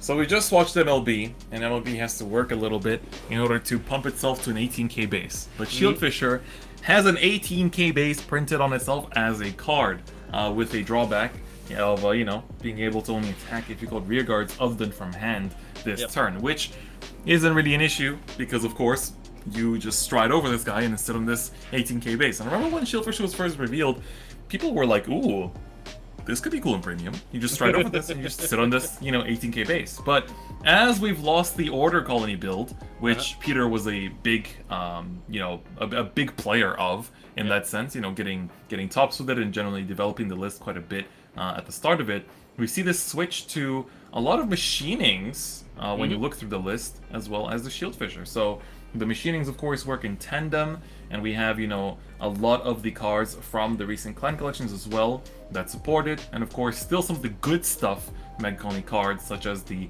High Class Moth, the Brilliant Blister, as well as the Searchers like Machining Hornet, as well as Mantis, which are machinings, but they've also been always seen as kind of generic cards at the same time. So I'm curious to see how this list plays out, but let's take a look at the G Zone on the other side as well and flip over to the sub list here. And we can see that, of course, Gridora is still a 4 of. That is not something that you can debate.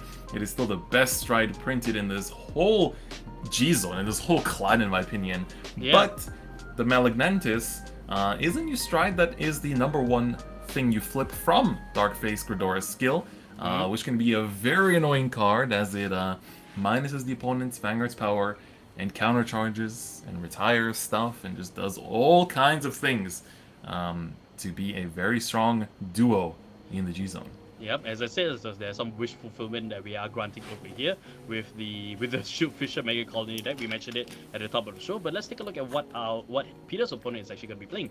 And if my notes are correct, I believe we are going to be seeing a return of Grand Blue from Lux. That is correct. That is correct. So Lux is playing a list that we've seen similar iterations of. This one is playing the Nightmare's Break Ride as well for the maximum potential of attacks on the Bad Bounty turn. And of course, again, very heavily teched out. Of course, Sleeve Tugging Bell is a card that you're always going to see in these matchups. We don't see the end picks that we saw in the previous list that we featured earlier, but still a deck that is similar for the most part, but still a little bit different in terms of its overall power ceiling. And the Nightmare's Break Ride is very big in being able to achieve that.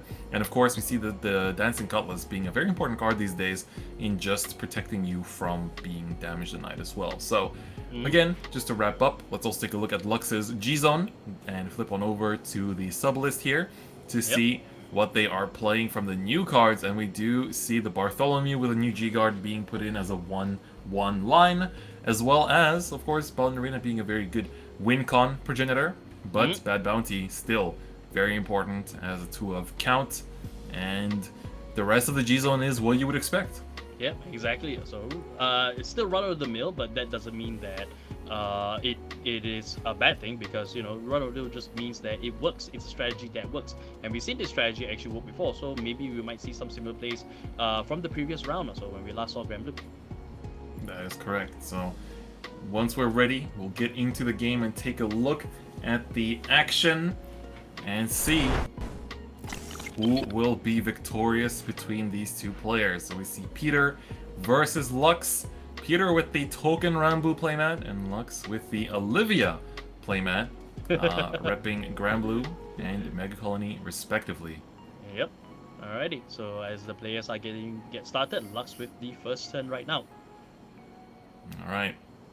So we also see the beautiful 1, 2, 3 dice. That also helps to, just know which column is which. Yep. And we see a Jesus again. Was last round the only one where we didn't see a Jesus? I swear to God. I think so. I'm starting to think that there's something at play here for the fact that I've been seeing like G assists my entire my entire time that I've been here. And it's usually the person on the right. Yeah, I swear, it's usually the person on the right. Like, wow, okay. But anyways, Lux does manage to find the Great One over there. So based on his hand, he does have a Beatrice there, although I am unable to take note of the rest of his hand from there. So yeah, we will see what he will be discarding, removing from play. So Beatrice. And the crit going to be removed from play in order to ride into the Tommy, which of course will help to set up the drop zone if you can find a grade 3 off the top. And of course, we're going to see a heal guard, very important in order to have the G guards in hand for future turns. Yep, and especially also if you use it to deny any sort of early rush that your opponent might do, so which we could potentially see from the Mega Colony player, from Peter. But of course, it's still early in the game, so a lot of things being there, and this Skull Dragon being dropped into the drop zone. Ooh, that's a good sign. That's a good sign right there. So yeah, and it's like just seeing all these G assists, it really makes me think of like you sit down you know, you enter the G-assist competition and your opponent is the person sitting on the right. It feels like it's always the person on the right. It's almost like you're cursed by being on stream. The likelihood of G-assisting goes up by like 80%. It's like, uh-oh. I don't feel too good about this game. No, I don't feel good about me, so because I feel like it is me right now. So I'm the common denominator here. So that's right. But yeah, so as the action starts to ramp up over there with Machining Hornet, if I remember correctly. Yes. Yep. So Machining Hornet being the right up for over here. So yeah, its attack being go off, so you can actually look at the top 6, reveal up to 1 Great Trim on them. So it allows him to actually search out for the Shield Fisher, or maybe even the Intrude Scissors. So you've usually got that in hand. That is correct. Intrude Scissors is also very important as an extender. Of course, has been an important extender for quite some time now, thanks to Ghidorah, but has gotten even better in recent times. So we see that Peter does give the damage, which enables the Columbard. It seems like a lot of people are not so afraid of the Columbard's early search / consistency / aggression, depending on what the player chooses to call. Luck's going to be going for that Ghost Ship, which of course has, you know, is a big beater, plus also being a draw that converts itself and goes back to the drop zone. Yep. So definitely 2 dangerous cards to watch out for. So that's in the drop zone. So, and of course the Ghost Ship actually being called out. So there's some good early aggression coming from Lux's side. No trigger, unfortunately. So, but of course the guard went off, and here's the first damage on Peter's side. Gets the draw. That is also pretty good to see on Peter's side, keeping the hand nice and healthy. So, does Peter have the Mantis for the Grade 2 ride? Looks like it is not the Mantis, actually. This is looking to be the Machining Scatterhorn, which is actually a card from the Luard set back in V, which, when you call it or write it from hand, you can look at top 6 and find 2, you find 1 non-Grade 2 Machining, and add it to your hand and shuffle your deck. And then if you did add something to your hand, then you have to also put a card from hand to soul, which is, again, pretty good because we have a lot of soul blasting that this deck does as well. And then, on top of that, you can also soul blast 1 and rest a Machining Rearguard in order to choose an opponent's rear, and it cannot stand during the opponent's next stand phase. But even if you don't have any targets, you can use Machining Sidebister, which is rested here, which basically says when it's rested by your card's ability, you look at top 3 to find a Machining from among them and call it to rear, and then stack the rest in the bottom of your deck in any order. So that card is a named once per turn, because it is a basically free plus in that sense. And we're going to see that, you know, it doesn't really matter if you whiff or find it, as we're going to see the Machining Mantis here, that is going to be looking at the top 7 to try and find Grade 3, which it does with the Intrude Scissors. As well. Oof. So, yep, as we await for Peter to go into his attack phase right now, just calling down another Machining and attack with the Vanguard over here. Any guards from Lux's side?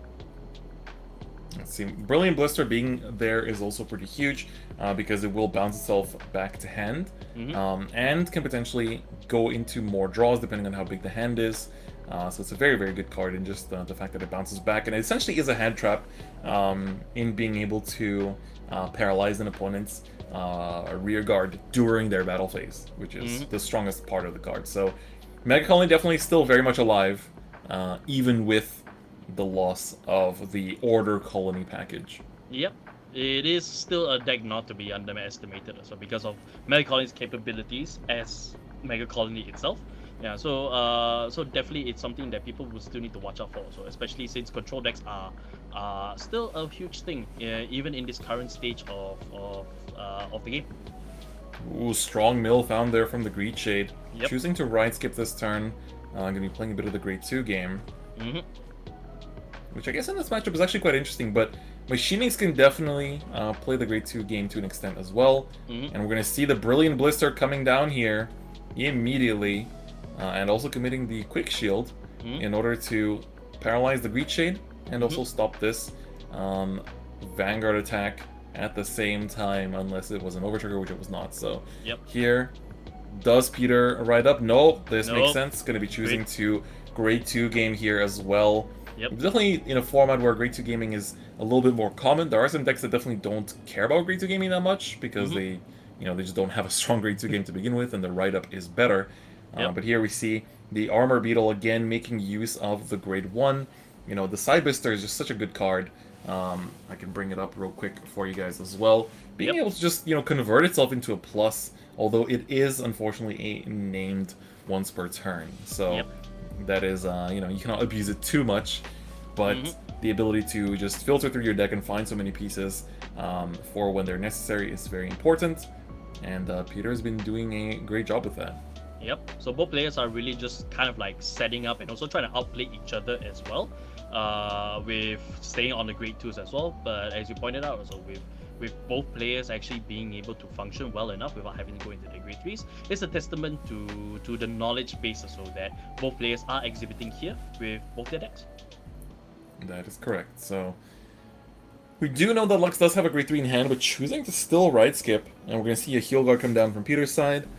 So both players not wanting to give up first stride, knowing especially from the Grand Blue side that Gridora spells, you know, not necessarily the end, but it's definitely a lot harder to play around when you are Grand Blue. So we're going to see a re-ride here once again of the Machining Scatterhorn. And again, the Scatterhorn will be able to, only one place from hand, do a little search. You know, we do a little searching in these streets. And it's definitely a good card in just being able to fill up that hand and filter through a bunch of cards. And at the same time, again, use the grade 1 to just, you know, rest the Sidebister and find more cards. So in terms of deck thinning and being able to play the grade 2 game because of how much this engine pluses, it's very, very good. It is also. So yeah, as we pass the turn over, I believe he called down a card over there, which is the Machining Princess. Alright, so Machining Princesses does have both of its abilities can go off from here. So it can rest this unit and give power to another unit, which not happening here, but at the very least, Vanguard attacks straight. So let's just see where it goes from there. So it is 2-1 still. Drive checks going off. No trigger, unfortunately. Yeah, so we're gonna see a guard for that rearguard swing, and then a pass on this side here as well. So Lux staying at 2 damage still, and Peter also at 1. Neither player has really budged, and the drop zone is slowly being set up for Lux. But alas, you can also continue playing the grade 2 game by choosing to go into the Nairos here. Play that we've seen time and time again from Grand Blue players. There aren't that many Nairoses in the list, but they do put in a lot of work in being able to be a good ride-up play. As long as you've got a good enough drop zone setup that you can push a little bit and then try to find that connective tissue that will bring you into that lethal turn. Yep. As you can see here, Beatrice being called to the side over here, so you can actually call the card from drop zone to Regard Circle, just not Beatrice itself. And yeah, just setting up right now just to go into the attack step, especially with Night Rose being the Vanguard right now. So Night Rose's ability would be able to turn this turn into multi-attacks. That is correct. So with this, we have the Beatrice swing, Ghost Ship to farm cards in hand, and then looks like a Bone will be used here, discarding the Skull Dragon as the cost as well. Yep. And we are over 10 cards in drop, I believe, so can choose to call anything in this instance. Definitely can, but what would be the ideal choice? So, as we see over here, is that the Tommy Brothers, and perhaps they weren't at 10 yet, so they were locked calling a grade 1 in that sense. It's a bit hard to make the count from here, but 24k coming in. High class moth going to damage. That is an important countercharger that, of course, the deck does want to see earlier than later. Then as it passes turn, Beatrice is going to be attacking with the boost from Tommy the Ghosty Brothers right now. This should be a 1 damage from there. Yep. Peter is happy to get this damage in though as well. As we've seen, like, the list doesn't really need that much CB to do its combo plays, but you do want CB for Intrude Scissors to actually pop off. So for that reason, it is quite important. And the Machining Princess also does have the ability to restand your Machining Rear Guards at the cost of a Counterblast. So, you know, you can definitely play Grade 2 game with no CB, but if you want to start doing more plays after your opponent's ridden up, you definitely will need some of that Counterblast in order to not just activate Gridora's skill, but also enable some of that multi-attacking engine. And once again, we can see Beatrice coming out again thanks to Night Rose's ability, and it called out Ghost Ship 2 as well. So yeah, he should have 10 here right now. Or yeah, he should have 10 here right now. So that Ghost Ship is definitely going to be quite powerful as it goes into his attack. But right now with Night Rose going on the attack, drive check, no trigger. Oh, can't really see that, but I believe there's no trigger. So the guard actually goes off. Peter actually did guard that off. So now it passes to the rear guards attacking. Beatrice going first. That's right, this is coming in with a 17k. Of course, the buff from Night Rose is active. And Peter has not seen any defensives yet. Although I believe the heal guard's power effect was used. Yep, I believe so, because we did know that he did have the heal guard in hand on Peter's side, so it should be used so that it's a bit more difficult for Lux to actually just get in more damage in.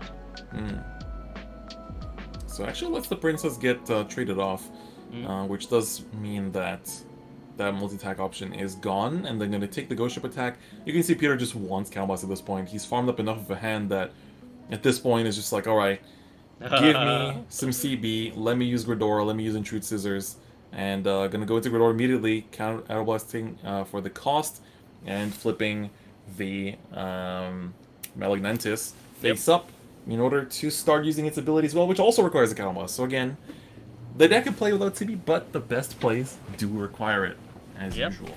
Absolutely. So yeah, we'll see whether we can get up. Oh yeah, the Gridora is being up there as well. So as you can see from her ability, so her ability will be able to deny opponent from actually superior calling from anywhere else other than from hand. So this is going to be a rough turn for Lux to be able to bypass the continuous skill from Gridora. That is correct. So we're gonna see a swing here, or I think this is this should be an attack coming in already, or are we resting for costs here? Yeah, because of course some of the machinings do have rest costs, but not to that extent. Yeah. So I think Lux is still just mulling over the attacks at this point. He has to choose his guard right as well, because from this point right now, it will be difficult for him to get any sort of calls other than from his hand. So perhaps preserving his hand also should be, not say should be, but more towards the sense that it would help him immensely. So if he could just be able to maintain his hand as high as possible. Yep, exactly. So yeah, the strength also of Malignantis is being able to put the opponent's Vanguard at minus 10k, so basically reducing Night Rose to just 2k power, which makes all of these rear guards much more threatening, especially when you pair it up with some multi-attack from the Intrude Scissors. It gets even stronger. So here we're going to see the boosted swing coming in from the Armor Beetle. Yep. So as we see over here, just waiting on the guards. I think I'm not sure if this one gained the 6k or not, or which of the Armor Beetles was rested for, in terms of the 6k gain that Armor Beetle can give itself. So I think this one might just be coming in with 17. So 17 will be an easy guard. Yeah, no problem. But that will be an easy guard as well for 17. So it's 5k short, because that puts him. That this goes to exactly 17. So missing 5k. So gonna drop. Ooh, the crit sentinel instead. Definitely would have liked to keep that for later. Yeah, much later indeed. So yeah, now with Gridora attacking and her skill being able to call out a grade 3, which is definitely Intrude Scissors right there. And yeah, Intrude Scissors will be able to pop off its own abilities as well. Because when it's placed, you can so +1, choose a Regard Stand It, and it gets +10k in a turn. So this is another like multi-attack deck just coming straight at Lux right now. Exactly. Intrude Scissors, a really powerful card. So gonna Soul Blast for the Intrude Scissors. Already Soul Blasted for Gridora's effect here as well on attack. Yep. So definitely very, very powerful. So it's not even using the Intrude Scissors in the drop zone, just choosing to thin the deck out first, and then we'll think about calling the Intrude Scissors later No down the guard line from from there. drop. Draw trigger going off. That's So another good. draw from there. And a crit. Crit. So crit to Ghidorah, I believe. So this should be 2 damage straight. Lux is at 3 damage, so he will survive this attack, but he's got to start guarding off the rest from now. Yep. Up to 5 now. This is dangerous territory, as you know, Ghidorah's effect is now live and preventing calls other than from hand. So definitely have to be very careful with that. As now one of the main plays that this deck has is restricted. So just so you keep in mind, the one thing is that, you know, Lux has to read Ride, which I think should be fine because, you know, Granblue plays a lot of grade 3s, and there are plenty of plays that can happen in order to ride over this Night Rose. But most importantly is the fact that you cannot call from the drop, which is where mostly all of Granblue's combos come from. So we see Lux gonna ride into the Night Mist Break Ride in order to get the re-ride, but the problem is that you can't do too much after doing this re-ride. Yeah, honestly, the biggest hurdle to overcome, so is for Lux, is definitely Ghidorah's ability, Couture's ability actually being in play right now. So even though Night Mist is capable of actually calling cards, there's still superior calls not from the deck as well. But as you can see over here, so he strikes straight into Bad Bounty, and let's see what he can do also with the limitations in place for him.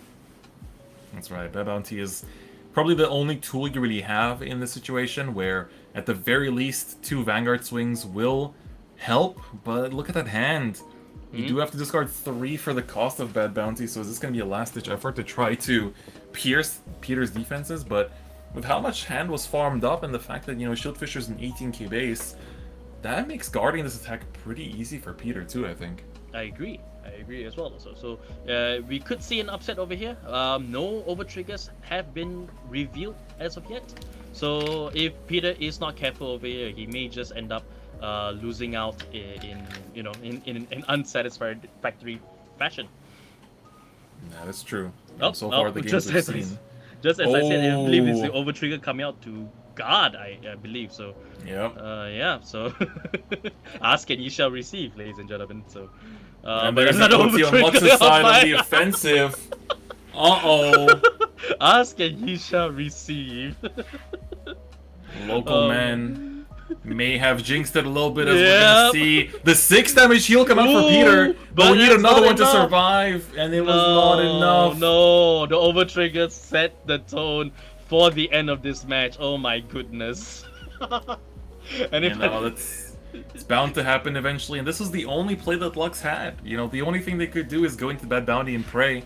And, you know, Peter running, you know, a Mega Colony deck, which is normally a Protect clan, but without Protect markers, does mean that you run that risk of sometimes just not having PGs, which of course opens you up to just, you know, kind of being blown out like that. So it's a bit unfortunate, but again, that was the only out that Lux had, and they had to go for it, right? Yeah, absolutely as well. So that was really the make or break turn for Lux on that fight as well, because of the fact that with the limitations in place, right, it seemed certain that he had to pass the turn over because he just can't get anything out also with the limitation of Ghidorah. But of course, also anything can happen in the premium format because all cards are included in the premium format. So, you know, as I said earlier, so I didn't really expect the over trigger to come out. You jinxed it. You jinxed it. You can never say this. You can never say it anymore. You have to just let it happen. Yeah, I think it's time for the Cap God to just retire. He's got to step out of the limelight for now. So. Yeah. It's like if they do OT to pass and the caster says, oh, they need to hit an OT to win the game here, they're gonna hit the OT to win the game. That's how it is. You say like, oh, this player needs 3 crit to win the game. Oh, well, would you look at that? Well, would you look at that indeed? So. It's gonna happen, but again, great showing from both players. They were both XO, by the way, so it's not the end of the road for either of them. No, so, you know, for Peter, despite having to eat that loss, They're still X1 with a very good record, and losing in some of the top tables does not mean that you are out or anywhere near that. So as long as they can keep it up throughout the next 3 rounds, there's always a chance. So with that, that is going to wrap up round number 5 here. So we've seen some very interesting decks, and again, this is the first time we've had a repeat. So the Grand Blue list was the first time we had a list actually double up on us, and it's really cool to see, you know, the performance of these decks in you know, throughout all these different rounds and how diverse the playstyles have been as well. But with that, we are going to go for a short break, but don't go anywhere as we'll be back for round 6 very soon. Welcome back, everyone. It is we're reaching the ends, right? Nearly the end of the day. We're well into we're actually just into the second half. Not well into the second half. Yep. Yeah, well into the second half indeed. So, but so far, every single game has just been seasoned with salt, pepper, paprika, and broiled to a beautiful brown.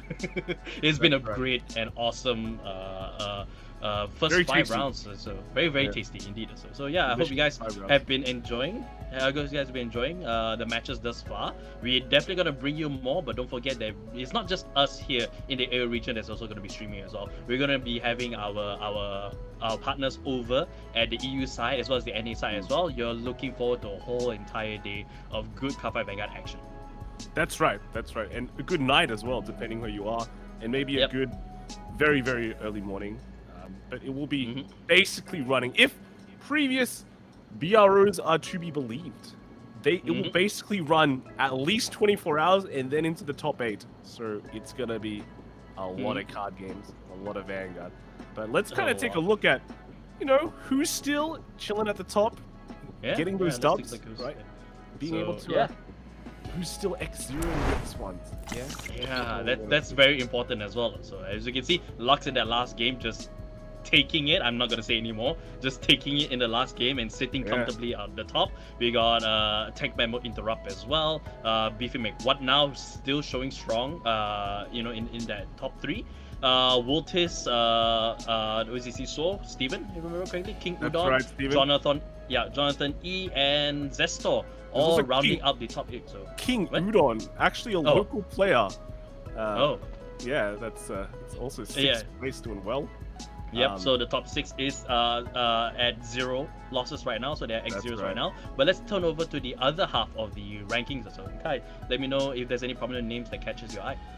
Yeah, like I mean, a lot of people are in X1. We've been saying the X1s are the Shark Tank right now. Peter, we just saw Peter, right? Mizuno Kaori, Yusei, Muzrax, Mordred, Darren Carney, Hakase there as well in the X1 spot, and then Sean Chua. So a lot of X1s there, but also there are still more X1s that aren't shown on this board that, you know, are still fighting for that chance to get into top 8. And I think there will be some good fights. I can guarantee that. Yeah. Yep. I mean, all of the fights so far has been absolute bangers. Right? They've just they've been excitement after excitement after excitement. So there's hardly ever a moment whereby both players are just kind of, kind of reaching in that sense. Both players across all 5 matches we've seen thus far has just been confident in their plays, and it's great to see that confidence really shine through over here in the Bushiroad Rumble Online.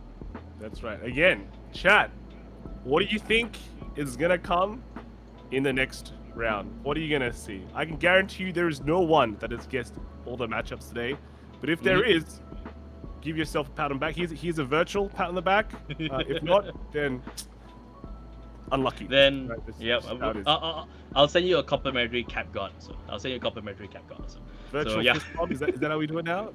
Virtual fist bumps. Yeah, virtual fist bumps from there. So yeah, absolutely. So we're waiting for the next match. I think we already have the not yet. Getting word. Not yet. They're still the next deciding. match is still being selected. Yeah. So even we don't know. That's just how exciting these games have been. We don't know what's going to be happening next, but bam, when it happens, it's been good. Right? It's been good. What was your favorite game today so far? Favorite game today. So I have to go with my recency bias over here. That last game was definitely one of my more favorite ones as well. It's just intense through to the end, especially seeing a control deck just put Grand Blue in the corner, Grand Blue in the corner, but then Blessed Favor be like nobody puts Baby in the corner. So That's right. yeah. That's right. So I have to go my recency bias on that one. So that one was a really good matchup to just observe. I mean, it's pretty cool that like Mega Colony, the deck that unfortunately got a bit of a hit in the restriction list, but now you can still see Peter bring it back, right? Doing pretty well with it, as you can see in the listings as well. He's doing quite well. He's currently X1, so he might be he has the chance, he has the potential to continue as long as he continues winning, and just shows that Mega Colony can still hang out with the big boys. So That's right, I the would big say that I would say that currently right now my dark horse for making it the top 8 would be the Shield Fisher Mega Colony deck from Peter.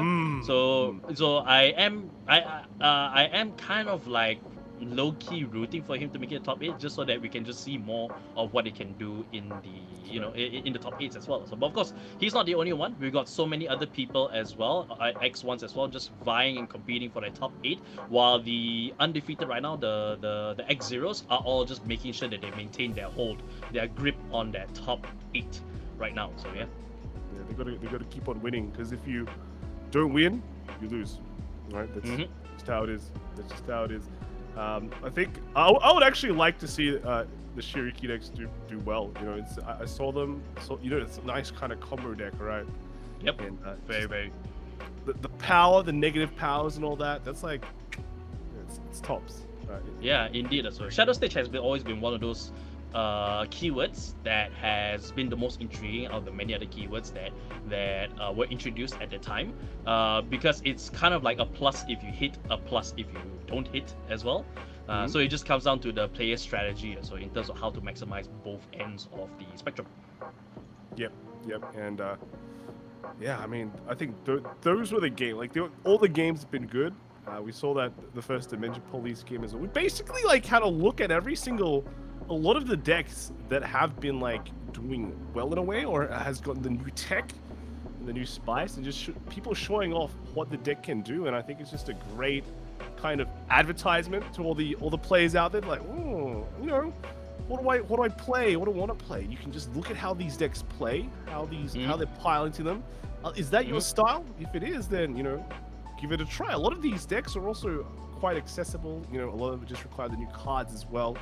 A lot of them are V-based, right? And then they've splashed in some either like very old techs or some D cards. But yeah, they've got a lot of those.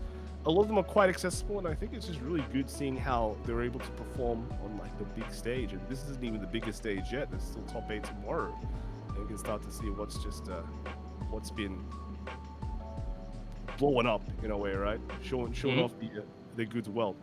So can't wait. I can't wait. So stay tuned, everyone. It should be a great.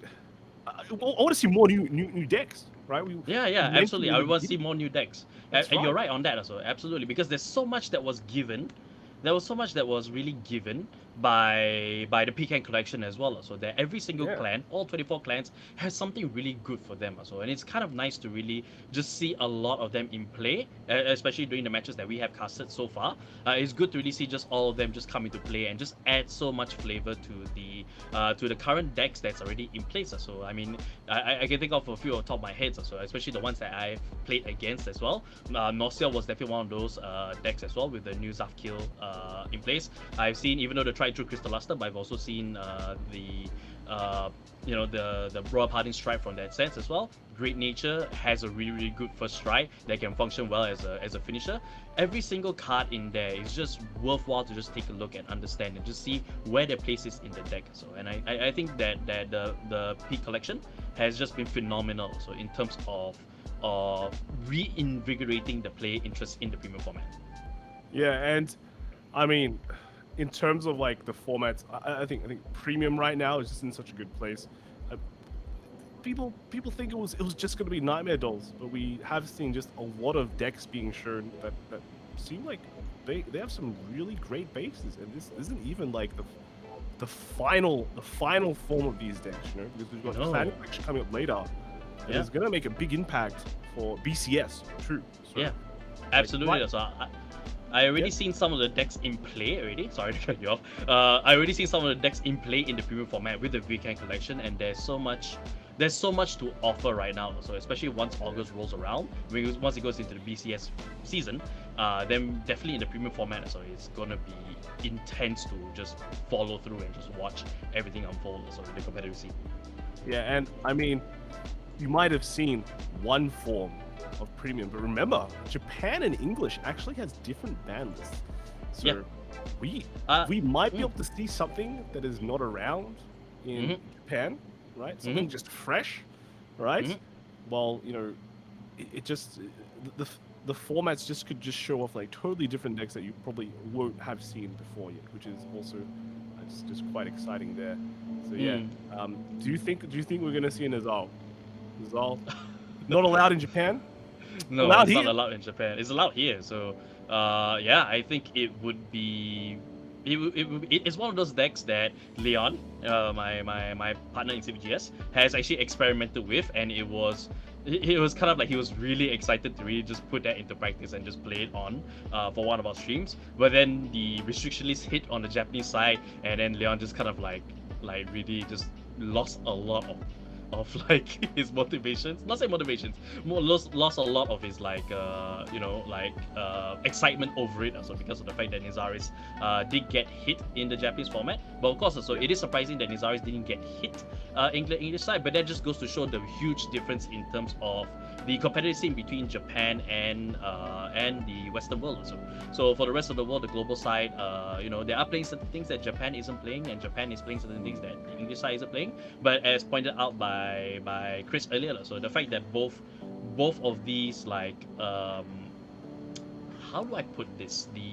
Both of these regions, I should say, I think that's the best way to put it. Both of these regions are just intermingling with each other through social media, to Twitter, to Discord and everything and all that. So and just basically like learning ideas off of each other. I used to think that it was the English side that took from the Japanese side, but just hearing the Japanese side actually take some things from the English side and work it into their locals, it's just heartwarming to hear. So it's just really heartwarming. Yeah, I definitely think because of technology, thanks to we can have like something like these, right? Like a remote tournaments and all that. But also just like overall, the scenes have gotten like slightly closer just from the mingling on like the social medias and all that, and people generally being interested in just ideas in general. So it's really cool to see that happen and just like kind of improve like the ideas more, right? And get more spicy techs going. Yeah. Yeah. So, yeah. Very cool. A very exciting time to play Vanguard, of course, and it's only going to get more exciting, right? It's only going to get indeed, more exciting. Yeah. Yeah. Okay. Do you have any updates as of now for our next matchup? Well, I think they've just generated the brackets because they now it is. You know how things are. Sometimes you have to re-clarify things just to make sure. So I think we're going to be getting the results soon. We're just giving the chat more time to think of to analyze what we're saying, and maybe come up with the next matchup. You know, so let's give them a bit of a extra try, right? But Yep. again, we may have.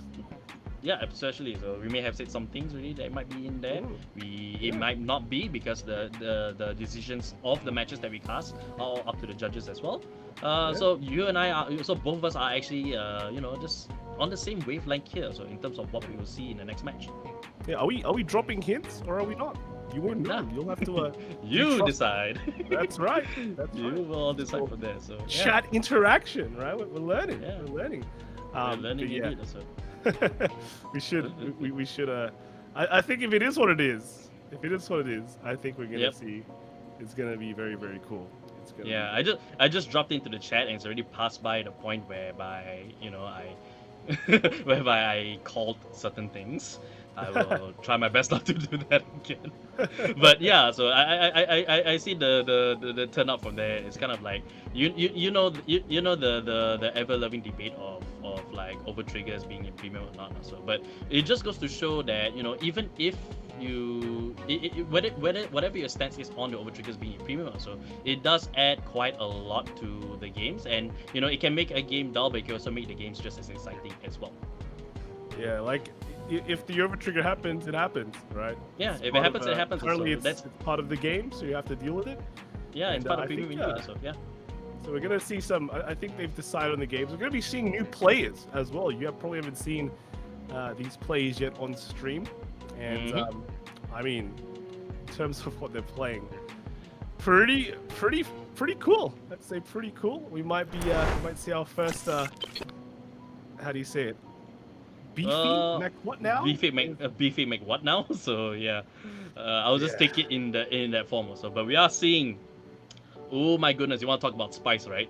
Well, this Yep. is definitely one that turns up the heat on it. So we got a Kagero deck played by Beefy Make What Now. He's definitely making those definitely making those decks and just cooking them to perfection right now. And of all Yep. things, Lawkeeper.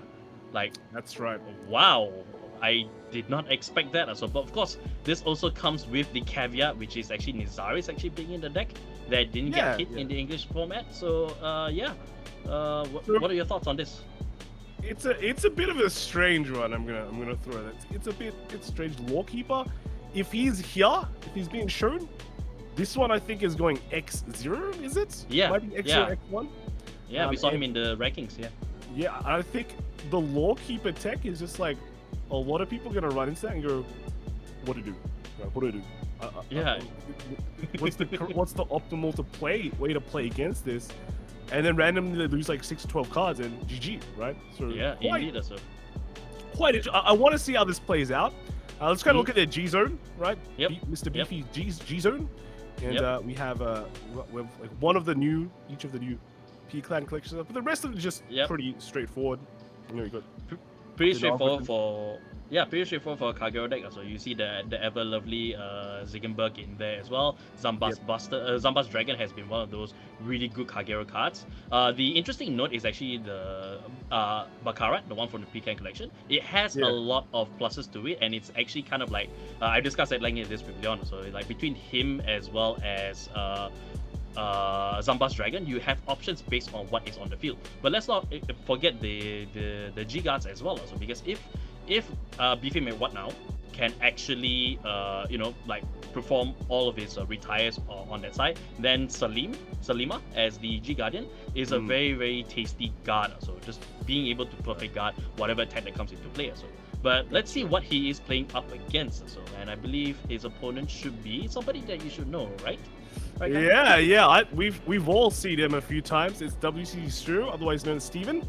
And Yep. this is gonna be the first Highlander deck that we see being played today. Yep. Quite cool. There is a lot of cards, of course, because it's Highlander.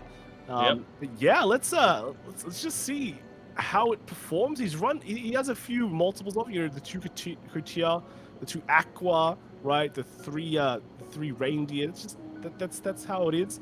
But let's kind of move to kind of the G zone and just see what kind of tech he's running there. Uh-huh. And, you know, how many of the new cards he's running, because Highlander has been a tried and true deck. A lot of people have taken it, especially in like real life events. But online, it does run the issue of sometimes you shuffle too much and time will get called. So I want to see how well Steven has, like, you know, mastered the art of Highlanding, right? But yeah. Yeah. Let's look at so the, let's take a look. Yeah. The G zone, right? The G zone again. There is a very, very new card that is it's quite good. Helltruder. That's right. A lot of people have been talking about how good it is, and we see it being run at 4, right? So it has to be good. It's be good if you're running at 4, right? Yeah, it has to be really, really good if you're choosing to run it at 4. So its capabilities to actually, return all the cards in your circle other than your Vanguard circle to hand, and then call back out. There's a lot of combinations that you actually can just pull off with Helltruder being in place, especially since your Vanguard can restand thanks to the counter +1, soul +1 up at the end of that battle as well. But let's also remember that the G Guardian, the new G Guardian, Lucrezi, I believe that's how it's pronounced. Yeah, just coming into play. So with adding a whole bunch of shields and also giving your Vanguard +5k at the end of the turn. This is one G Guardian that will be really, really helpful to fend off against multiple attacks as well. But we gotta see just how, like, this is not a normal matchup. It's literally fire versus water right now. So let's see whether if the fire gets put out or if the water is gonna get dried up. Yeah. Yeah, technically, Kagero is one of those more roguey decks right now, so it'll Yep. be interesting to see how this Wallkeeper build performs compared to more traditional Kagero builds. But I think if the players are ready, we're ready, right? We can't wait to jump into Yeah, this and see yeah. how these two decks perform. The rogue, kind of the roguish Kagero build versus the tried and tested and now upgraded Bermuda Triangle. Yep. That can really just let's see how good the upgrades are, Mhm. right? It was good before. How good is it now? Yeah? Yeah, it is. So let's hand over to the matchup right now. So, BP with what now versus Steven? Yeah, we've Tiger got versus some, Blue Triangle. Yeah. some So very nice, how do you say, yeah, these setups here? yeah, nice, very good setups over here. It's nice to see the classic Chrono Jet Dragon Z on the playmat Yeah. over there. It's been a while since I've seen that card also, but obviously for obvious reasons, it's not really up there in the premium formats. But we have seen that Gear Chronicle deck really kind of like showcase its abilities in the earlier rounds also. So we have Steven starting already, and gets the Betty, I think. And Yeah. let's see. Uh, Basically, his deck is nearly all Highland, as long as he doesn't hit the 2-obs for the Aqua. Mhm. I think it's pretty good to go. Yeah. So as it searches out, and I believe he fetched in Kutiri. Oh no. He didn't fetch any card from there also, so he wasn't able to get what he was specifically looking for. Just explaining the turns from there. So. It's not exactly a plus. Mhm. It just allows you to get a card, like hand filter in a way. So Mhm. you don't always have to get a card Yep. if your hand is perfectly fine. But it's going to Absolutely. be a pretty simple, just ride and pass turn. Yep. So passing the turn over. Let's see what his first ride is. It looks like it is Lava Flow Dragon going down. So draw one, get that quick shield in place, and then of course look at the top 5 and look for Great Tree. Now ideally he does have the options between getting Draconic Lawkeeper, of course, but then there's also Blazing Flare Dragon in the deck as well. So two really strong cards that you could actually fetch back from this top 5, and and that Blazing Flare Dragon is very dangerous because it could actually remove markers off of Yeah. off of the Bermuda Triangle player, off of Steven's deck field. Yeah. And the lava, not the lava flow, the blazing flare I think is quite important in a way because it does soul charge. That means you can soul charge more grade 3s. Right? The more Mhm. grade 3s you soul Absolutely. charge, that means you can Nizar them, right? So Yep. Yeah, because you do need that in play also. But it does. There's also another great tree that he can also put in there. So and something that we hadn't had a chance to talk about, which is actually the Tribash from the D series, actually from the Overdress series. Yeah, because that one is when your Vanguard attacks, you move this unit to soul, and it gets and your Vanguard gets +1 critical. So that's a very easy way for you to get. Ooh. we have a So- double lava flow. So Beefy going very aggressive already. He's discarded a Bellog Yeah. from his first lava flow. And this time it looks like another lava Lawkeeper. Yeah. Yeah. So he's gonna Yep, two lane he is. right here, and kind of just go in. Probably gonna discard Yep. the quick shield here. There it is. And I mean, what does Stuart want to do here? Yeah. No does this, gets the draw, takes 1 Mhm. damage. The Honolly goes away. Honolly is gone. Yep. Not that relevant in this matchup because Kagero Mhm. just doesn't attack it that many times. Yep. Um, So one thing- this. One thing Stuart needs to worry about here is that ooh, that's a good ride. But he has to worry about like the one-offs just going to damage. But he Mhm. actually gets his best grade 2 ride going here. Mhm. It's very good. It's a good start. It is. of course. But Yep. they just basically set everything up, which is very cool. Mhm. You can Plastina, so when plays, count +1, so +1, top 3. Yep. Then just being able to send cards to the bottom of the deck and call the rest to Regard Circle. So just being able to field out another card on the field also, while also maybe potentially sending triggers to the bottom also. yeah, so Or call not out harmful launch, cards. Yep. gets the Riviera off the top and 2 damage going to Beefy like what now side. Yeah. Basically both players on 2/2. right? Berserk Dragon coming in though, pretty good. Able Very, to very good. get the maximum value, right? Yep. On the card. Absolutely Normally people getting- just run it, they get the draw, they're happy, right? So when you get the draw and the retire, ooh, that is where you want to be, right? Yeah, indeed as well. So then calling out the Tori Cannon on the side as well as an extra attacker. But of course, it can always send a normal unit to the bottom of the deck in order to get more retires from there. So perhaps this is more of a defensive or just or just pushing the offense right now. Definitely pushing your opponent to 5 damage, even though you give them a lot of counter blasts also. But if a deck doesn't require any counter blast, then the sky's the limit in that sense. The crit comes out from the top of Beefy. This Yeah. will be hitting 2 damage, which is Yep. Very Steven- fast.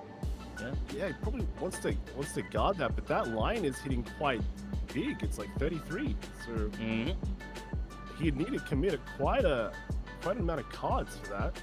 I'm not Yeah. sure if he can.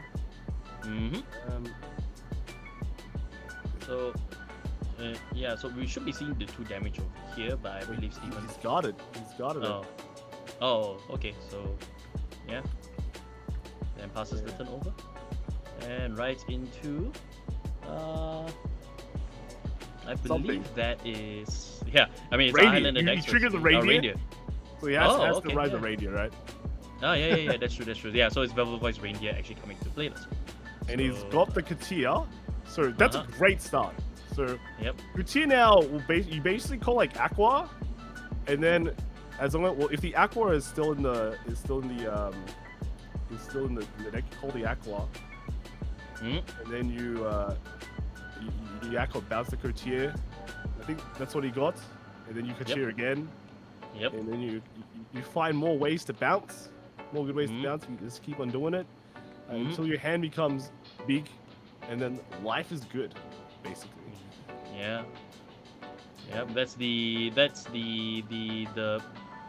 most defining feature of the Blue Triangle Highlander deck. So, and with Couturier being in place as well, just being able to get the Aqua in as well, get the +1 draw thanks to Aqua's bounce from there. Yep. So yeah, I mean just a lot of pluses as well in the hand right now for Steven. And this turn is going to be pretty big for Steven because he's going to get a reindeer attack as well, so 2 Vanguard attack, and then the rear attack too. So, I'm quite surprised that Beefy went so aggressive early, but if you look at Beefy's hand now, it's quite beefy. It's got a lot of cards there, so That's a very thick burger right there. So yep. So he's at 2 damage. I think he's quite safe, so he'll be able to do his kind of more slower Kagura game plan. Yep. And it's just he's gotten rid of so many of his Bellogs. I think he's just like he doesn't really care about the Bellogs. Just throw them away because he's still got a lot of other power cards too that he can use. So yeah, so I believe Steven actually called down Couturier as well, and then I think he fetched out the Unflipper Perfect Guard, the old Grade 1 PG. The name eludes me currently right now. So going into just more calls from that. So and once again with the bounce from his unit, so another Yeah, call the for Finessa? Couturier. So yeah. Well, Finessa, I think he just lifted the Katir up and turning it sideways. Yeah. So, yep, he gets rid of Tori Cannon or Tori Cannon intercepts. Aqua now going in for the attack. Let's see if Beefy McQuad now will guard this. Yeah, 23. So Finessa can use his skill after this attack. So you can put a grade 3 to the bottom of the deck. So probably going to put like a heal back. Yeah, most likely definitely Heal Guard will be ideal to put it at the bottom of the deck. It's actually hitting a bit of an annoying number. It's 23. Here comes the Finesse skill. Yep. Just double checking what it does. There it is. Alright, sending that grade 2 to the bottom. Returning, Sword sending draw the sword. card. So you can kind of empty the board as well. And Yep. the reindeer comes in. Alright. When they This come into one. play, let's see what Beefy will do. He looks like he might be putting down. Oh no, he took it back. Yeah, so I think if he does have a heal guard as well, this would be good. But then again, that heal guard could also be more useful later down the line, especially if he is able to get out his G Guardians. So, Oh, is that a from there, critical? Yeah, that's a critical from there. So critical to the Vanguard. Ooh, there's a second critical over there. That's 3 damage. Wow. Straight up from Steven into. It's a poor Berserk Dragon. It's a poor Berserk Dragon reindeer. Please. Goes straight to 5 damage. Steven cannot be stopped. And now we're gonna see this reindeer. Very likely gonna see this reindeer skill. Yep. And it basically lets him attack again. Yep. He has some very power picks off the top 10, so right. You can get a Nezgar. Life is very good. Things like Pina is good as well. He's showing it off. Yep. So have we seen yeah. anything good? No, none that I can think of. He chooses one. Oh. Is it the Olivia? I think that's I the believe that's Olivia. Olivia. Yeah, I believe that's Olivia. Yep. Oh wow. That is I think- Olivia. I think The that school might at be Olivia, grade 4. Yeah. one of the better ones to get as Yep, well. absolutely correct. So, because the Olivia definitely can actually put you can actually have all the rear guards actually restand of them, so those are different units, and that's the key feature of the Highlander deck over here, so which is actually the school Etoile Olivia. Yeah, so he got 2 triggers that drive check. So that Aqua is pretty fat right now. It's got plus 20k on it. So now he's gonna be able to cash in on that value. On a 10k Vanguard, I think. Right? 20k Vanguard. Yep. And he's spread all the force markers around. Right. That could be hitting 23. It is so painful if you're beefy. Yeah, you had a great hand, but currently you don't have a great damage zone, right? Yeah, exactly. So, not a great damage zone, so everything here becomes a must-guard right now. Although Olivia does lose 1 drive thanks to Reindeer's skill. So, this might be a little bit more easier, but then again, sitting at 5 damage and having to lose all the cards that you have built up. So, as you can see, I think he's got like 9 cards, if I counted correctly. That's right. Around that, yeah, but Beefy is gonna at least lose 3 cards from these. He'll need to guard everything from now on. And then the question is, what does he go into the next turn? Right? Well, if he does have Lawkeeper, perhaps so, but perhaps well, not really ideal. So I think he has to go for a stride here. Like he really has to get into maybe Zambas Dragon. Oh, he goes to the Heal Guard. Heal Guard's a good choice. Yep. So Very, drive very check good comes out. choice. Ooh, second code's here. Very code. nice. Alright, So so 30 Aqua coming in for 30. I believe this should be a 5k guard since Berserk Dragon should be 5K guard. 30k. So the Heal Guard also saved 1 card from Beefy's hand, which is very nice. Yep, which is Doesn't have really to good. grab here anymore. Correct. And yeah, he managed to guard off the Aqua successfully, and the turn should pass over. Wow, Steven putting both the force markers on the Vanguard. Is he is he thinking of going to like a Tira next turn? Just restand the Vanguard? Or well, no, he's gonna go into the new Heltruda, which basically stands for Vanguard, So what's the value there? Usually Highlander before you were much more alp based, and you would just kind of split it across all the sides. But nowadays, because of Heltruda, your Vanguard is basically the star of the show. Yep.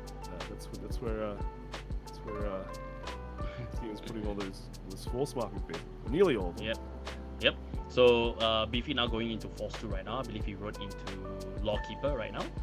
Let's see whether he's able to actually get in a stride. So he is getting the stride in, and it is Dumjit Valor actually coming in. Yeah, Dumjit trying to hope for a restand, I'm guessing. Yeah. Yep, because of course, also with its other ability, when your opponent Sentinel or G Guardian is placed, then they may stand this blazing unit gets -1 drive. It's the double attack that is really needed over here, and he played Best Harvest as well. So whenever Beefy retires something now, right, you draw a card. Yeah. And, so he does have 2 to retire over here.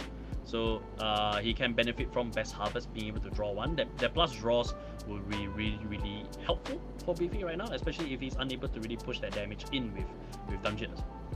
right now we're seeing on Steven's side, he doesn't have a lot of cards in his hand, if I'm seeing that correctly. I think that's like 6 or 7 cards in there. So I wouldn't say that this is decisive, but it definitely would put Steven in a bit of a pickle next turn. Yeah, but keep in mind, only at 2 damage, so he's got a lot of damage to play with. Mhm. Yeah, the blazing flare dragon just retiring a bunch of cards Yep. and getting that value, right? Getting that value. Mm-hmm. I mean, Yep. Beefy's hand, it's getting more and more, right? Mm-hmm. But Yep. next turn on Suicide, he's going to be dropping quite a lot. And one of the biggest weaknesses of Kagero is that although it has a Denial Griffin, right? Denial Griffin, of course, is a great card. Its Vanguard defensive options are purely relying on the new Selima, which is Mhm. like, kind of PG, but requires a hefty amount of discard. Mhm. Or otherwise on Absalam, which requires your opponent to have like empty circles. So those are Yep. the big kind of G guards. But apart from that, yeah, it's either just PG and that's kind of it. That's kind of it.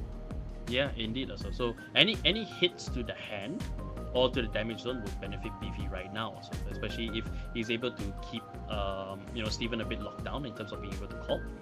So if he manages to do that, so then perhaps he might have an easier turn, being able to guard off everything that Steven has to offer. So Steven has to be really careful here. Is the Tri-Bash is swinging in, so this Yep. is like kind of an easy guard. But if he easy guards this, BV's going to swing the Vanguard with 3 crits by eating the Tri-Bash. Yep. And that is potential lethal. So Steven will be forced to kind of guard that, and the easiest way to guard that is, of course, with like a G guard or a PG, right? But when that happens, Mm-hmm. Damage Valor will restand, so thanks to his ability. that's right. So it's a bit of a hard choice here. So he might have to be thinking about, I think I just take like the re-guard attacks and then just I'm forced to like PG the Vanguard. But if you look at how the damage mapping works here, is that if he takes this, then the Force 2 is going to threaten lethal on the Dungeon Valor attacks. So that's not great. Otherwise, he guards this and then is still kind of forced to guard the first Dungeon Valor attack, which is on 3 Yep. crit. But the Yep. second one will only have 2 crits.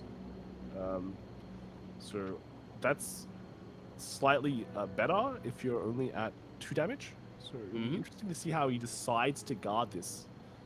Mm-hmm. I think that's what Yeah. they're just trying to make sure as well, because you don't want to misguard any of these potentially lethal attacks too.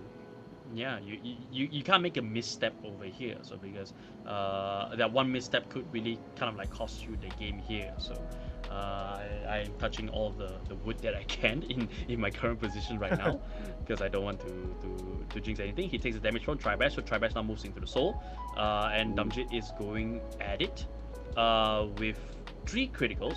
So but Steven is actually hard guarding this. So Yeah, he's going for definitely hard putting- guard. Yeah, so he is going for, I believe this is 30k, which brings it up to 43. 43 Ooh, and that's a lot. Yeah, 45 right now, so it brings him up to 58 right now. Wow. So 58 against I'm unable to count the numbers on Dungeon Valor side. It's like 28 plus a 13, 28 to Mhm. 41. Yep. So this is yeah. 2 to pass. Yeah, I believe this is 2 to pass. Yeah, you're right on that. He's gonna risk a 2 to pass. Yep, looks like he is. No trigger. All Wait, empty. all Wow. empty. So, oof. Unfortunate rough. for Beefy. So yeah, it is quite rough. So, quite a lot of Seems- attacky units in the draft check, but now with the last attack coming into it, so yeah. Easy no guard, but I think that's a pretty significant card they got hit in the damage zone, maybe. Yeah. Yeah. Yeah, that's which one is that one? I couldn't see actually what the card is. So it's a little bit in the dark. Oh, that was Blazing Flare, if I remember correctly. Yeah, that's Blazing Flare Dragon. So that one actually goes through, sitting Steven up to 4. But now Steven is going to go into his strike turn. Yeah, so we see the Hell Trotter now. Yep. And then the Katir comes down again to get even more cards. Mhm. It's looking very, very cool. The Hell Trotter though, right? You have to Mhm. discard 3, on attack, so you don't get the 3 drive checks. So he has to be very careful about the hand.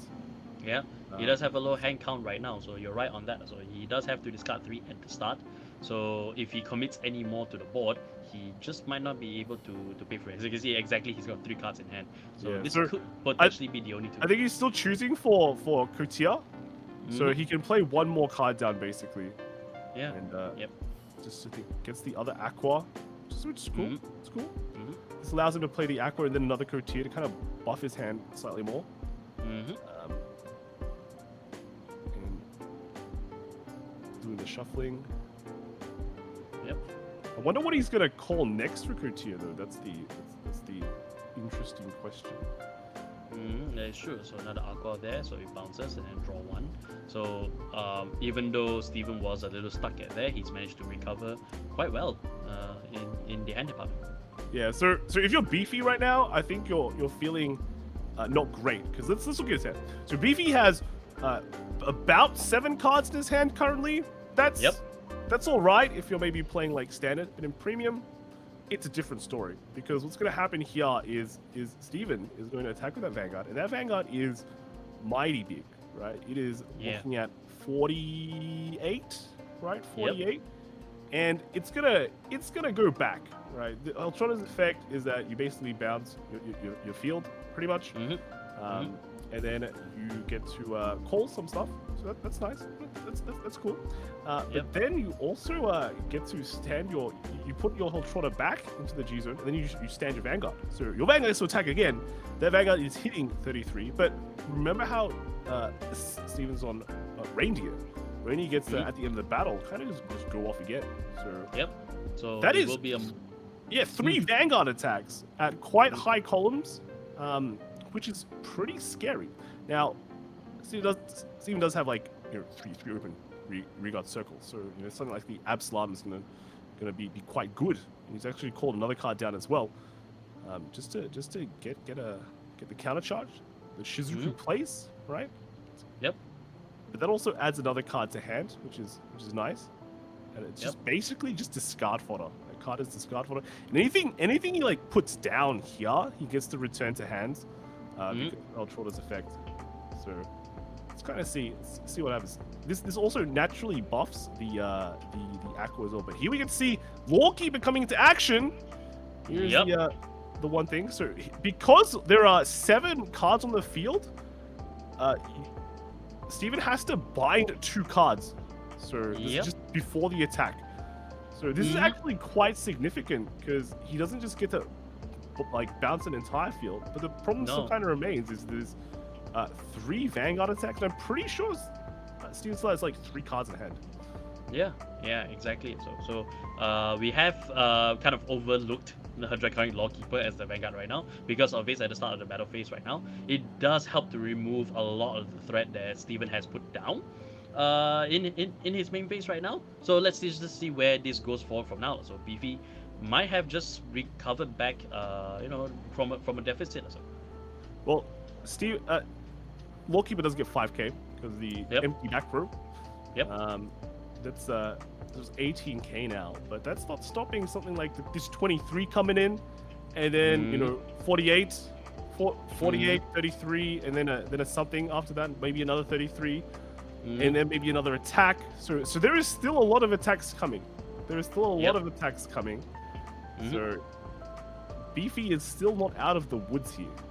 No, not at all as well. So if Beefy does have a lot of options in order to really push forward in terms of that is nasty. He needs to drop 2 cards for a 10k guard. That's that throws the numbers off a bit. And bear in mind, his last drive check was dry, right? And one of them was like an order card, I think. It was the best harvest order, if I remember correctly. So he's basically got 4 guardable cards in his hand right now. So if one of them is a perfect guard, then lovely. We can actually discard the order from there. But yeah, with Hell Trade actually going off right now, he's managed to call back Coutier. Coutier is going to go for the 1 card over there. Pumo gets the Pumo. Yep, gets the Pumo from there. Yeah, and Shizuka also coming out at the back as well. So that is one beefy column to go off also. But also we gotta remember that Vanguard is gonna be attacking another 2 more times at least. Yeah, this side lane's gonna attack the Katia, gets your extra card is so nice. So nice. And how is Beefy gonna guard? Do you over trigger there? Ooh, over trigger. Oh yep, so over trigger guard.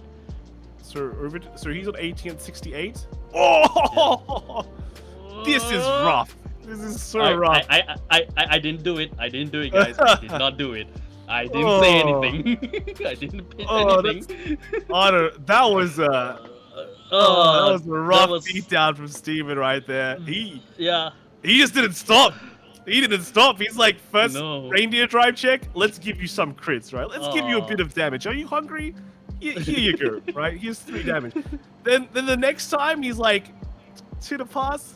Come on, it's 2 to pass. Let's be real here, right? Flips that over, and make sure Beefy is gone with the extra crit at the end, and that was just still the first Vanguard attack as well. Yeah. Right? It's a devastating X1 now for Beefy right now, since he actually done so well throughout the entire tournament thus far. But yeah, just to see his winning streak just end like that, so it's devastating to say the least. Yeah, like it's the first loss, right? It's the first loss. You just have to kind of recollect yourself. Still 2 more rounds. Tiebreaker should be amazing, right? Yep. 2 more rounds, hang in there. You just have to win like at least 2 more, and you're good, right? You've basically confirmed your top. So I think Beefy still has like a very good chance, 100% very good chance. Basically playing a deck that no one else really knows as well. That they're not 100% sure how it works. So he's got that surprise factor as well. So I think it's still a very good chance he's gonna make it to the top cut. Yeah. So everyone just praise you for him, right? But Steven, showing why he can't be stopped at the moment, right? That was brutal. Crit, over trigger crit. Wow. Yep, crit and over trigger crit cards coming in, and what a match, man! What a match. Yeah. So Steven moves on undefeated, and I think we've got 2 more rounds left. 2 more rounds as well. Well, with 2 more rounds, especially knowing what we know from the rankings thus far as well. So if I'm not mistaken, we might be seeing quite a good variety just for the AO region right now. So it definitely is gonna be very exciting to see what we will be going into day 2 with the top 8. But yeah, I do really hope to see just more games like this going forward from there. So not just from us here in the AO region and tomorrow, but also on the other regions as well. Yeah, I mean, if you guys want to see the original decks, right? Let's just say, there are the innovators there. So if you've been paying attention to that ranking board, just saying, still more spice coming up. But yeah, we will take a short break and we'll be back round 7.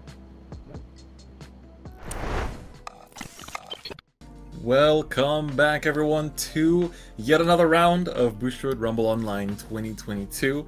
There is just 2 more rounds left before we see who is making it into the top 8. As you can see, the day is passing, the sun is shining and piercing through, and therefore we have to adapt to the meta of the day. Right. And just like the day's been passing on, people are also getting tired, getting stressed, getting more excited as the tournament unfolds. And some players are still undefeated, and some players are sadly bowing out and getting some rest, as quite a few players are running it throughout the entire gauntlet all the way through AO, EU, and NA. So Kai, how are you feeling after what, 5-6 rounds now? I'm feeling excellent. All right, you said people are getting tired. Well, definitely not us, right? Not us. That's right. 100%. I know you played Dimension Police, so big muscles, big brain, right? Very strong. So we're all ready and very excited on what's gonna happen next. Yeah. Yes. It's been crazy, right? Lots of different games. What do you think is next? What's the next story? I mean, we saw Lawkeeper 5-0. I mean, no longer 5-0, now 5-1, but still Lawkeeper Nizar, you know, doing very well. Let's take a look at who is still 6-0, and there's only 3 people left, 3 players. We have OG Wutils, WCC Suo, who we just saw on stream, and King Udon, players that we're used to seeing up top, and then some players that have dropped the game. Unfortunately, we had Lux on stream earlier. Notorious Set, definitely still in the running. Tankman Mode Interrupt, looks like they dropped the game, unfortunately. Yeah, Beefy, look what now? He played against King Udon, actually. So. Oh, alright. Yeah. And then Kagze, also at that X1. So after this round, we will there's a chance that we're gonna have only one undefeated player, potentially. Then we have Yusei, Jonathan E, Mizazono Kaori, Musrax, Mordred, Peter, Sergio the Taco, and Darren Carney. A lot of familiar names doing very well at the top of the ladder. And, you know, a lot of players that have done very well in the past Bureau as well, or have done very well during the BSF season as well. And it's really cool to see, you know, new players that topped during BSF that are now also showing up to BRO and trying to keep those win streaks going, which I think is very, very nice to see. Yep, and there's still more X1s there. Again, you know, until the end, we won't see them all. But remember, even if you're X2, like we're reaching that end, right? You know, the last 2 rounds, some X2s might make it, right? I think maybe 1 or 2. Don't quote me on that. But you know, X1 confirms, X2 based on tiebreakers. So if it's still playing right now, and you drop to X2 like this round, for example, play the last one. You might have you win that, still have a chance to top. But then after that, there's still a U, there's still an A, still a lot more games that you might be able to play if you sign up for it, of course. So I think it's quite exciting. If this is AO, right? What is EU and NA gonna be like? Yeah, honestly, like we've always seen how like every region is kind of different in that sense, in terms of, you know, being able to see the meta trends, and, you know, oftentimes AO is usually the one with a lot more meta being, you know, showing up, and a lot more of those like expected decks coming out on top. But honestly, we've been seeing a lot of stuff that I didn't personally expect at these top tables. But again, it's a fresh meta, so it's hard to say what is the expected best deck, and, you know, maybe the best deck will be defined here today. Whereas EU, you know, we oftentimes see people that are, you know, kind of topping and winning with their favorite deck that they've put in a lot of work and time and effort to playtest and perfect. And then NA is kind of like a mix of both, where like you have a lot of the like super competitive players bringing what they believe is a true and tested best deck, but then you also have a bit of that mix of, you know, people just doing their best with their favorite deck as well.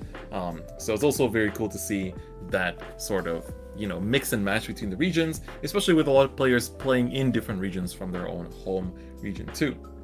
That's right. And again, we've talked a bit about the numbers. If you guys want to watch a lot of players playing Vanguard, NA is looking to be the place right now with over It's packed. 200 signups. Like a lot. It's a lot.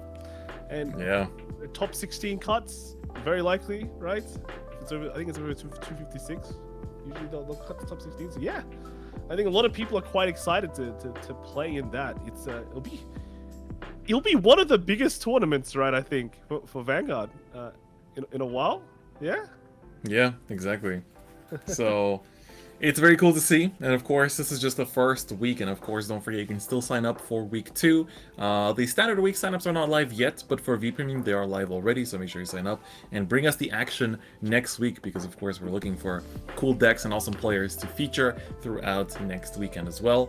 But yeah, we have a lot of players, a lot of really strong contestants that have shown up, and going into this next round, we're looking to have another very cool showcase as well. So let's take a look at it. We have King Udon. This name has been brought up time and time again, bringing Grand Blue, which we once again have seen a few times on stream. And is there anything that stands out to you, Kai? Yeah, I talked with him yesterday, and I was like, "Can I borrow one of your dusts?" And he's like, "Yeah." That's basically what we talked about this deck. But yeah, it was originally gonna be another deck, but he went with Grand Blue because it's very, very tried and tested, very solid. So I think it's been doing well for him. You know, when you go X0 like this, that's how the cookie crumbles, right? Exactly. So it's the tried and tested list, running the break ride as well for that extra bit of sealing. 3 Skull Dragons. Don't be baited by the fact that there's one singled out. The 1 Jesse Cannoneer and picks. Only 1 Ghost Ship. You sometimes do see 2 just for the insurance of in case you damage it, because it is an important piece to push. Only 1 Navigator as well, which again is another card we see as a 2 of at times. So really just making space for as many possible techs as possible, which again is very respected. And just kind of, you basically have to make a priority list when building this deck of like, okay, here's everything I want in this deck. You know, it's like you're trying to cook dinner, right? And so you're like, all right, here's all the things I want to put into the pot. And, you know, obviously there are some ingredients that you need a little bit more, or, you know, that form the base. You know, like Beatrice and Columbard will definitely be, you know, the main things giving the deck flavor. But then you want to add all kinds of little spices, but then some spices you want a little bit more, right? So it's like, you want 2 Ghost Ships or 1. You want 4 Cutlasses or 3. You want 2 Navigators or 1. And it's just about figuring out those ratios, and especially reading the meta and knowing how to play the deck. Like the way you see Grand Blue is basically, it's like a buffet, and you're trying to figure out what goes with what, right? Does Konji really go with soy sauce? I don't know. Some would say yes, some would say no, right? And that's, you just have to pick out the correct ingredients, or the right ones for you, right? We see a lot of people building different Grand Blue decks. And one of the key ingredients in the Grand Blue deck is the G-Zone right now, right? We've got some new cards. That is correct. Let's kind of flip it over and see what kind of sauces he's running to kind of put on the icing of the rice. Would that be correct? Well, there you go. There. A very high rarity G-Zone while we're at it. Yes. Some would say it's the highest rarity. What is it? Actually, I'm not too sure, but there's a lot of different cards there, of course. But again, you see a lot of one-offs, a lot of. You don't even see anything that's like a 4-off in a Grand Blue G-Zone, because actually, guess what? Grand Blue G-Zone is already pretty good, right? Yeah, the whole G-Zone is very decked out, so you gotta also make space for all kinds of cards. Your Ballerina, your Megiddo, all of your amazing G-Guards that you have as well. Only running 1 of the Lily. Oh, no, sorry, 2. One of them is a different SP that's singled out. My apologies there. Yeah. So, as you can see, this is the Grand Blue list that King Udon is playing, and we'll see how they apply it during this game. But let's also take a look at the opponent's deck list, and this is going to be Yusei playing Rising Nova. So, don't get too tempted to say Rising Greedon, because Greedon is not in this list. This is the new age of Spike Brothers. Yeah, and it's just it's kind of showing, right? You know, Spike Brothers. A lot of people, when they think of Spike Brothers, they go, "Oh, it's that GP8 combo deck that, you know, sits around for a while and then bam, you know, a lot of attacks." But this one is like it's the total different side of the table. You know, right? If we're thinking about food reference, this is like the other side where you just go, because now you have like a great first stride. You had some good cards before, but now they've become better, and you can just do a lot of things. So I think it's definitely one of the decks that a lot of people have taken, you know, interest in, because they're like, suddenly this more aggressive version does pretty well. So let's give it a try, right? Exactly. And we see some cool tech as well, even in Spikes, the Mikani as a removal option. I'm a really big fan of Mikani, because any deck where you don't really have that kind of removal, especially for a multi-attack deck that needs an out to Hanali, Mikani opens that up as just a very good generic grade 3, where you just need to manage your soul a bit carefully to make sure that you have the right card to Soul Blast for the removal cost itself. That's right. And let's flip it over to the G-Zone as well and see what kind of cards are running there. And we see, look at that. Three of the Galligabalus. Yeah, that's something to look out for. And then two of the G-Guard as well. Like, yeah, I mean this G-Guard is honestly really good though. That's a big part of it, I think. Yeah, the Spike cards from the collections has been just amazing, actually amazing. They really have. I feel like Spikes has been getting, you know, Spikes historically has definitely not been treated the best in terms of card quality, I would say. Especially, I think, you know, throughout the G era, it was very hit or miss. in general, I would say, with some strides or certain wave support being really, really good, and then certain ones being a little, relatively passable. But it feels like ever since, we've been throughout the V series, and especially with the clan collections too, the recent support has been really good, and it meshes really well, especially the grade 2 and grade 1 space. And now with P clan collection too, this new stride, Galligabalus being basically a free extender with multi-attacks and a bunch of power, is really, really strong. Yep, and I mean, I'm quite excited to see this game, how it'll turn out. We have the new deck on the block, right, versus the tried and tested deck that's gotten slightly better. It sounds pretty exciting. I think I'd want to see how this turns out. What do you think? Yeah, I'm excited. Again, Spikes is a deck that I'm always like, please, someone help me playtest this matchup, because I fear the day when I go to a tournament and I've tested against everything that I expect to be top meta, but then I run into a Spikes player that knows everything that they're doing, and I'm just sitting there like, how am I supposed to play against this deck again? So, even as a Dimension Police player, you don't have all the outs, because, a lot of the superior calling in this deck can be from hand too, which is hard to stop than other decks. So with that, I think we'll be ready to get into the list as soon as we are ready to go to the game, and then finally see both players in action. Yeah, I think we forgot to ask in chat what they want to see, but again, this is a bit of a surprise, I have to say. Spike Brothers, Spike Brothers. About damn time, honestly. I think I've been waiting to see Spikes on stream this whole time, because this deck, there's especially Living Proof, one of the well-known content creators that has been really grinding this deck out and like posting a lot of content, and even the official guide for Spike Brothers in Premium on the Cardfight Vanguard website actually references some of the findings that Proof has found. And as a result, he's been a very big contributor in making Spikes good. So I've been wanting to see it in action, simply because here in Tokyo, we don't have that many players that play Premium Spikes, or at least not in the area that I live and playtest in. Yeah, Spikes is like, in terms of its popularity, I know it's well loved, like more in like the western regions, right? Well, like in the east, slightly less, right? Slightly less. So which I think makes sense considering what it's referencing, right?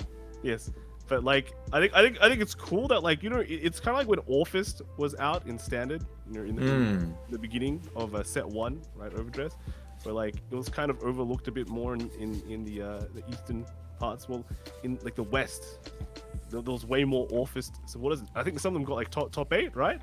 Yeah, I mean Nuno himself, our reigning world champion, topped with Orphist back then as well. And I'm curious to see what Nuno's going to be bringing to the event as well, and Simon Zhang as well, our current world champions that will finally have to fight to keep their spots this year at the BCS circuit. Yeah, it's winning by default in a way, right? That's a yeah. They're still value win.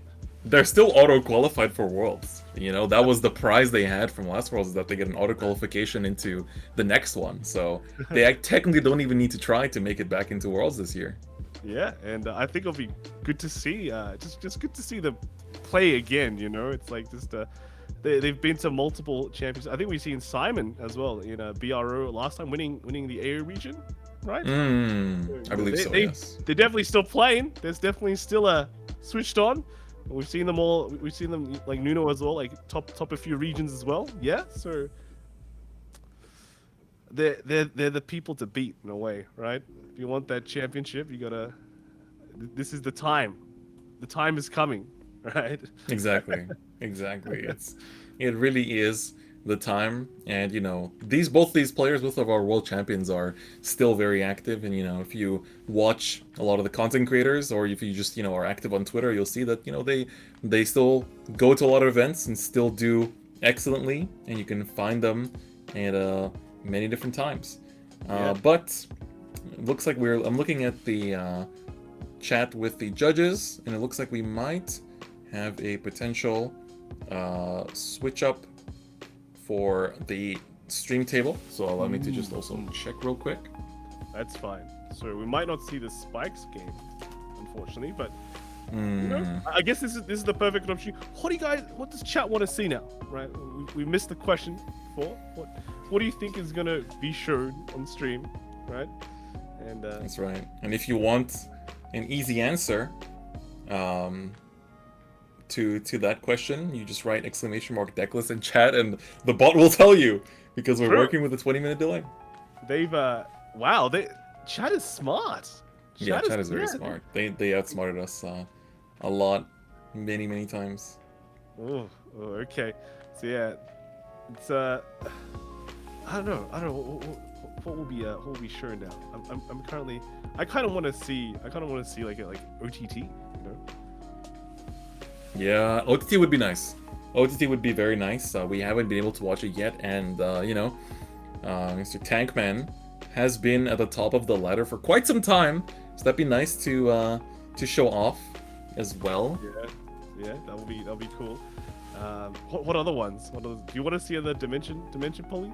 Yeah, we haven't seen Dimension Police since round 1. Where are my brethren? How are they doing in the tournament? I need to know. I must know if we have a Dimension Police player in the top 8 because I feel like the deck has a lot of potential. But we were talking off stream about a pretty interesting concept earlier in that, like, if you're playing in all 3 of the regions, on like your deck choices that may differ between the region, right? Because if you're starting in AO, let's say and you live in AO, then your energy, or even if you live in NA, I guess, because you're playing basically from like evening into late night, then your energy is the highest for, let's say, that starting tournament. So you basically go in with what might be the most like skill intensive or the most like micromanagey deck. So you're thinking of stuff like Nightmare Dolls, Shirayuki, things like that. And then as the day goes on, Kai, you were saying, right, you maybe pick up a deck that's a bit less intensive, right? 100%. Like, imagine you've played, let's say, 16 games of Vanguard already because you played an AO, EU, and you've just been playing a hard deck all day. You basically have no sleep. You're tired. You don't want to play a hard deck for your last region, right? So there's a chance that you play a different deck. So just so you don't have to think. That's it. Thinking is hard, right? That's why your brain usually has to be very big. But if you can play a deck that you just so well versed that you don't have to think, is just all muscle memory, you save a lot of energy. You save a lot of energy in playing, and that's how you get your wins from then on, right? You're basically just going, okay, that's I know what to do. I don't even have to think. It's all mechanical. Triggers just come. Triggers keep coming. I'm winning. That's the easiest. That's the easiest. That's how you can get another top, right? And you don't have to think all the small interactions. Like if I do this one misplay, if I play this sequence just wrong once, I lose the game. Yeah, that's gonna put a lot of strain. It's gonna put a lot of strain. So there's still that kind of administrative thinking that you might want to think about when going into a tournament like this unique kind of tournament where you get to play for 24 hours or sometimes even like 28 hours plus straight. Yep. If you make tops, it's even more. Yeah, I mean, if you've read like I think one of those TV schedules in Japan, right? The day goes on for more than 24 hours.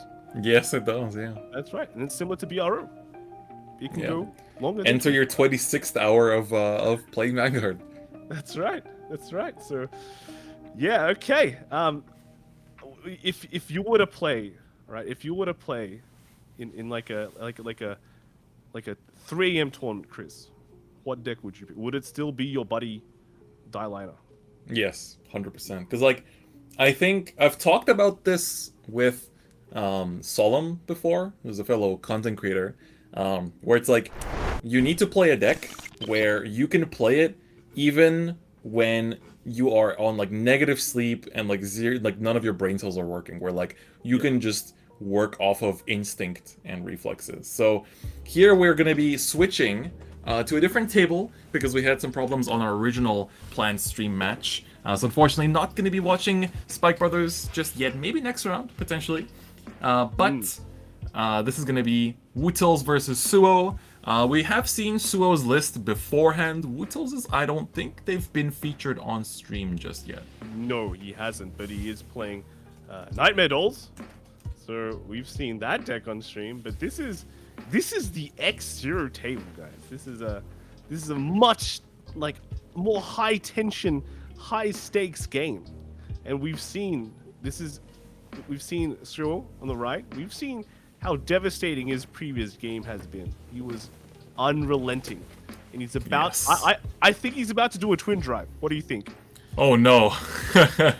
Oh no. You know what happens every time a caster says something about the twin drive. But looks like that is not wait, the no, case. he's not. We see Oh, Wootles is gonna ride up here instead. Now, okay, I guess it makes sense because Root is on 5 damage, so I guess the twin drive happened, right? I would assume so as well. So I think Yeah. getting into it, we have Wootles on 5, I believe, and then Suo is on 3? White sleeves are hard to see. Yeah, it's It 3 looks damage? like 3. Looks like 3 damage, but a 5 damage Nightmare Dolls. That's scary. That's It's very scary to say the least. See, Suo did set up a Honolly there in the back though, so he's slightly prepared. He's a bit he's got a bit of the setups going, but again, it's still we've seen the Nightmare Doll dance. You know, it's called the hand shred. Unless Steven is able to get 2 triggers in the damage zone to make his life easier, it's gonna be a bit rough. It's gonna be a bit rough.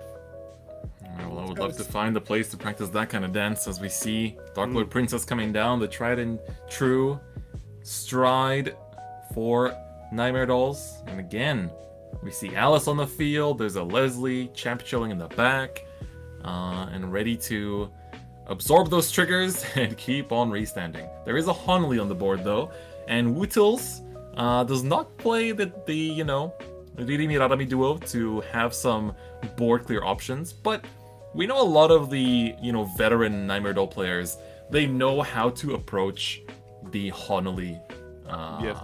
board state. That's right. They sometimes don't even care about the Honolly. That's one way to approach it. And it looks like Wootles this turn though is playing slightly more how do you say conservative here? Just only committing the things he needs to kind of push. And he's just attacking here with guarding the Vanguard, right? Guarding the Vanguard. It looks like a 25k though, so that's like a 38. So that's two to pass. 2 to pass. Looks to be the case, yeah. Very it's a lot of 2 to passes recently. Everyone want to play it to the edge, they're not scared. That's right. I mean, at one point, you reach the point where, you've been playing Vanguard for so long, you just basically start dropping 2 to pass by instinct. Yeah, and going into the Yvette. But Wuchu's hand seems very low. Yes, and also this is the 4th attack, I want to say, or is this the 3rd? Yeah, I mean, he does have a lot of CB, so... You can kind of burn through the Honolly a little bit, but... Yeah. Gotta keep that in mind. I'm just wondering here, okay, so the Yvette comes down. Next turn, Suo's Holtruda turn is gonna be very rough. It's gonna be, very, devastating, right? 4 Force Markers as well? It's like... Ooh. Yeah, that's painful. And I think it feels like, did he probably reined it into an Ange? Because that's how Most likely, yeah. Given Yeah. that amount of force markers, I think that's the only way you could have farmed that much, I think. Yeah, and Roots is attacking here. Unless the game is more in more turns than we thought. Yeah. So Which this it is doesn't seem to be. Yeah, this is the 5th attack for so the Honolly, right? Is Yep, the proc comes out. activated. And he's forced to he just takes this one, not afraid. Defensive coming down, both players now on 5. But how does Wuchis so Wuchis can Alice this, and then that does require a CB though, and this Honolly also requires a CB. I don't think he has enough after this. Like, Don't think so. probably his final. Is it?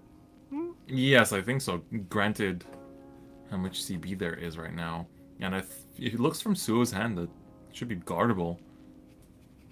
Did he already pay the cost, or? We did see Kama Soul Blast come down, so I think maybe they're just counting the power on the field at the moment, which will then of course be followed by.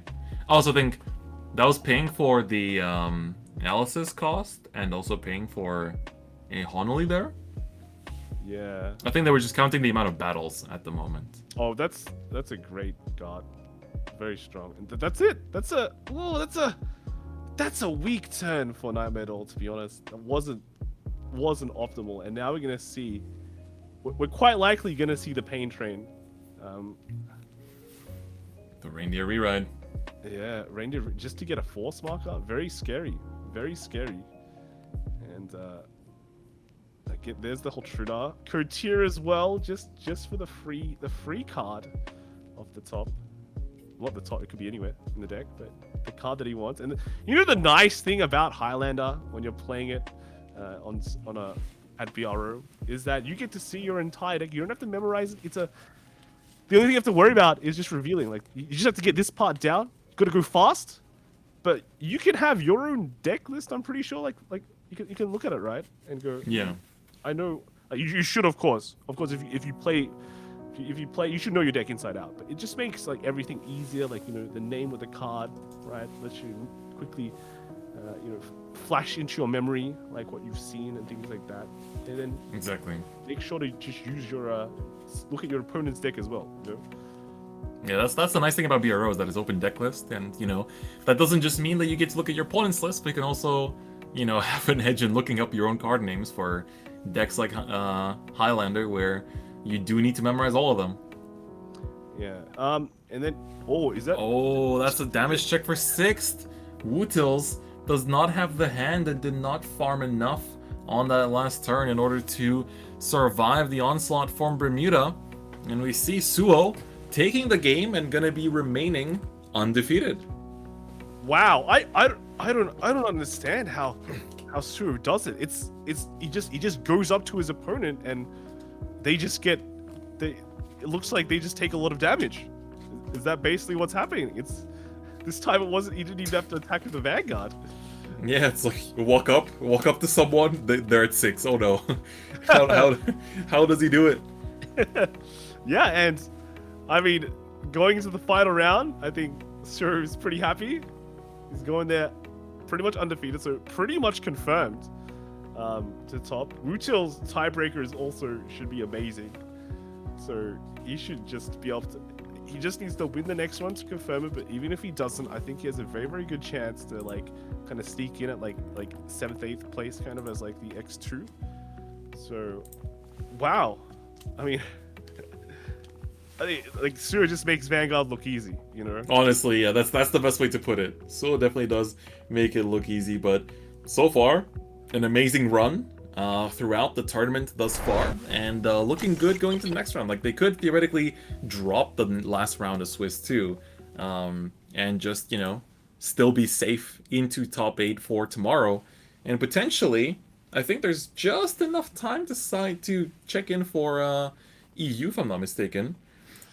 Yeah, I think the check-in is already open for EU. This is also a pointer for the people playing in EU. Make sure you check in if you're planning to play, and also will be just enough time before the Swiss rounds start for the EU side as well. Yeah, like if you're playing EU or NA, remember you might want to take a break. But if you don't want to take a break, right, just go, enjoy yourself. BRO only happens once in a while, right? So just relax, enjoy some casual and friendly games of Vanguard, especially if you're maybe like a Nightmare Doll player or anything like that. Just fun games, fun interactive games, right? So yeah, just treat yourself, have some fun, and that's the most important point, right? It's the most important part. Yeah, exactly. That is the most vital part, and it's gonna be fun to see how things develop throughout the regions. And again, we're also gonna have a really cool caster lineup between all the regions as well. A lot of familiar faces and a lot of new faces as well. For you, we're gonna have Zistrel and JJ coming back, and then since I've been exported to Asia Oceania, we having Eric, Mr. Time Leap from Vanguard Insider, coming into cast as well, so I'm very excited to hear him perform on the mic as well. And then for NA, we have Toku and Orange, a lot of people's beloved duo, who'll be joined by TIE Fighter, who is definitely one of the names that pops into mind when you think about Premium. So that's going to be super exciting. I'll try to wake up early tomorrow and catch some of the ending bits of that as well, to see how the casters are delivering the action from those two regions as well. That's right. I mean, how's AO treating you? AO has been great, dude. I don't want to get personal, but definitely been loving my time in Japan, and I feel like just being able to have the ability to play the game at the ready on any day I want. Just finish up with class, finish up with work, and it's just like, all right, who's playing? Just log into Bushinavi and just look up where the nearest tournament is and just go sign up and play. Like it honestly, I'm living the dream. That's all I can really tell you. And yeah, that's great to hear. It's great to hear. And I guess we'll be just jumping to a short break as well before the last round starts. Be sure to tune in to that final round, because you don't want to miss it. It's gonna be hot. It's gonna be hot. All right, we'll see you there. Welcome back, everyone, to the last round of Swiss here. So we are currently in round 8. I think we're still waiting for the bracket to be generated, but soon we'll have the battle to determine everything. And on top of that, I think we have only one player undefeated, which is pretty crazy. Yeah, it is pretty crazy. So with that one player just going 7-0 right now, just going straight up to the top of the rankings from there. And yeah, I believe he should have a huge pack actually kind of following him right now. So if the rankings are ready, I think we can turn over to that. Yep. So, but how are you feeling right now, Chris? I mean, so far we've seen a lot of really good games. Sometimes some players get the extra little stroke of luck that pushes them further, into the top. But again, that's just part of the game, and that always happens. And of course, we have some issues here and there with, the typical tournament, run-of-the-mill, nothing too surprising there. Of course, happens, especially because this might be some people's first tournament, which of course can happen too. And some people, maybe haven't played a remote fight tournament in a while, with the return to IRL events too, which is of course also an effective factor. But I think we're starting to just slowly compile the results a little bit before we go into the actual standings to see who is the last player remaining undefeated, which, I mean, we saw him on stream, so it should be Suo, but who else is in the running for top 8? Because the top 16 players that we're going to show on the leaderboard are the ones that are most likely. So if you're even ranked between 9th and 16th, if you win this round, chances are you might be in, or barely bubble out. So yep, so it's not over for anybody that's still within the top 16. So the dynamics of that ranking system can still change on a whim. There's a lot of factors that goes into calculating who actually takes part in the top 8 from there. But nevertheless, based on the names that we see, so I am very confident right now that we're going to be seeing a quite interesting top 8 going into the next day as well. Yeah, and again, we wanted to show off Yusei playing Spikes last round, but sadly his opponent had some issues, so we had to switch the table. But for this round, we should be able to show Spikes. At least we're aiming for that to make up for that. So yeah, I want to see some Spikes on stream. We don't know if they'll make it into day 2 or not. So while we have the chance, get to see it in action. And some people in the chat were saying, like, now that the new stride is out, everyone should be like prepared to play against Spikes, should know the matchup, should be ready to play against it. And that is true, but sometimes you lack the people around you that know the deck inside out to help you prepare for it, right? Yeah, exactly. So, yeah, I mean, I too was also kind of bummed out as well that we couldn't see the spike deck. I was really looking forward to just seeing it in action from there. With with how people have just been taking the new stride and just bringing back the Rising Nova deck, and even mixing some cards from the Overdress series as well. So Yusei's deck with Mikani in there was kind of like really got me, in a jig right now. So especially seeing just how diverse the deck can be, so that stretches all the way up to even the latest release right now in DBT 05 also. So it's beautiful to actually see the Spike Brothers deck actually just come into prominence, and it also come into prominence with a lot of uses from many sets before and after it. Exactly, but let's take a look at the standings, and as you can see, we have Suo undefeated with a 7-0 record, and they will have to play to stay undefeated, or they can actually afford to drop a game, as they will be the #1 player in the ladder then normally, from the players with an X1 record. But then, the X1s, we have a lot of players that have been sitting at the top here. Lux, Notorious Et, Wutils, Yusei, Musrax, Kagze, and Peter. So a few of these names we've seen on stream already, and a few of them, of course, are ones that have done amazingly in past tournaments and already are well known, like Musrax has won BRO before. Notorious Et is also a well-known Dark Irregulars main as well. That would be cool to see, potentially, too. Then, we have our last two X1 players. So, basically, if you're X1 at the end of this round, you're definitely safe, as we will have less than, we'll basically, like, after this, have, 5 or less X1s. So, Jonathan E. and Darren Carney, the last ones there. And then we get into the X2s with Tankman Mode Interrupt, Beefy, McWhatNow, WCC Kelvin, Mizuno Kaori, and Mordred and BZE as the ones rounding off the top 16 here, and being potentially in, potentially out. It's going to depend on the bubble. Yeah, it definitely is going to depend on bubble. So it is kind of sad to actually see Tankman Mode Interrupt, considering that he actually had a very good streak. I believe he went 5-0 last we checked. Just to see him take these 2 losses over here, so it's just kind of heartbreaking. And then of course Beefy, we saw him in the last games from there, and just taking that first loss from there. Hopefully there is still a chance for them to actually just crack the top 8 still. So it's just not over yet for them. So as we go into round 8. That's right, and of course, we promised it to you earlier, and it's time to deliver. We're going to be watching Yusei, who is still X1 with Spike Brothers, perform and see how they do with their list. We had a brief look over it earlier, but again, this is the list that they have locked in. A lot of superior calling, a lot of ways to push out many multiple attacks during the battle phase, and ways to accelerate cards from your deck onto the field, as well as, how the deck enables them between the different strides, such as the brand new Galagabalus, or some of the other ones such as Bullpower Agrias, as well as, of course, the GB8. But the opponent's side we have not seen yet, which is going to be Kagze, who is running a deck that I personally also was hoping to see on stream at some point, which is... we can get it up on the stream in just a bit. Alright. A very exciting one. Very exciting.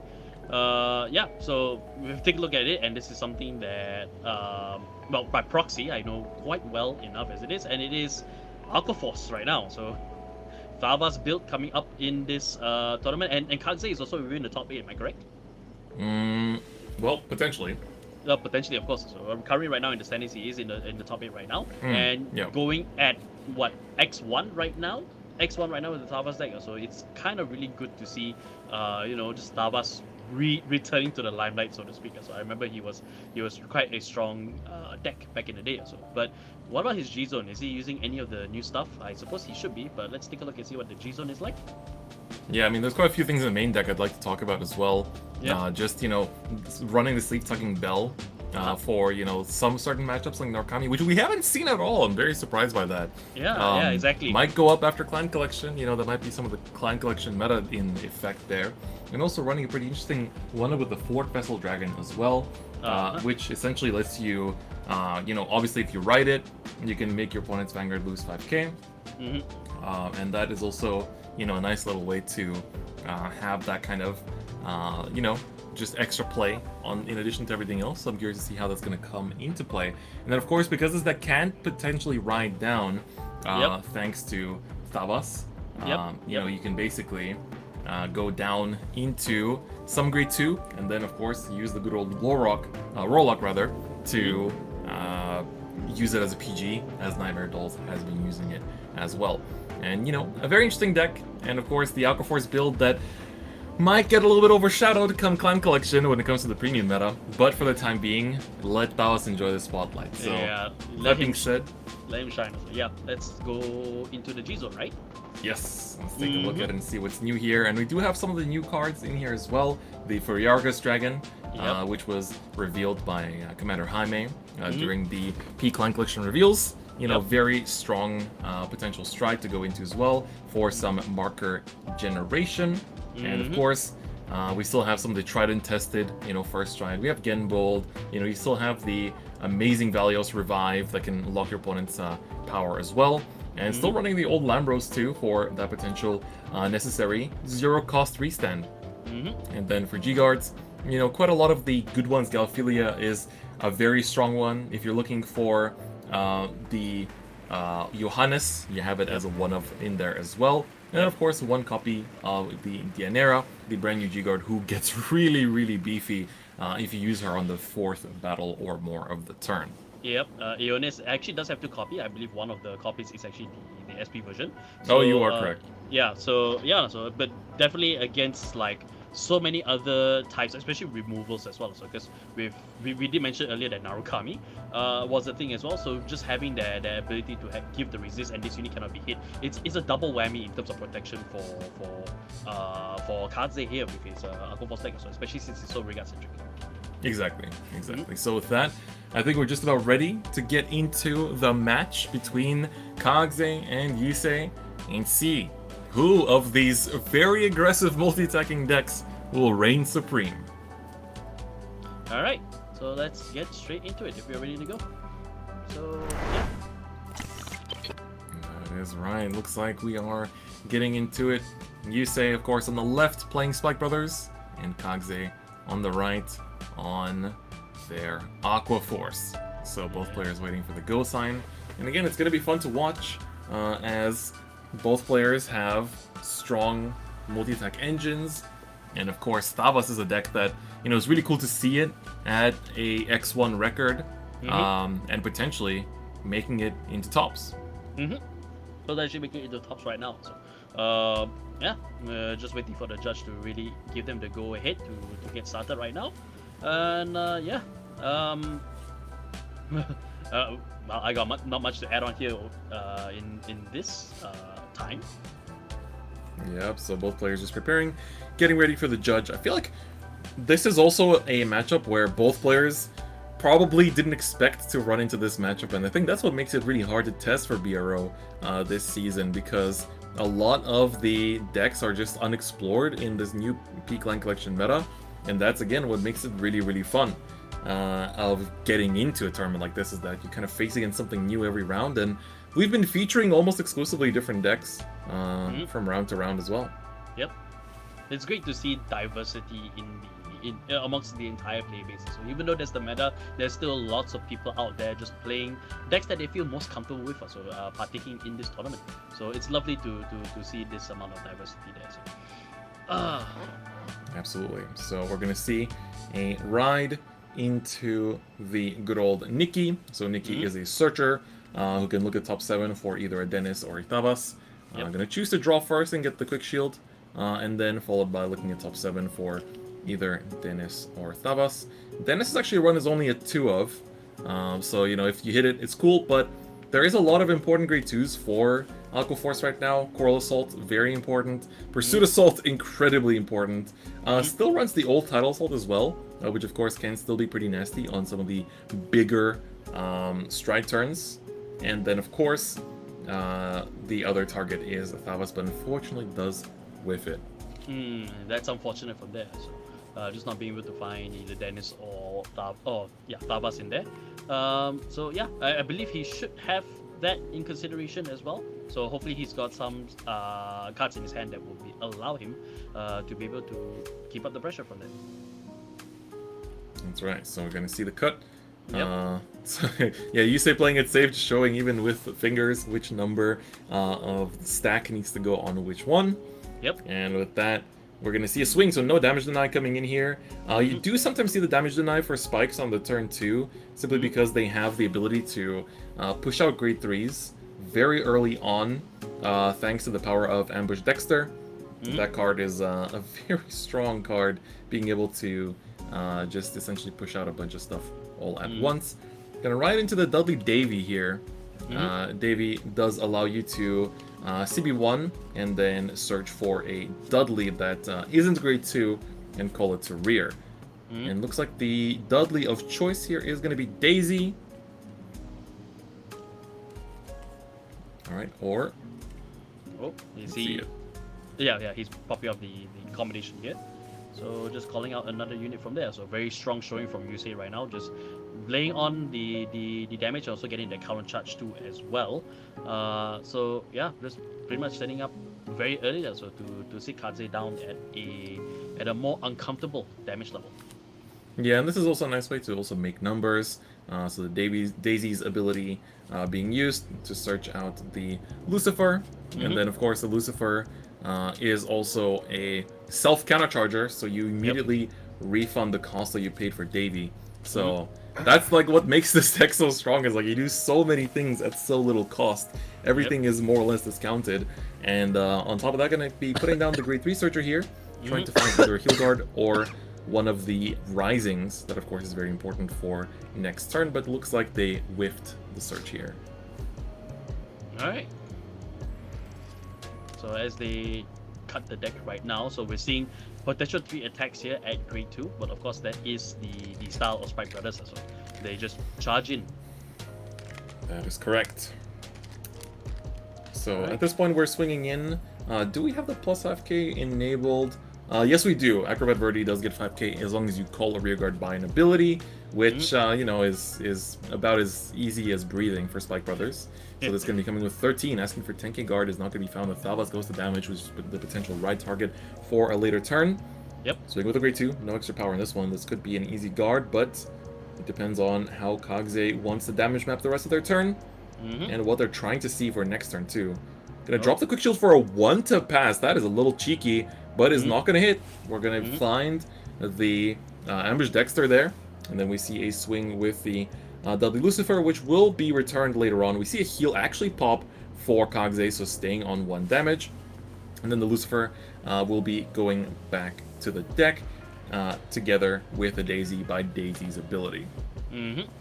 So perfect perfect plays there by Yusei there, just laying on the aggression earlier there, but Kaze being saved by the heal trigger as well as the quick shield as well, just really allows him to just mitigate the damage that he's taking at this stage right now. So it'd be difficult for him to just kind of bounce back from damage deficit in that sense if he had to take everything. But of course also he just wants to ensure that he's got some breathing space also down the line, especially once Rising Over or comes into play. So yep. Okay, this looks like this was a Coral Ride swing to the grade 1 rear and pass. 5 checks with Thavas. So unfortunately no Dennis. Dennis is a nice card to just like ride into and then be able to push out a bunch of cards, but it does require a bit of a commitment in terms of having to commit a rear to rest, and then you call a card from top.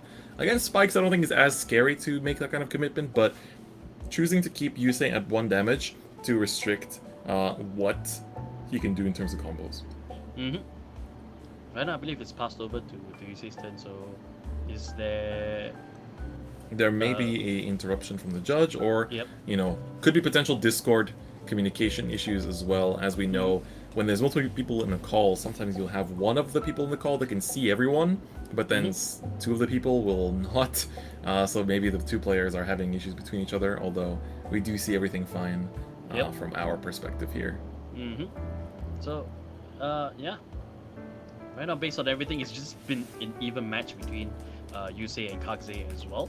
Just the 2 of them, you know, just making sure that they push as hard as they can, while also, you know, playing around each other as well. That's just the kind of thing when it comes to premium, especially if you are trying to kind of like skirt around all the potential skills and all that. So yeah. As you can see over here, Rising Nova coming to play, and it's continuously pops off from there. He gains both Force 1 and 2 when you gain Imaginary Gift from riding him. So that really makes that column beefy. Double beefy. Yes. With a plus critical and also that plus 10k as well.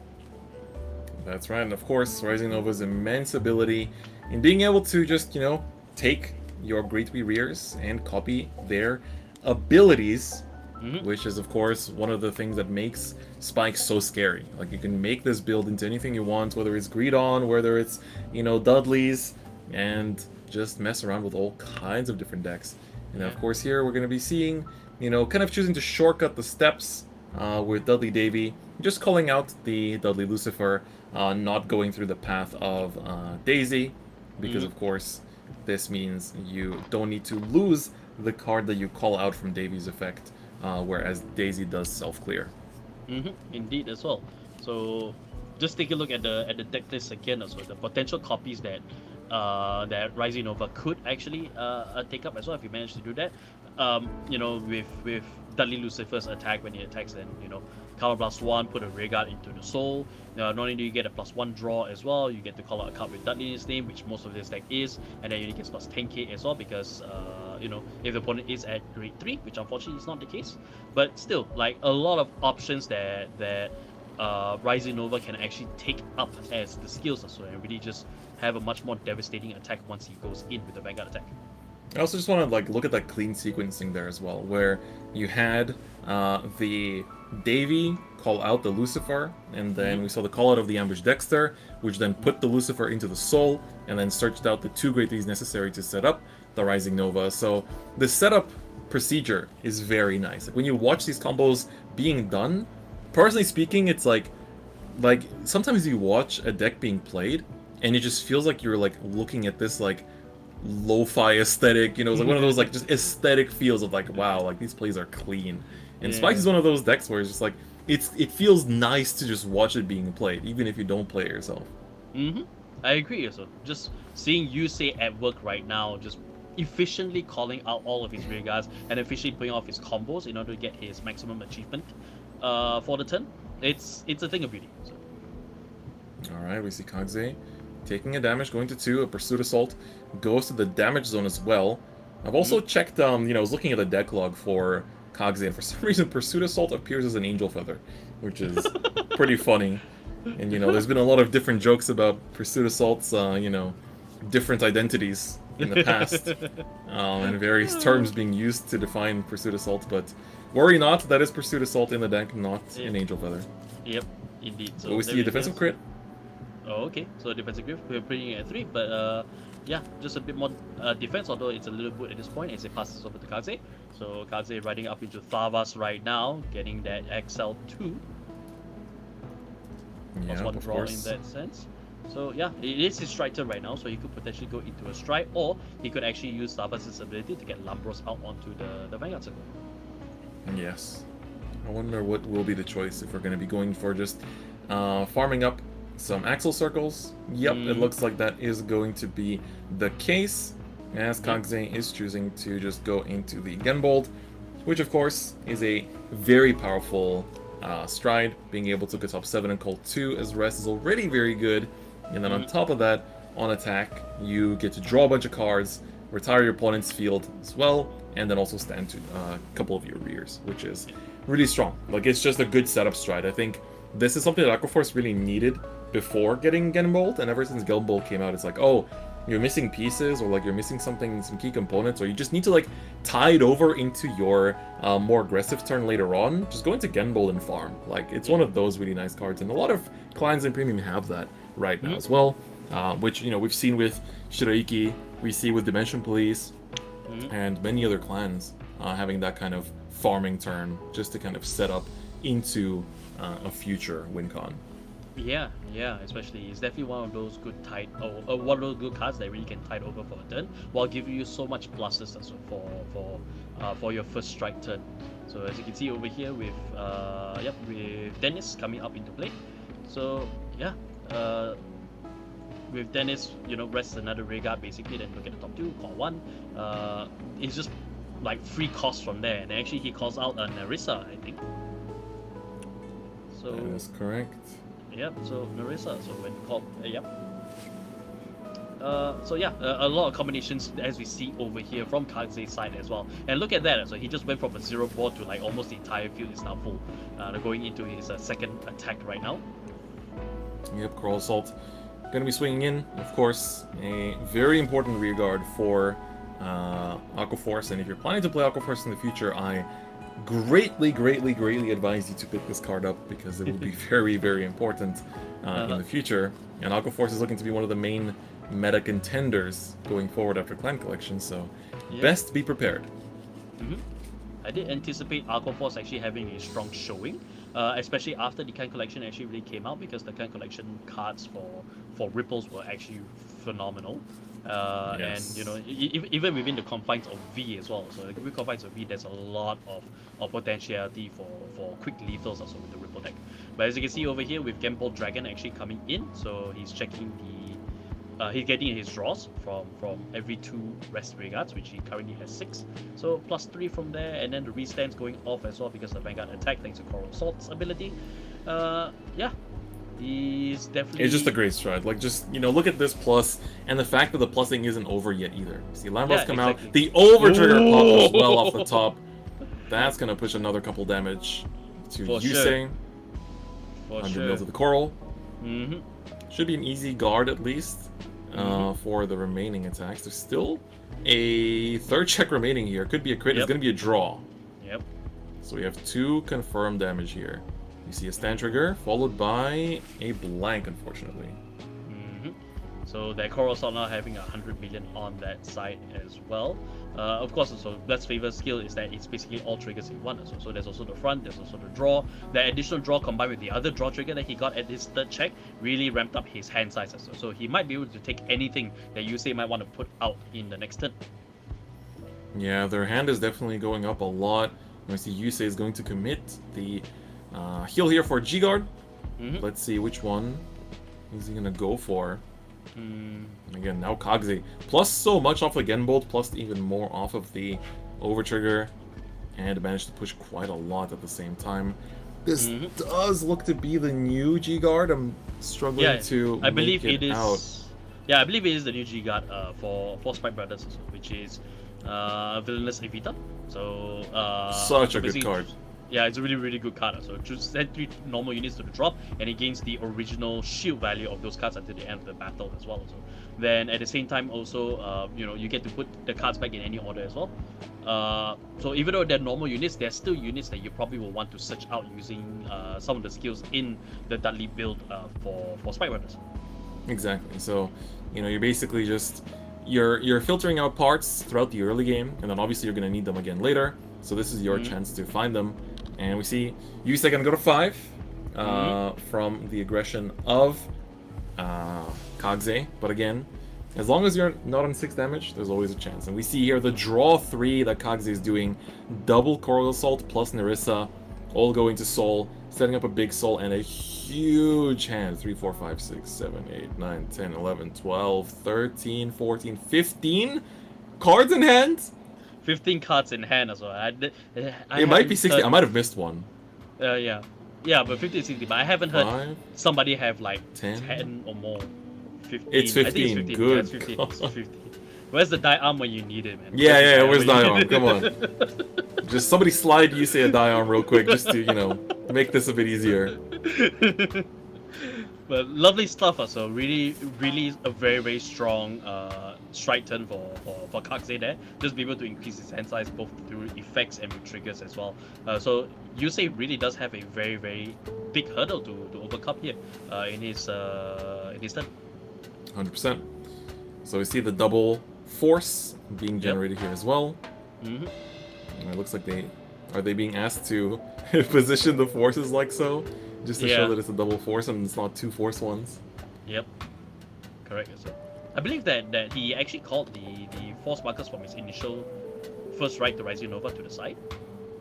That is correct. Oh yeah. So I might have missed that because I thought he put it on the Vanguard in that turn. So I might have missed something. So, but in any case, it actually goes into the stride, and I believe that is the the PK Collection Stride, right? That is the Yes. Gabalus.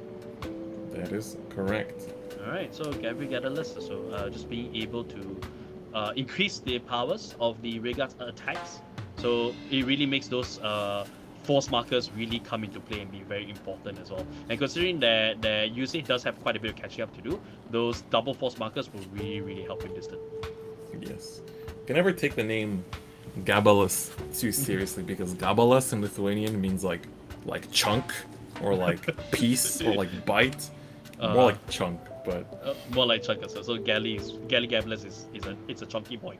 yeah. He's Chunky boy. he's a chunky man. So Yeah. we're gonna be going down here and then calling out the Dudley Lucifer once again. I believe again this is the exact same move that we've seen before with Davy searching Lucifer. We're gonna see the stand trigger come down here, which is the Mecha Instructor. Yeah. So a card that we've seen time and time again to some capacity.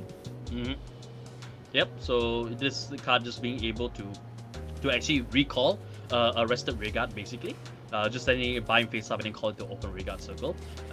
And so we can definitely see like maybe Dudley Lucifer just come out again. He could also Soul Blast 1-2 as well from there and just get another counter charge if he's used one during this attack step, which I believe he should be. Yes. Gabalus should be counter blasting 1 if I'm not mistaken. Oh no, it's a Soul Blast. No, Gabalus is free, dude. That's Yeah, what makes yeah. this card insane. Yeah, This card is free. Exactly.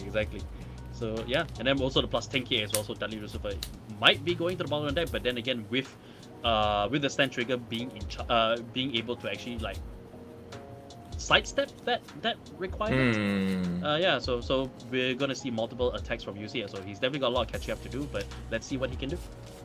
Yes, so Gabalus, of course, gives plus 10k to all your attacking rears, but they get, thrown to the bottom of the deck afterwards, which of course is going to proc this lovely stand trigger as a result, because it is being put back to deck from rearguard circle, so it does make it very, very good. And then when Gally attacks himself, he can Soul Blast 1 to search for 2 grade 2 or less cards, call them to open rears, and then all of your rearguards that exist on the board at that time get boosts, so even that back row grade 2 at the current moment will receive boost from that effect. So Rolla coming into play, I believe Kaise actually wrote down. No, he's sitting on Tabas. Rollock doesn't actually. So it's just normal guard in this sentence. So alright. Yeah, I'm not sure what they are discussing when it comes to Rollock, but it is not effective as the Vanguard does not grade 2 or less. Yeah, indeed. Oh, they're just discussing the total amount of shield. Okay. So they're Most discussing likely the total amount of due to the shields. G guard being committed earlier. So yeah. Yep. So the roll-off will be able to block off that attack. So that goes to the bottom of the deck, the stand trigger. And now it's just the Vanguard attacks, but of course, so plus 1, and call 2 grade 3s out to the field. Oh, it's grade 2 or less. So Grade 2 or less. Sorry, my mistake. we're gonna see what the call's gonna be. You can of course make extenders. There's a lot of different plays that will be made depending on what is chosen. Alright, and then of course, there's like agile fullback that also has synergy with being called to the back row potentially as well. Yep, Adopt Perm Rona also can be a extender as well, and just getting another like grade 3 out as well. So just ways in which that he can actually combo into another combo just to get another full field out as well, and just really attack very, very hard. Yes, but first we're going to use the Mech Instructor here. So as you said earlier, gets, Mech Instructor resets a card. So Dudley Lucifer here basically has been reset and will be able to pay a soul for a counter charge. Yep, so you say just waiting for Kaze to declare his cut. So, Yes. but I believe he might actually be frozen. His screen might actually be frozen currently right now. So Yeah, there might be. I did hear that Connection apparently issues, Kagze might be having some connection issues. So yeah. it does happen. It always depends on, where you're playing from as well, and how stable the internet is. And of course, we always recommend playing with, places with the most stable internet possible. It is important also because you wouldn't want to have to drop around to a loss also, because the internet is not as stable as you hope it to be also. So just making sure that the connection is strong enough for you to be able to take part in these online remote fight tournaments as well is important. Absolutely. So we're Yep. gonna see what is gonna be the T here. Looks like Kagze did DC, unfortunately, so we're just waiting on any updates from the judges for the time being. So again, internet issues do happen. You have to deal with it, unfortunately, as things go. And of course, the judges will deal with any particular warnings or penalties that have to be dished out as a result. But this is an important match for both players, so you definitely don't want to end the round in a DC, because it will determine who will make it to top 8. As long as you can finish the game, get yourself into top cut, and then, worry about fixing your internet for the next day, you're fine. Absolutely. So yeah, we'll keep you guys updated as soon as we get word on when we'll be able to return to the match, or if there's any developments with that matchup from there. But so far we have had a great first day round of Swiss, haven't we?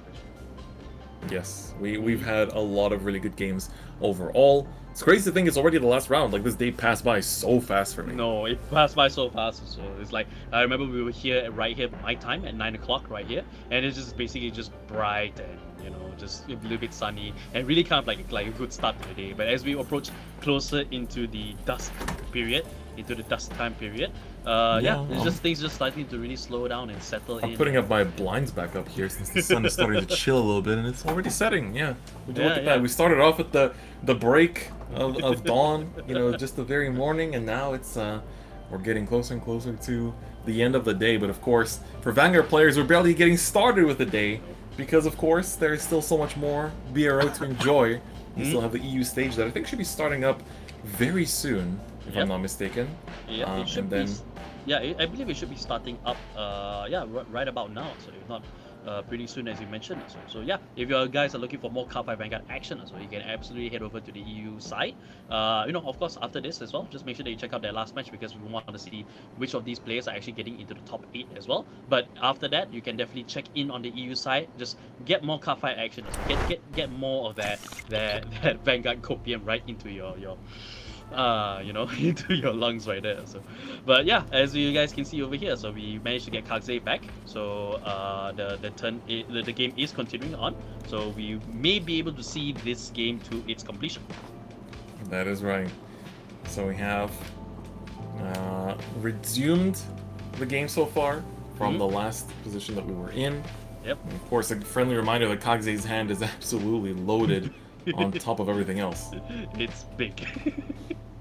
Yep. Yeah, so I think I'm counting that it's like 16 cards, or maybe, yeah, is it 16? I think they're split into partitions of 4 now. Yeah, so 13. Because he did guard earlier, so we're down to 13. I believe. Right now. And then, again, just keeping all the resources out in the open. Of course, disconnections and little network errors are, they're nobody's fault. And at times, it happens. So that's why it's important to keep all information as publicly visible as possible. So all cards in hand, let it then be countable at all times in cases you see, so that when you come back, everyone can make sure that there's no differences in what it was at before. And all cards in the drop, all cards in the damage, let them be as obviously visible as possible for the game. So I think the players are both probably just waiting for the judge to say that it's okay to continue. As we can see that, play has been paused for all parties involved. Yep. So right now we're just waiting for Kagze, just clarifying with the judges. I believe the judges also want to make sure that everything is in fair play as well. And then once it continues, then it should be Kagze actually choosing the cut for using as he passes over his turn. Because his last attack before was actually using, I believe it was Lucifer's ability, or maybe I might be mistaken. He was searching his deck. Yeah, he was searching his deck earlier, so for card to actually call out also. And so, that was the stand trigger that went back. So yeah. Shuffle after that. Yep, correct. yeah, so yeah, just waiting right now. Same as you guys, we made a breath as we wait for the judges to completely resolve all of Kaze's side of the field, since he has a disconnect after all. That's right. Let's take this moment to remind everyone to stay hydrated, and make sure that if you're playing or you're watching, stay hydrated. It's hot out there. Of course, if you live in Australia, maybe not that hot, but in most parts of the world, it is blazing hot these days. I know there's a lot of heat waves going around, so make sure get a swig of water. Make sure to stay hydrated. Keep yourself and your body clean and well nourished. And if you're playing in Bureau today, make sure you always have emergency snacks and emergency food available at all times. So it looks like we're gonna be just pausing for a little bit. Yep. Because the judges are still clearing up something else with other judges on top of that, how to proceed. So do bear with us for just a little while as we wait for what the judges have to say. Again, better safe than sorry. You don't want to the judges are a network. It's not just one person doing everything. So you'd rather have the one person responsible for the stream game check with the other people that are also responsible for the whole tournament and make sure that whatever decision they made is the correct one and is also going to be the one that we run with. So of course we have the time. We're running very much on time with schedule. Wrapping up the last round of Swiss before, 6 p.m.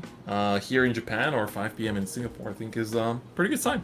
Yeah, it is a pretty good time as well. So, and it's been a blast from the word go as to the matches that we had. So all 7 rounds that we have viewed thus far has just added a lot more enrichment so in terms to our enjoyment for the game. So not just for us as well, for myself, I can say at least, but hopefully you guys too as well. So and I've been reading the chat as well, just seeing you guys, just really celebrate, like the matches that's going on, all the moments that has happened within the games and all that. So yeah, it seems to me that we all are having a really good time right now.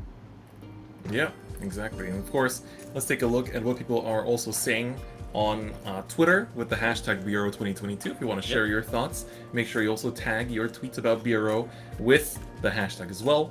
We have Karzark reporting their rounds as they progress through the tournament, and it looks like they are playing DP, so props for that. I definitely respect that a lot. And then looking forward, we had Chie actually show off their setup for BRO as well. So make sure if you have a nice setup for BRO, make sure you share it. There's a lovely Bermuda Triangle setup that they've got going on. Unfortunately, you can't show it on stream, but it's looking very, very good. And of course, we had the feature of David from Cardweeb from the earlier round that was quite popular among quite a few players. And of course, I earlier shared what I was eating for lunch in between during one of our break rounds. Yep. So make sure if you're also having a nice little meal in between rounds or in between the regions, feel free to also share that on the socials, on the Twitter, and show off to the world on what you're having in between the rounds. Yeah, absolutely. We love to hear what you guys are doing in between rounds as well. So, just making sure that you guys stay hydrated and refreshed and taking care of yourself. The most important thing about any tournament is to make sure that you yourself are in good shape as well. So, just gotta make sure that you just gotta make sure that you stay hydrated, drink when you're thirsty, use the toilet if you need to use the toilet. If if you need to eat, absolutely you must take care of yourself. So because all of this is great and all, but it'll be even greater. So if you are in great condition to enjoy every second of it. So exactly. Yeah. It's winning a tournament is great, but it's even greater when you are full and well nourished and you've slept enough and you don't have bags under your eyes.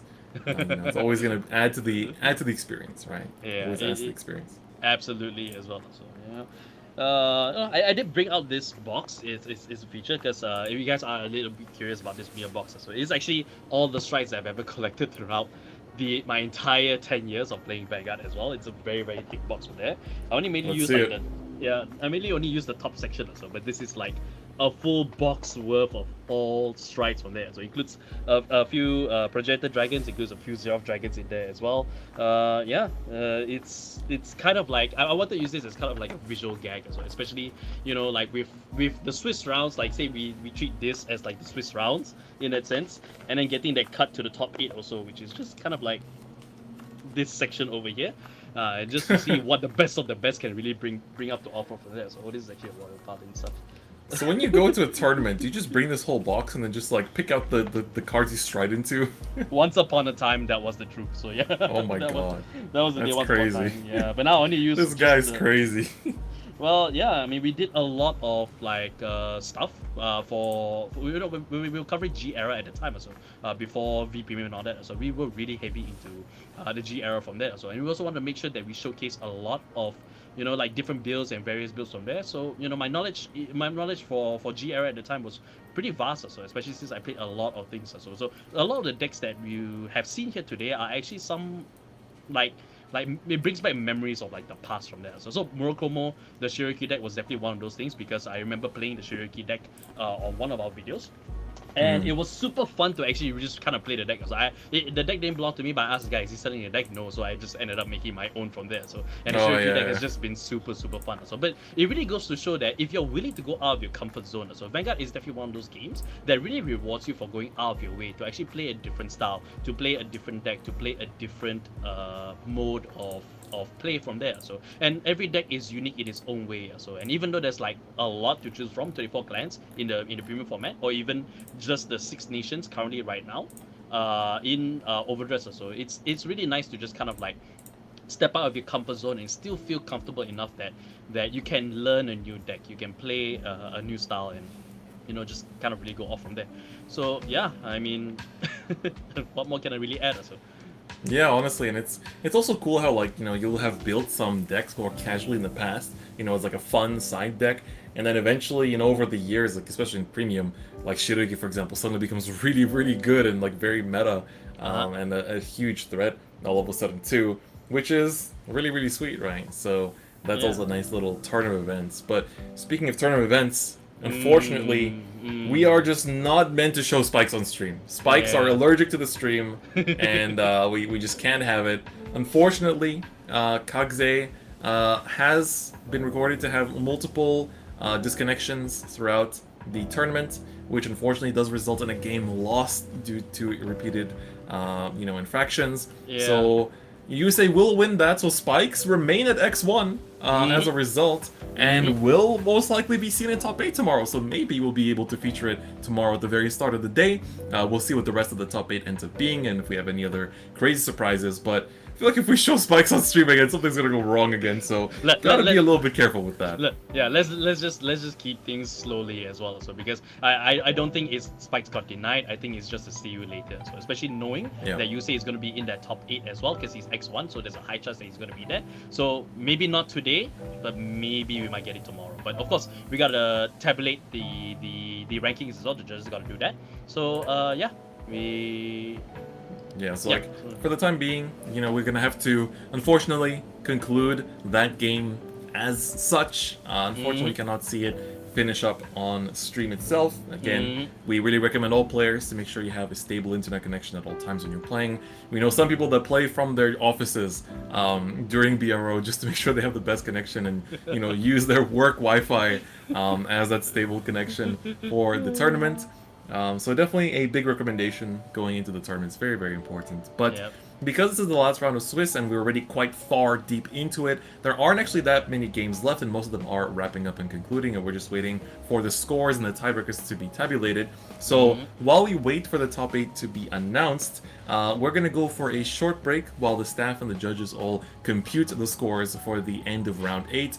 But after we're back from that, make sure you come back to find out who is in top 8, and we'll also try to get you which decks are in the top 8. Not the deck lists themselves, but at least, so we know what kind of lists or what kind of archetypes are being played tomorrow. And then tomorrow at the top of the show, we'll go through all the top 8 deck lists, just like last time, so you can see which decks are the best of the premium format here in the AO region. So with that, we're going to go for a short break, but don't go anywhere, as we'll be back for the top 8 announcement very soon.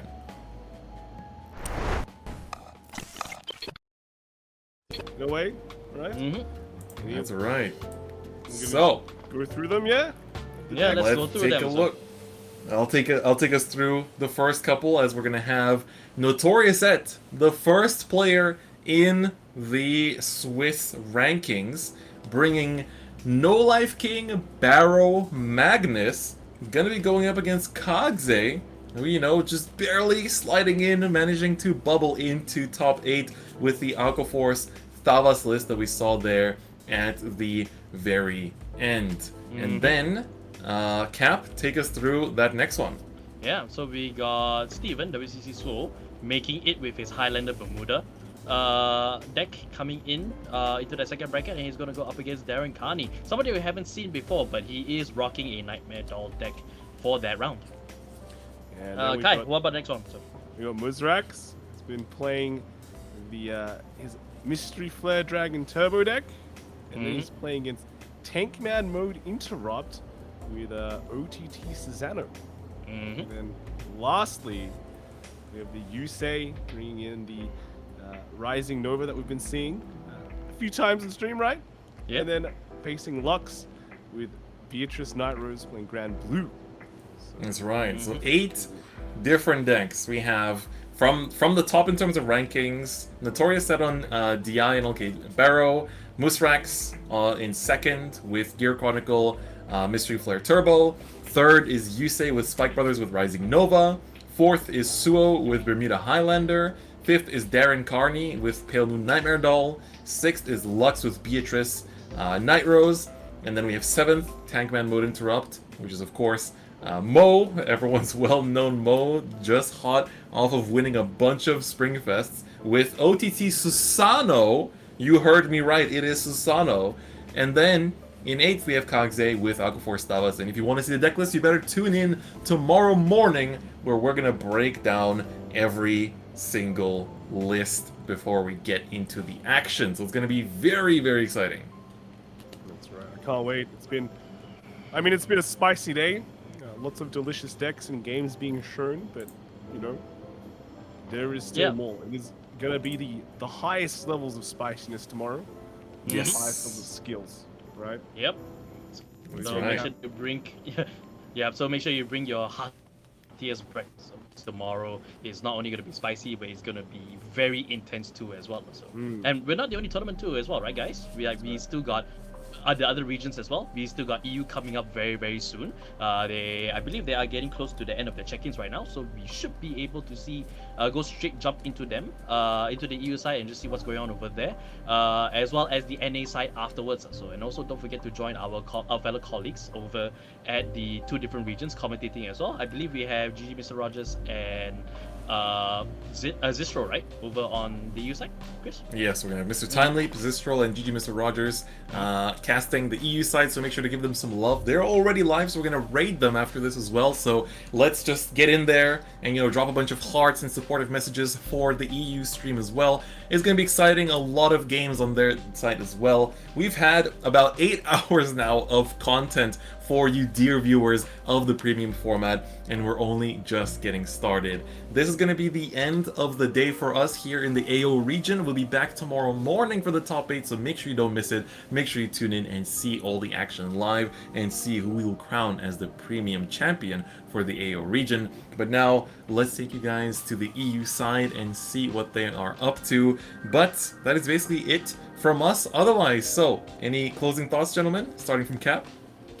Well, it's been a very phenomenal first day of Swiss right now for the region. So I'm so glad that I'm able to be here and just check out all the action and just have so many good moments to just bring back to the guys and tell them what's going on here on the first round as well. What about you, Kai? Yeah, I mean, it's been a crazy day. Lots of decks to see. Very excited. Very happy that it wasn't just Nightmare Doll. It was just like, you look at that top 8. It's basically everything. It's gonna be everything. And I'm just interested in how the other regions are gonna turn out.